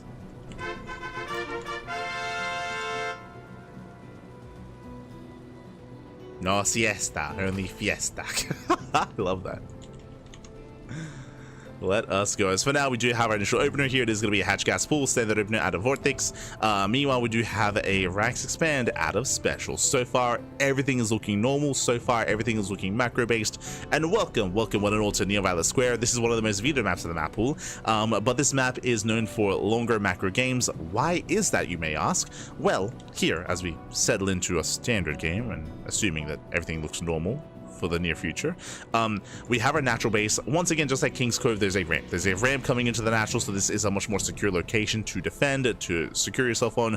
The linear base here is also quite defendable, just because you can kind of forget about defending your natural base if you wall off, and you can just focus your defenses at the linear third. You also have a pocket base that you can take as a fourth or a fifth base, and you have this low ground expansion as well, which is a little bit more wide open, but I would say more easy to secure because of how centralized these bases are. This linear third base, this triangular third base, and this natural base are all so close to each other. Rotating between these bases is a lot easier than it is on other maps, so it is more easy to secure yourself. Now, the big problem here in Neo Violet Square is getting a sixth expansion.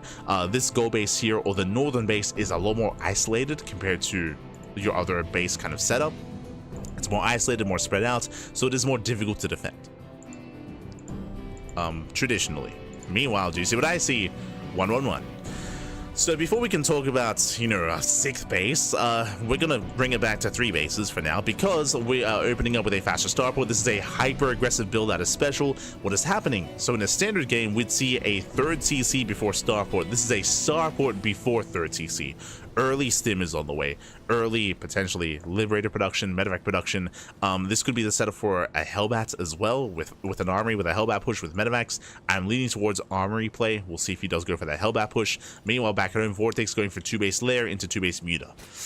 Now, I love 2-base Muta. I want to see it. I want to see him embrace it. But SpeCial's build here does scream something more aggressive, and I'm concerned that he's going to knock VortiX down before he can embrace any kind of Muta play. Oh, the Hellions, they dive in. Hellions, they rush on past. They do scout some gases, and more importantly, they see everything in the main. They confirm the lair, and they confirm the gases. Now, he doesn't see the Spire yet, as the lair is not done, but this screams 2-base Muta. SpeCial has seen enough to determine that. And you can see he's getting ready for his move out. Hellions are amassing. Stim is on the way.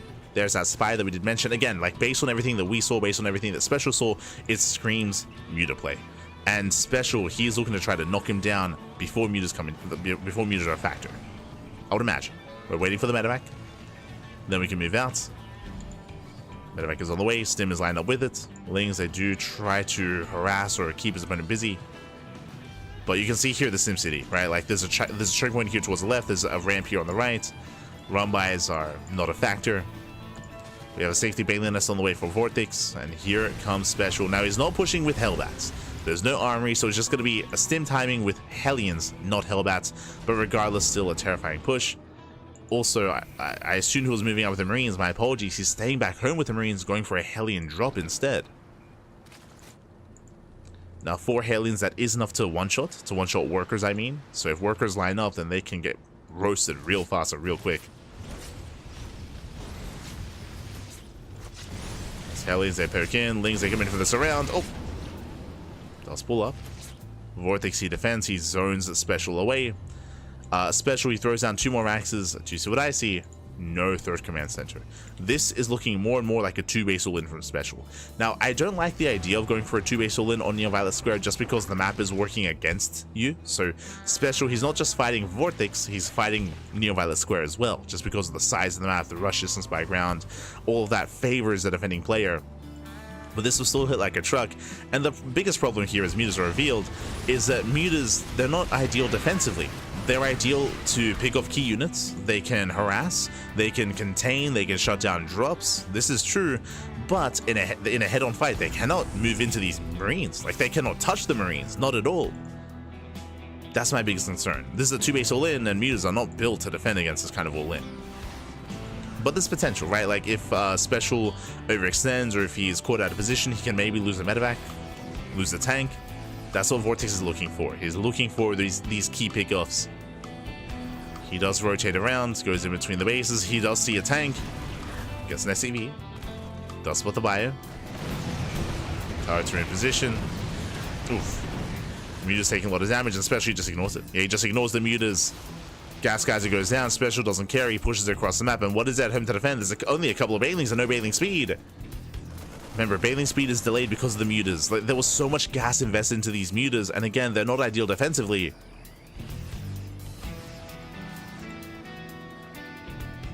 VortiX trying to mass up his army. Oh. Forces out a stem. Going for the Marines, but last reinforcements have arrived, and VortiX has to respect this, he has to back off.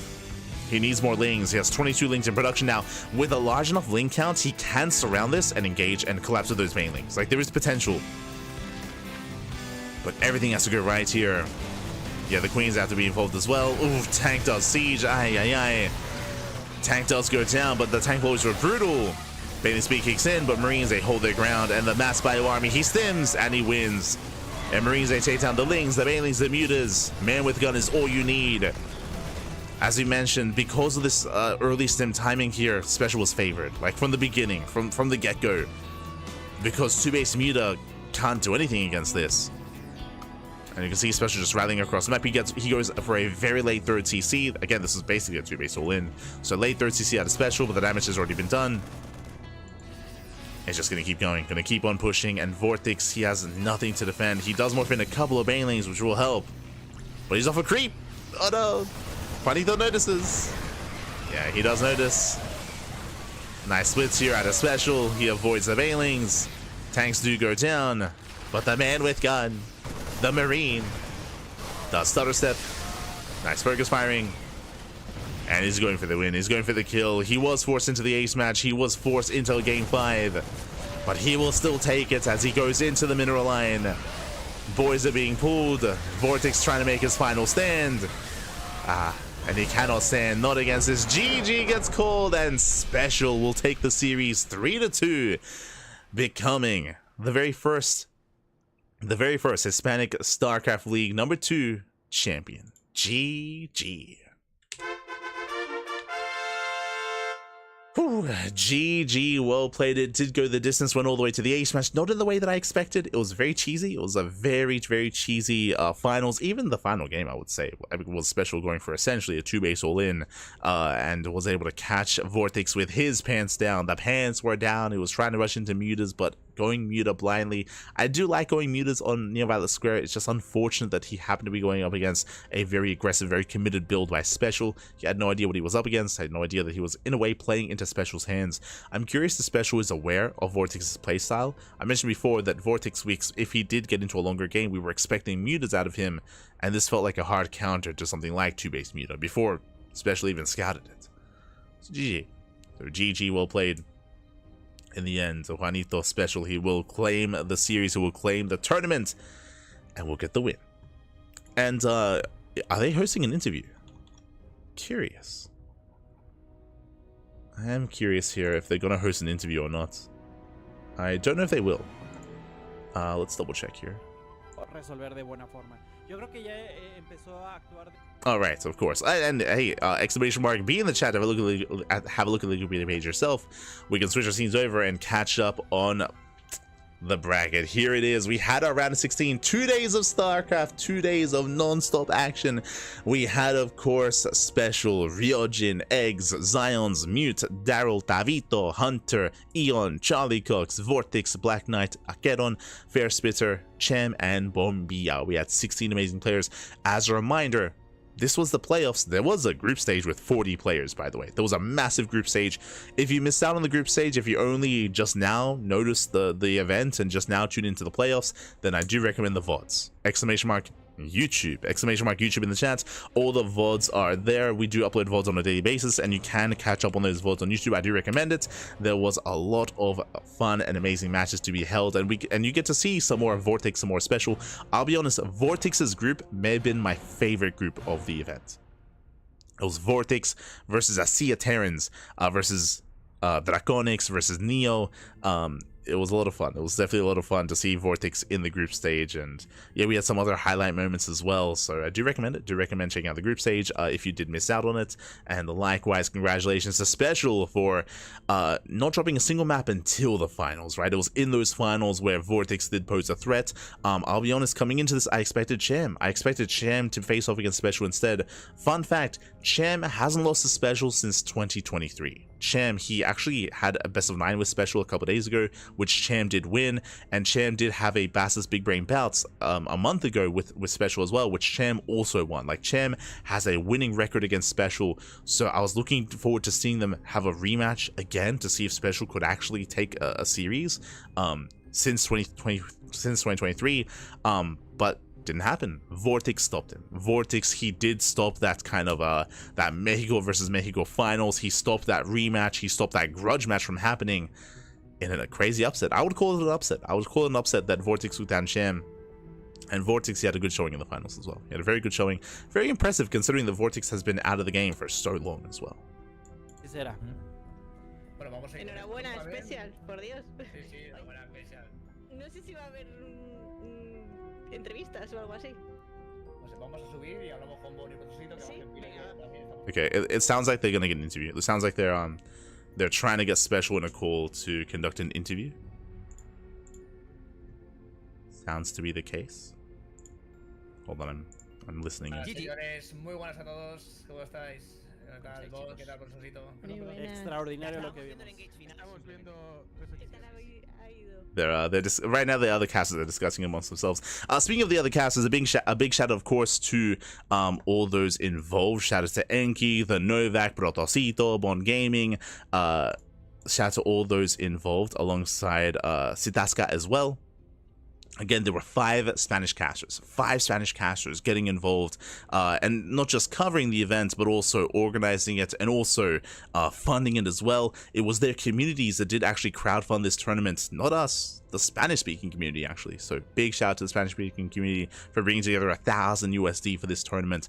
The passion is real, and again, this might be only the first season. We might get even more of these HSLs in the future. I'm sure I'm sure it's been quite successful. I mean, I know I've been hyped.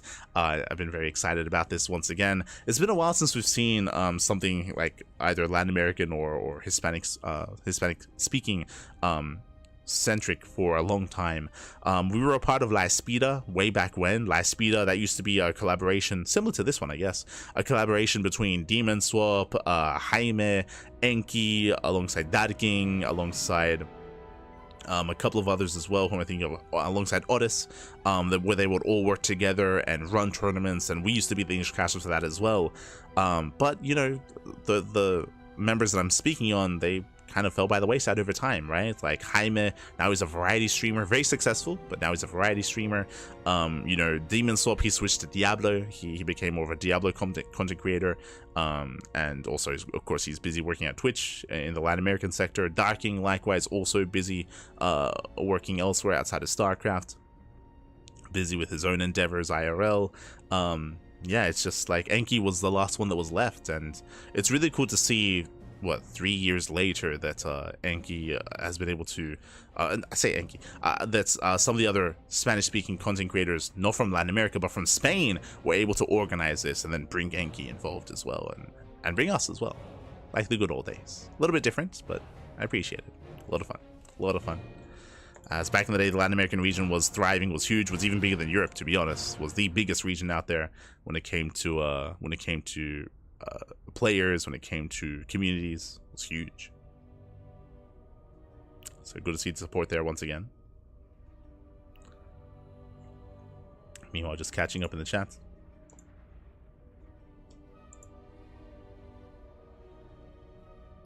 Hold on, let's tune in again, see if they're. Muy buenas. Enhorabuena. Bienvenido. Enhorabuena. Sorprendido en la palabra, pero bien. Oh, they're having an interview with VortiX. Todo el mundo diciendo que hace un jugador de Age of Empires llegando a la final. Eso digo yo, sí. He said they're asking. Pero llegaste a la final, maravilloso. They're asking, what's an AoE 4 player doing in the finals of a StarCraft tournament? Bien, sorprendido, ya te digo, contra Cham, sinceramente, no. Vortix, te quiero hacer una pregunta rápida, Tito. Cuando estaba 0-2 abajo, ¿has visto que el Loli no te salía bien? Y has visto justamente la VortiX is saying that he was really surprised, especially against Cham. He wasn't expecting it. Sí, a ver, es que el mayor problema es que yo no conozco las estrategias actuales, ¿no? O sea, yo sigo viviendo en 2014. Sí, lo hemos visto, sí. Y no sé, contra esa salida no sabía qué hacer. He probado primero a hacer 16 pull. He visto que llegaba tarde para entrar. Digo, hostia, pues perfecto, con un 12 pull ya sí que llego a tiempo. Y cuando he llegado estaba cerrado igual y digo, coño, no sé qué ha pasado. No sé si lo he visto bien aquí, digo, hostia, qué bueno. Cuando he visto que levantaba la Factory, pues ha sido como, hostia. Además estaba preparando ya Baitlinks, o sea que, aunque no lo hubiese levantado, igualmente entraba. Se lo hubiera pero reventado, simplemente sí, no ganaba. claro. Es lo que dijimos también. Sí, porque te retrasa lo justo. Ya habría algún EON más, claro.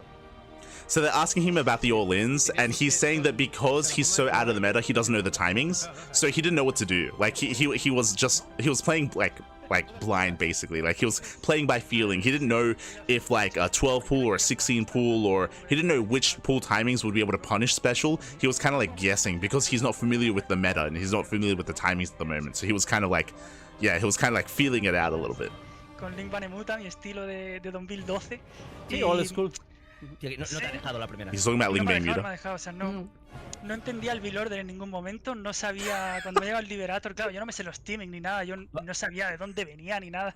Y así Al acabar la partida te has dejado un momento para ver que te. So Vortex, he's saying that he had no when it came to the build on ley lines, he had no idea what was going on. Like again, like he didn't know the timings of the Liberator or what it meant. He didn't know the timings of the hell. Like he didn't realize something was wrong.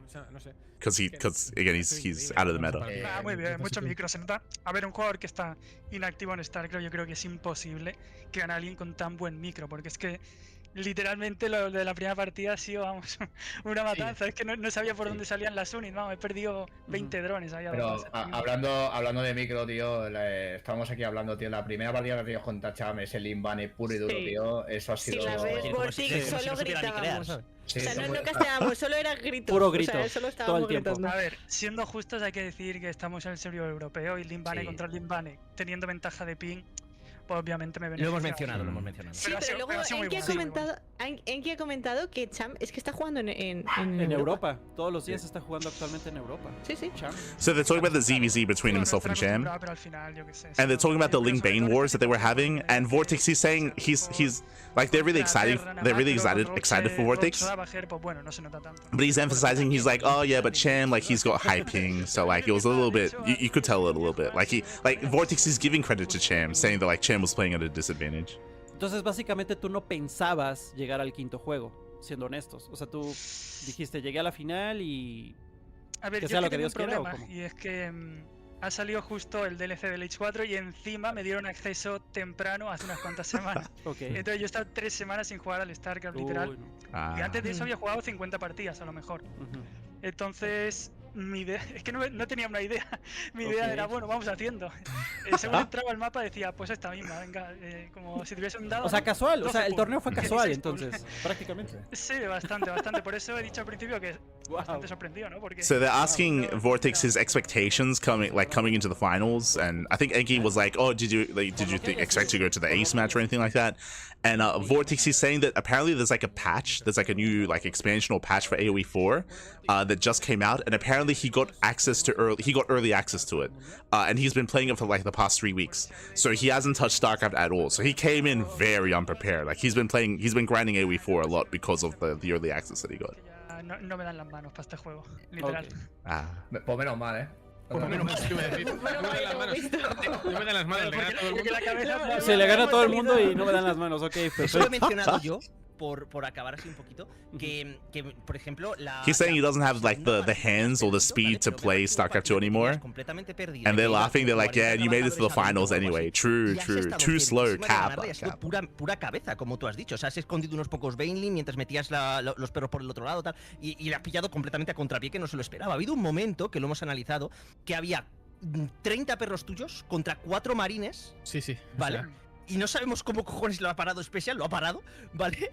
Pero bueno, que ha sido Sí, o todo sea. mucho jugar de cabeza, de intentar engañar todo el rato, de saber esconder las cosas, que al final tienes una experiencia que no tiene el resto de personas, claro. Claro. Sí.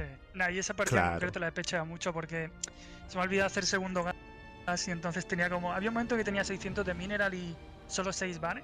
So they're telling him like they're really impressed because it feels like he had to rely a lot more on his strategies and a little more on his builds, because like he's emphasizing himself that he's not as fast as he used to be. But there was like a lot of like intentation. There was a lot of like a lot of like delicacy when it a lot of intention when it came to his micro, his control, right? That's where he was shining a little bit more. Que como has visto el torneo, And what he had to rely upon. de cara al futuro. Yo sé que has dicho que a lo mejor es la última participación que haces un torneo destacado a todos, pero ¿qué mejorarías o qué es lo que más te ha gustado, tío? ¿Sí cambiarías algo? Bueno, como lo he visto, tremendo. Yo creo que habéis hecho todos un curro enorme y enhorabuena porque pasé la primera edición, ha sido increíble, ¿eh? Y está muy bien que haya cosas así en el StarCraft 2 hispanohablante, ¿no? Por eso me apunto, porque yo realmente no juego ya al juego, pero digo, coño, para algo interesante que hacen, pues voy a apuntar, ¿no? Así, yo qué sé, todos sumamos, ¿no? Claro. ¿Qué mejoraría? En general todo muy bien, lo único a lo mejor... Quizá los playoffs, no sé si la gente estará de acuerdo conmigo, pero igual hubiese sido mejor a Bo 5 todo, ¿no? Para que sea menos random y la final Bo 7, pero claro, necesitan más tiempo ya quizá organizarlo. Sí. Porque Por resulta la un hora poco de- raro que la fase de grupos haya sido Playoff 5, que muchas veces parecían Bo 5, 3-0, y luego Claro. Playoffs Bo 3 hasta la final, ¿no? Quizás lo único, pero vamos, ya os digo que es algo menor y que enhorabuena porque ha sido un torneazo tremendo. Si me Todo permitís, eso- te doy la razón con... lo hemos Habla hablado. Bond. Sí, es que lo has dicho tú, habla. They're asking his Justamente, opinion on the por tournament. propósito, hemos estado diciendo que para la próxima edición, mínimo semifinales veo 5 y final veo 7. Ujú. Sé que esta vez no lo hemos hecho por tiempo porque no sabíamos Claro, cómo iban a claro. responder los Nos jugadores. daba y mucho no- miedo el tiempo. y no Estamos en el sabíamos si aprendizaje. iba a ser fluido y demás. Entonces dijimos, They're saying they had to kind of rush cinco por si the acaso, pero tournament, visto which lo is visto, why que best of hay threes in the últimas jugadas, semis, Pilo y and Vero for the next time they want to do simplemente best of fives in the semis and best of 7 in the jugadores finals. por mí. So Veo they're just 5 talking about the semis, format of the final tournament. veo 7 y si queréis cuartos veo 5 también sin problema. O sea, no Es sé. que, ¿sabéis qué pasa? Que yo me juego un BO5 en el H4 en los torneos en cuartos de final y dura 3 horas y luego me Claro. juego aquí un BO3 y resulta que se acaban 20 minutos y digo, hostia, qué rápido. Sí. También es porque imagino que tenéis que empezar un poco tarde para acomodar también a los americanos y tal, ¿no? Y Sí, por eso justo. imagino que hay menos Sí, tiempo. sí, es que Y, si no claro, aquí nos es daba un se tema. acaba muchísimo miedo muy eso. tarde. La Que diferencia se de hace horarios muy es tarde, o se complicado. hace muy tarde para España o empiezas muy pronto para los otros. They're talking o- about the start entonces hay times que because intentar cuadrar los it's dos two different continentes, regions, cuesta un right? You montón. have Nos daba the mucho Spanish miedo players decir, from mira, Europe toco 3 and you have the Latin American vamos players in the viendo. Americas. Pero So bueno, they're just viendo talking lo about fluido que like ha ido, sí que es how verdad it's a little que bit por lo menos las difficult semis for se them pueden to like explicar. organize start time that was good for everyone. And that's also why they kind of rushed this bracket, why it was best of threes, because they didn't know how much time they would have and if players would be available. Like they're just they're discussing like a little bit more like of the details of the event itself. Manteniendo así, pero el BO7 en la final creo que sí hubiera sido lindo. Sí. Okay. Bueno, chicos, pues. Bueno, nada, poco más. Yeah, they're just lamenting, saying that they Enhorabuena a wish it was a todos, best of 7. Yeah. Todos Nah, sí, For, gracias. for next Enhorabuena. time. For next time. Muchas gracias, tío. Venga, chicos. Muchas Cuídate, gracias. Chao, chao. Adiós, Chao. adiós. Ciao, papi, ciao. Pues ahí está. Muy bien. Pues ahí está. Pues nada. Nada, se vuelve a poner castillos y muros en el... Now, I don't know if they're gonna have an interview with. I don't know if they're gonna have an interview with Juanito. It would be kind of weird. It'd be a little bit biased if they only interview VortiX. Like, obviously, a lot of the casters that are covering this event are from Spain. Like, the majority are from Spain, and only Enki is from Latino America. So it's a little bit biased. A lot of them are really close, and they're big fans of VortiX. So I'm sure that's part of why they got him on. We'll see if they get Juanito on as well. That I don't know. Está claro, vamos. Hopefully they do. Yo no sé si tendrá otras cuentas, pero tú miras la cuenta de Vortis, el historial, y tiene jugó 5 partidas hace un mes, 5 partidas Sí, sí. ahora y las anteriores son de hace 4 meses. He was also speaking of the time between the group stage and the playoffs, just because there was like almost a month in between, and he was talking about how like that took a lot of momentum out of the players as well. I mean, he spoke about it, right? Like how in that period between the group stage and the playoffs, he was hardcore playing AoE4 because of that early access to the patch or whatever.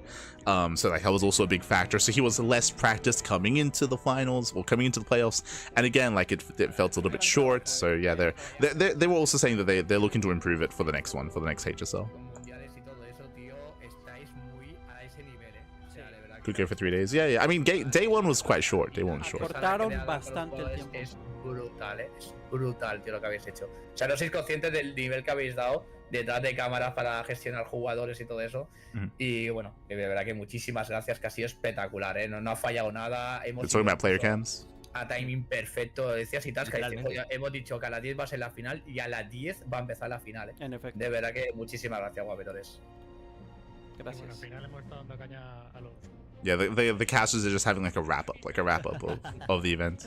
Ay. Buah, es que ha salido todo encima del libro, How everything ran smoothly here for the playoffs, which I agree 100%. It was really smooth, really professional, very little downtime. De final, que sé que vosotros lo habéis dicho mucho, pero yo me he quedado. Como Novak lo va diciendo toda la noche, yo me he quedado con el culo torcido entero. Novak ha dicho cosas peores, así que yo puedo decir eso. No, perdona, yo no he dicho. Éxtasis, ¿eh? No, Yo no he dicho nada hoy, no he dicho nada, por favor. No ha dicho nada. Claro. Jesus. No, pero final, o sea, Sí, que verdad, Protosito, que antes que te lo cuenten he hecho un comentario, ¿vale? Que digo, ahora mismo, con el 2-2 de VortiX he dicho, Protosito tiene que estar con la minga en la mano ahora mismo. No. Yo he dicho, además, se lo he dicho a Bond, le he dicho, menos mal que no tengo la cámara puesta hoy. Digo, porque yo traería loca a la gente. Yo estaba de pie saltando todo el rato, tío. ¿En serio? O sea, Wow. yo no suelo gritar. Yo contigo, Nova, que he casteado muchas más veces que con Bond. Sabes que yo suelo ser muy callado, te dejo hablar. Eres analista. Yo analizo. Tú eres analista. I'm lamenting now that I was low energy for the semis. They're talking about how hyped they were and how excited they were. Why I broke out laughing. There was one moment where we did have some downtime during the tournament where Protosito, who was another caster, where he went to the bathroom and it was going for a long time and everyone was just making fun of him. Everyone's just making fun of what was happening in the bathroom and what he was doing. So they were bromeando about that. But they're also talking about, again, how excited they were at the event itself. Again, I'm lamenting a little bit just because, again, I was very low energy for the semifinals. I was, again, passing out, basically. It is 7 a.m. in the morning here, so, but that's no excuse, right? Like, I should have been a little bit more well rested, and the problem is that we casted Sparkling Tunic Up just before this. So I went Sparkling Tunic Up, I got 20 minutes sleep, and then bam into this, and I was just very, very tired. Like, right now I'm fine, but it took a little bit too long to get to this point where I'm like I'm happy with my finals cast, but my semifinals I was definitely out of it. pero es que tanto nivel vosotros, como nivel jugadores, como nivel partidas y todo, o sea, es que no puedo pedir más, sinceramente. O sea, pido más y no me lo pueden dar porque es imposible. O sea, yo estoy alucinado con todo. O sea, ha sido gracias a todos, también a los jugadores por estar ahí, por aguantarnos, por todo. Claro, sí. Also, it sounds like they're not having an interview with SpeCial. They're wrapping up. So no interview with SpeCial, only with VortiX, which is understandable. As I mentioned, like the majority of the casters are from Spain. Like a lot of them are big fans of VortiX, and I am as well. Like I love that they got VortiX on. It's a little bit weird that they didn't get Juanito on. You know, it would have been nice to have heard from him a little bit. About his thoughts, about whether or not he's going to be coming back full time to StarCraft again, or if he's going to go on a break again, like what the plan is there. Especial con que ha sido al final 400 viewers, ha sido que teníamos entre todos aquí. Os he mandado el pantallazo de lo que a mí me ha salido como pico. Me parece que ha sido 408 en el reunido. Ha sido. Ah, maravilloso. Yo te digo en YouTube, chicos, un pico de 301 espectadores. Qué locura. Buah, pues suma. Suma ya. Solo en YouTube. They're talking about peak viewership. 300 personas viendo esto. Sí. Nos vamos más o menos. Pero es que también era lo que era. Pero bueno, repito, Mira, por lo veo YouTube bajo. Yo tenía 80 o 90, que nunca lo vuelvo a tengo también. decir lo de antes, que un poco, o sea, no es por nada, pero ¿qué más da? O sea, al final Sí, esto sí. hacemos Sí, porque sí, sí. nos está gustando mucho el StarCraft, el contenido, los jugadores y, en fin, los espectadores. Está genial que venga mucha gente, pero que tampoco hay que agobiarse por los espectadores. A ver quién tiene, ¿sabes? Eso es, no sé. Claro, claro, pues eso lo he dicho, lo hemos hablado tú y yo. O sea, es que yo llega a estar mi padre y 2 amigos viéndome nada más, y yo estaba haciendo el mismo torneo igual y con la misma ilusión. Por Exacto. ver a los jugadores, por ver a los mejores, porque me apetece y porque me flipa este juego, tío. O sea, que como se hace así, salen bien las cosas. Si lo hiciéramos por pasta, por ver si sale un patrocinador, por ver si no sé qué, por si tal, es cuando empiezan a salir mal las cosas, tío. Como se hace con ganas y porque nos Claro. gusta, ya está. Aparte, esto es infinito si lo hacemos así, Sí, ¿vale? sí, sí. O sea, sí, Bueno, chicos, me tengo que ir, ¿vale? So they're talking about the crowdfunding effort that they had. Once again, like this tournament was crowdfunded by the community. They're talking about like the work that they put behind it, how passionate, how excited they were as well. They did just insinuate that they look forward to doing this again and maybe doing this like on a seasonal basis. It feels like the interest and the viewership is there, at least from the Spanish side of things, and even from the English side as well. I mean, for us, we're a little bit more disconnected, but they're looking forward to doing more of this, more regularly, and improving on it and iterating on it as well. So yeah, good things ahead of us when it comes to the Latin or the Hispanic community. Mentalmente te estás diciendo, esta es la última partida de este torneo. Ujú. Y ese desarrollo, claro, nosotros es que, por ejemplo, aquí y yo, cuando estábamos en la Dreamhack, en los regionales, era un mes de casteo. Claro. Cuando llegabas a la final, los regionales, era como, Dios, luego era un vacío y decir, no hay nada. Sí. ¿Sabes? Es decir, ya termina hasta que empieza Totalmente. el siguiente torneo, ¿no? Entonces, claro, ahora es ese momento de bypass entre esta edición y la que se va a decir en la siguiente, porque al final recordamos que esto es un circuito profesional, que esto va a seguir, que esto ha sido simplemente la primera, Sí. pero que va a seguir para adelante. Lo que pasa es que es verdad que la primera quizás nos ha sorprendido incluso a nosotros mismos, ¿no? Por todo lo que se generó el primer día, lo de las donaciones y todo eso, y luego cómo ha transcurrido. Ya Pero es sobre también la en marcha, bro. la fase de grupos y todo eso, sí, al final, pero ha sido muy bien. Ujú. Ha ido de muy hecho, bien. Ha sido mejor. They're comparing ¿cuándo creéis que sería el- their experience casting and running this event to casting the regionals during EPT and during DreamHack for Latin America. They're just comparing like the amount of like consecutive days that they would do and the amount of matches that they would get.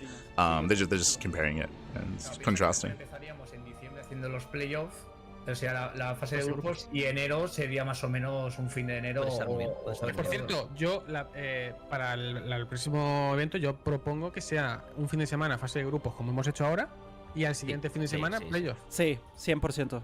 100%. Y volver a hacerlo como hemos co-casteado. Lo que pasa es que si queréis, para la próxima vez, en vez de estar siempre Protosito y yo de un lado y tal, podemos ir Vamos rotando. intercambiando. claro. Sí. Así lo hacíamos en Copa América y Mm. funcionaba bien. Así es que Y así también. estoy de pues, acuerdo, yo qué bro. Sí, totalmente. Me parece perfectísimo. They want to condense it into like into a month where they live cast like groups on one weekend and then bam into playoffs for the next weekend. They want to, because the group stage was by replays this season. They want to do it live instead, and they're like they're discussing like how best to do that basically. Algún tipo de stream para que la gente si quiere apoyar que apoyen. Claro. Y en fin, ya sabéis. Todos juntos. Sí. Muy bien. And they're in agreement. And then he was saying that like that's how they did it for Copa America as well. Sí, porque es la época de vacaciones y a lo mejor la gente tiene como más chance de verlo. Y así. Quién sabe, a lo mejor en diciembre ya está el StarCraft 3. Ah, sí. Megacopium. StarCraft 3. Muy bien. Hablando de eso, no sé si lo sabéis, pero Blizzard y Yo lo sé todo. la A ver. esta. I think they're done. Now they're just talking about other stuff. But yeah, with that, hope you all had a great time. Thank you all for tuning in. Do appreciate it. Don't think they're interested in a show match. They're wrapping up. Sorry, I'm just catching up. Sorry, I was engrossed in their conversation. Just catching up in the chat. Makes it easier. No, they were discussing about just condensing it a little bit. It's live casting, which is always more exciting as well. Organizing players. Yeah, they were just discussing that. It's all good.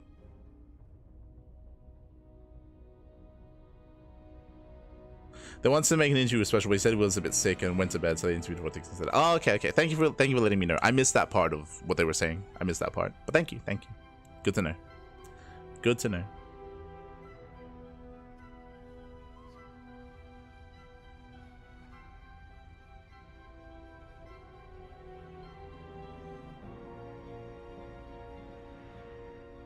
Language barriers and slang are so real. It happens. I mean, it happens in between countries as well, for sure. 1 week in groups sounds like a lot. It does. But they want to do it because right now they have a lot of casters, and I think they want to do like multiple groups at once or something. It's maybe they want to make the groups a little bit leaner. I'm not too certain when it comes to the details. Not too certain. Un gran honor y gusto haber trabajado con todos ustedes como en el pasado. Lo mismo, Diego. Sí. Y ahora con Vero y con Pilo, que hicieron una logística perfecta, pues me voy con un buen sabor de boca, como siempre. Muchas gracias a todos. Los números que alcanzamos, lo que sea, eso nos impulsa a seguir trabajando todos en equipo. Gracias, chicos, de verdad. Un honor haber estado con ustedes una vez más. And he's being very wholesome. He's letting them know.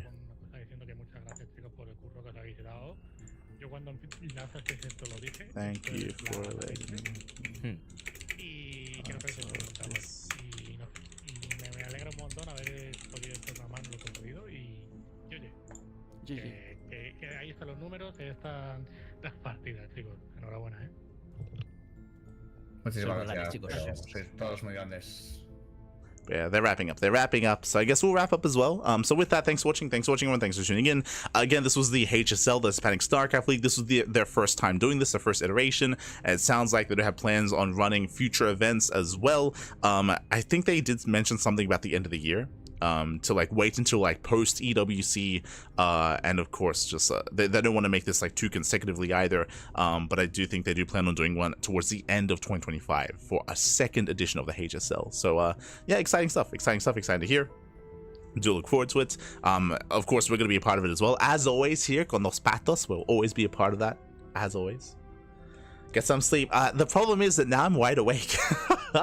But I think it's okay to stay awake a little bit longer. Our next broadcast is going to be the VortiTV Monday. VortiTV Monday is going to be at, I believe later on tonight, it's going to be at 8 p.m. KST, 9 p.m. AEST. That is going to be in 14 hours. So we're going to be live in 14 hours time.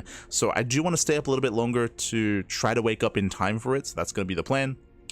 So again, 14 hours from now is the VortiTV Monday. That's going to be our next cast. Tomorrow we're going to be live with the Biggest Star Monday.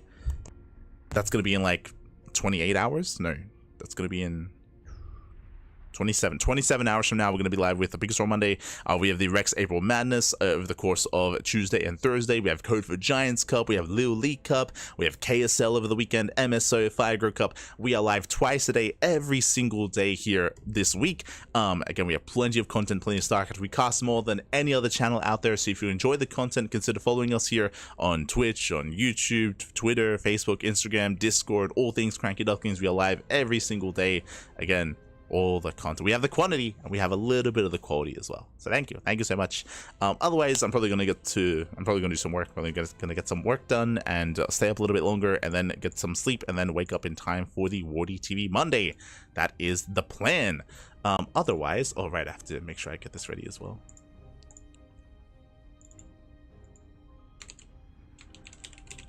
Otherwise, thanks for watching and enjoy the outro video. It's so good, papi. It's so good. Until next time. Hasta luego, papi. Hasta luego. See you next time.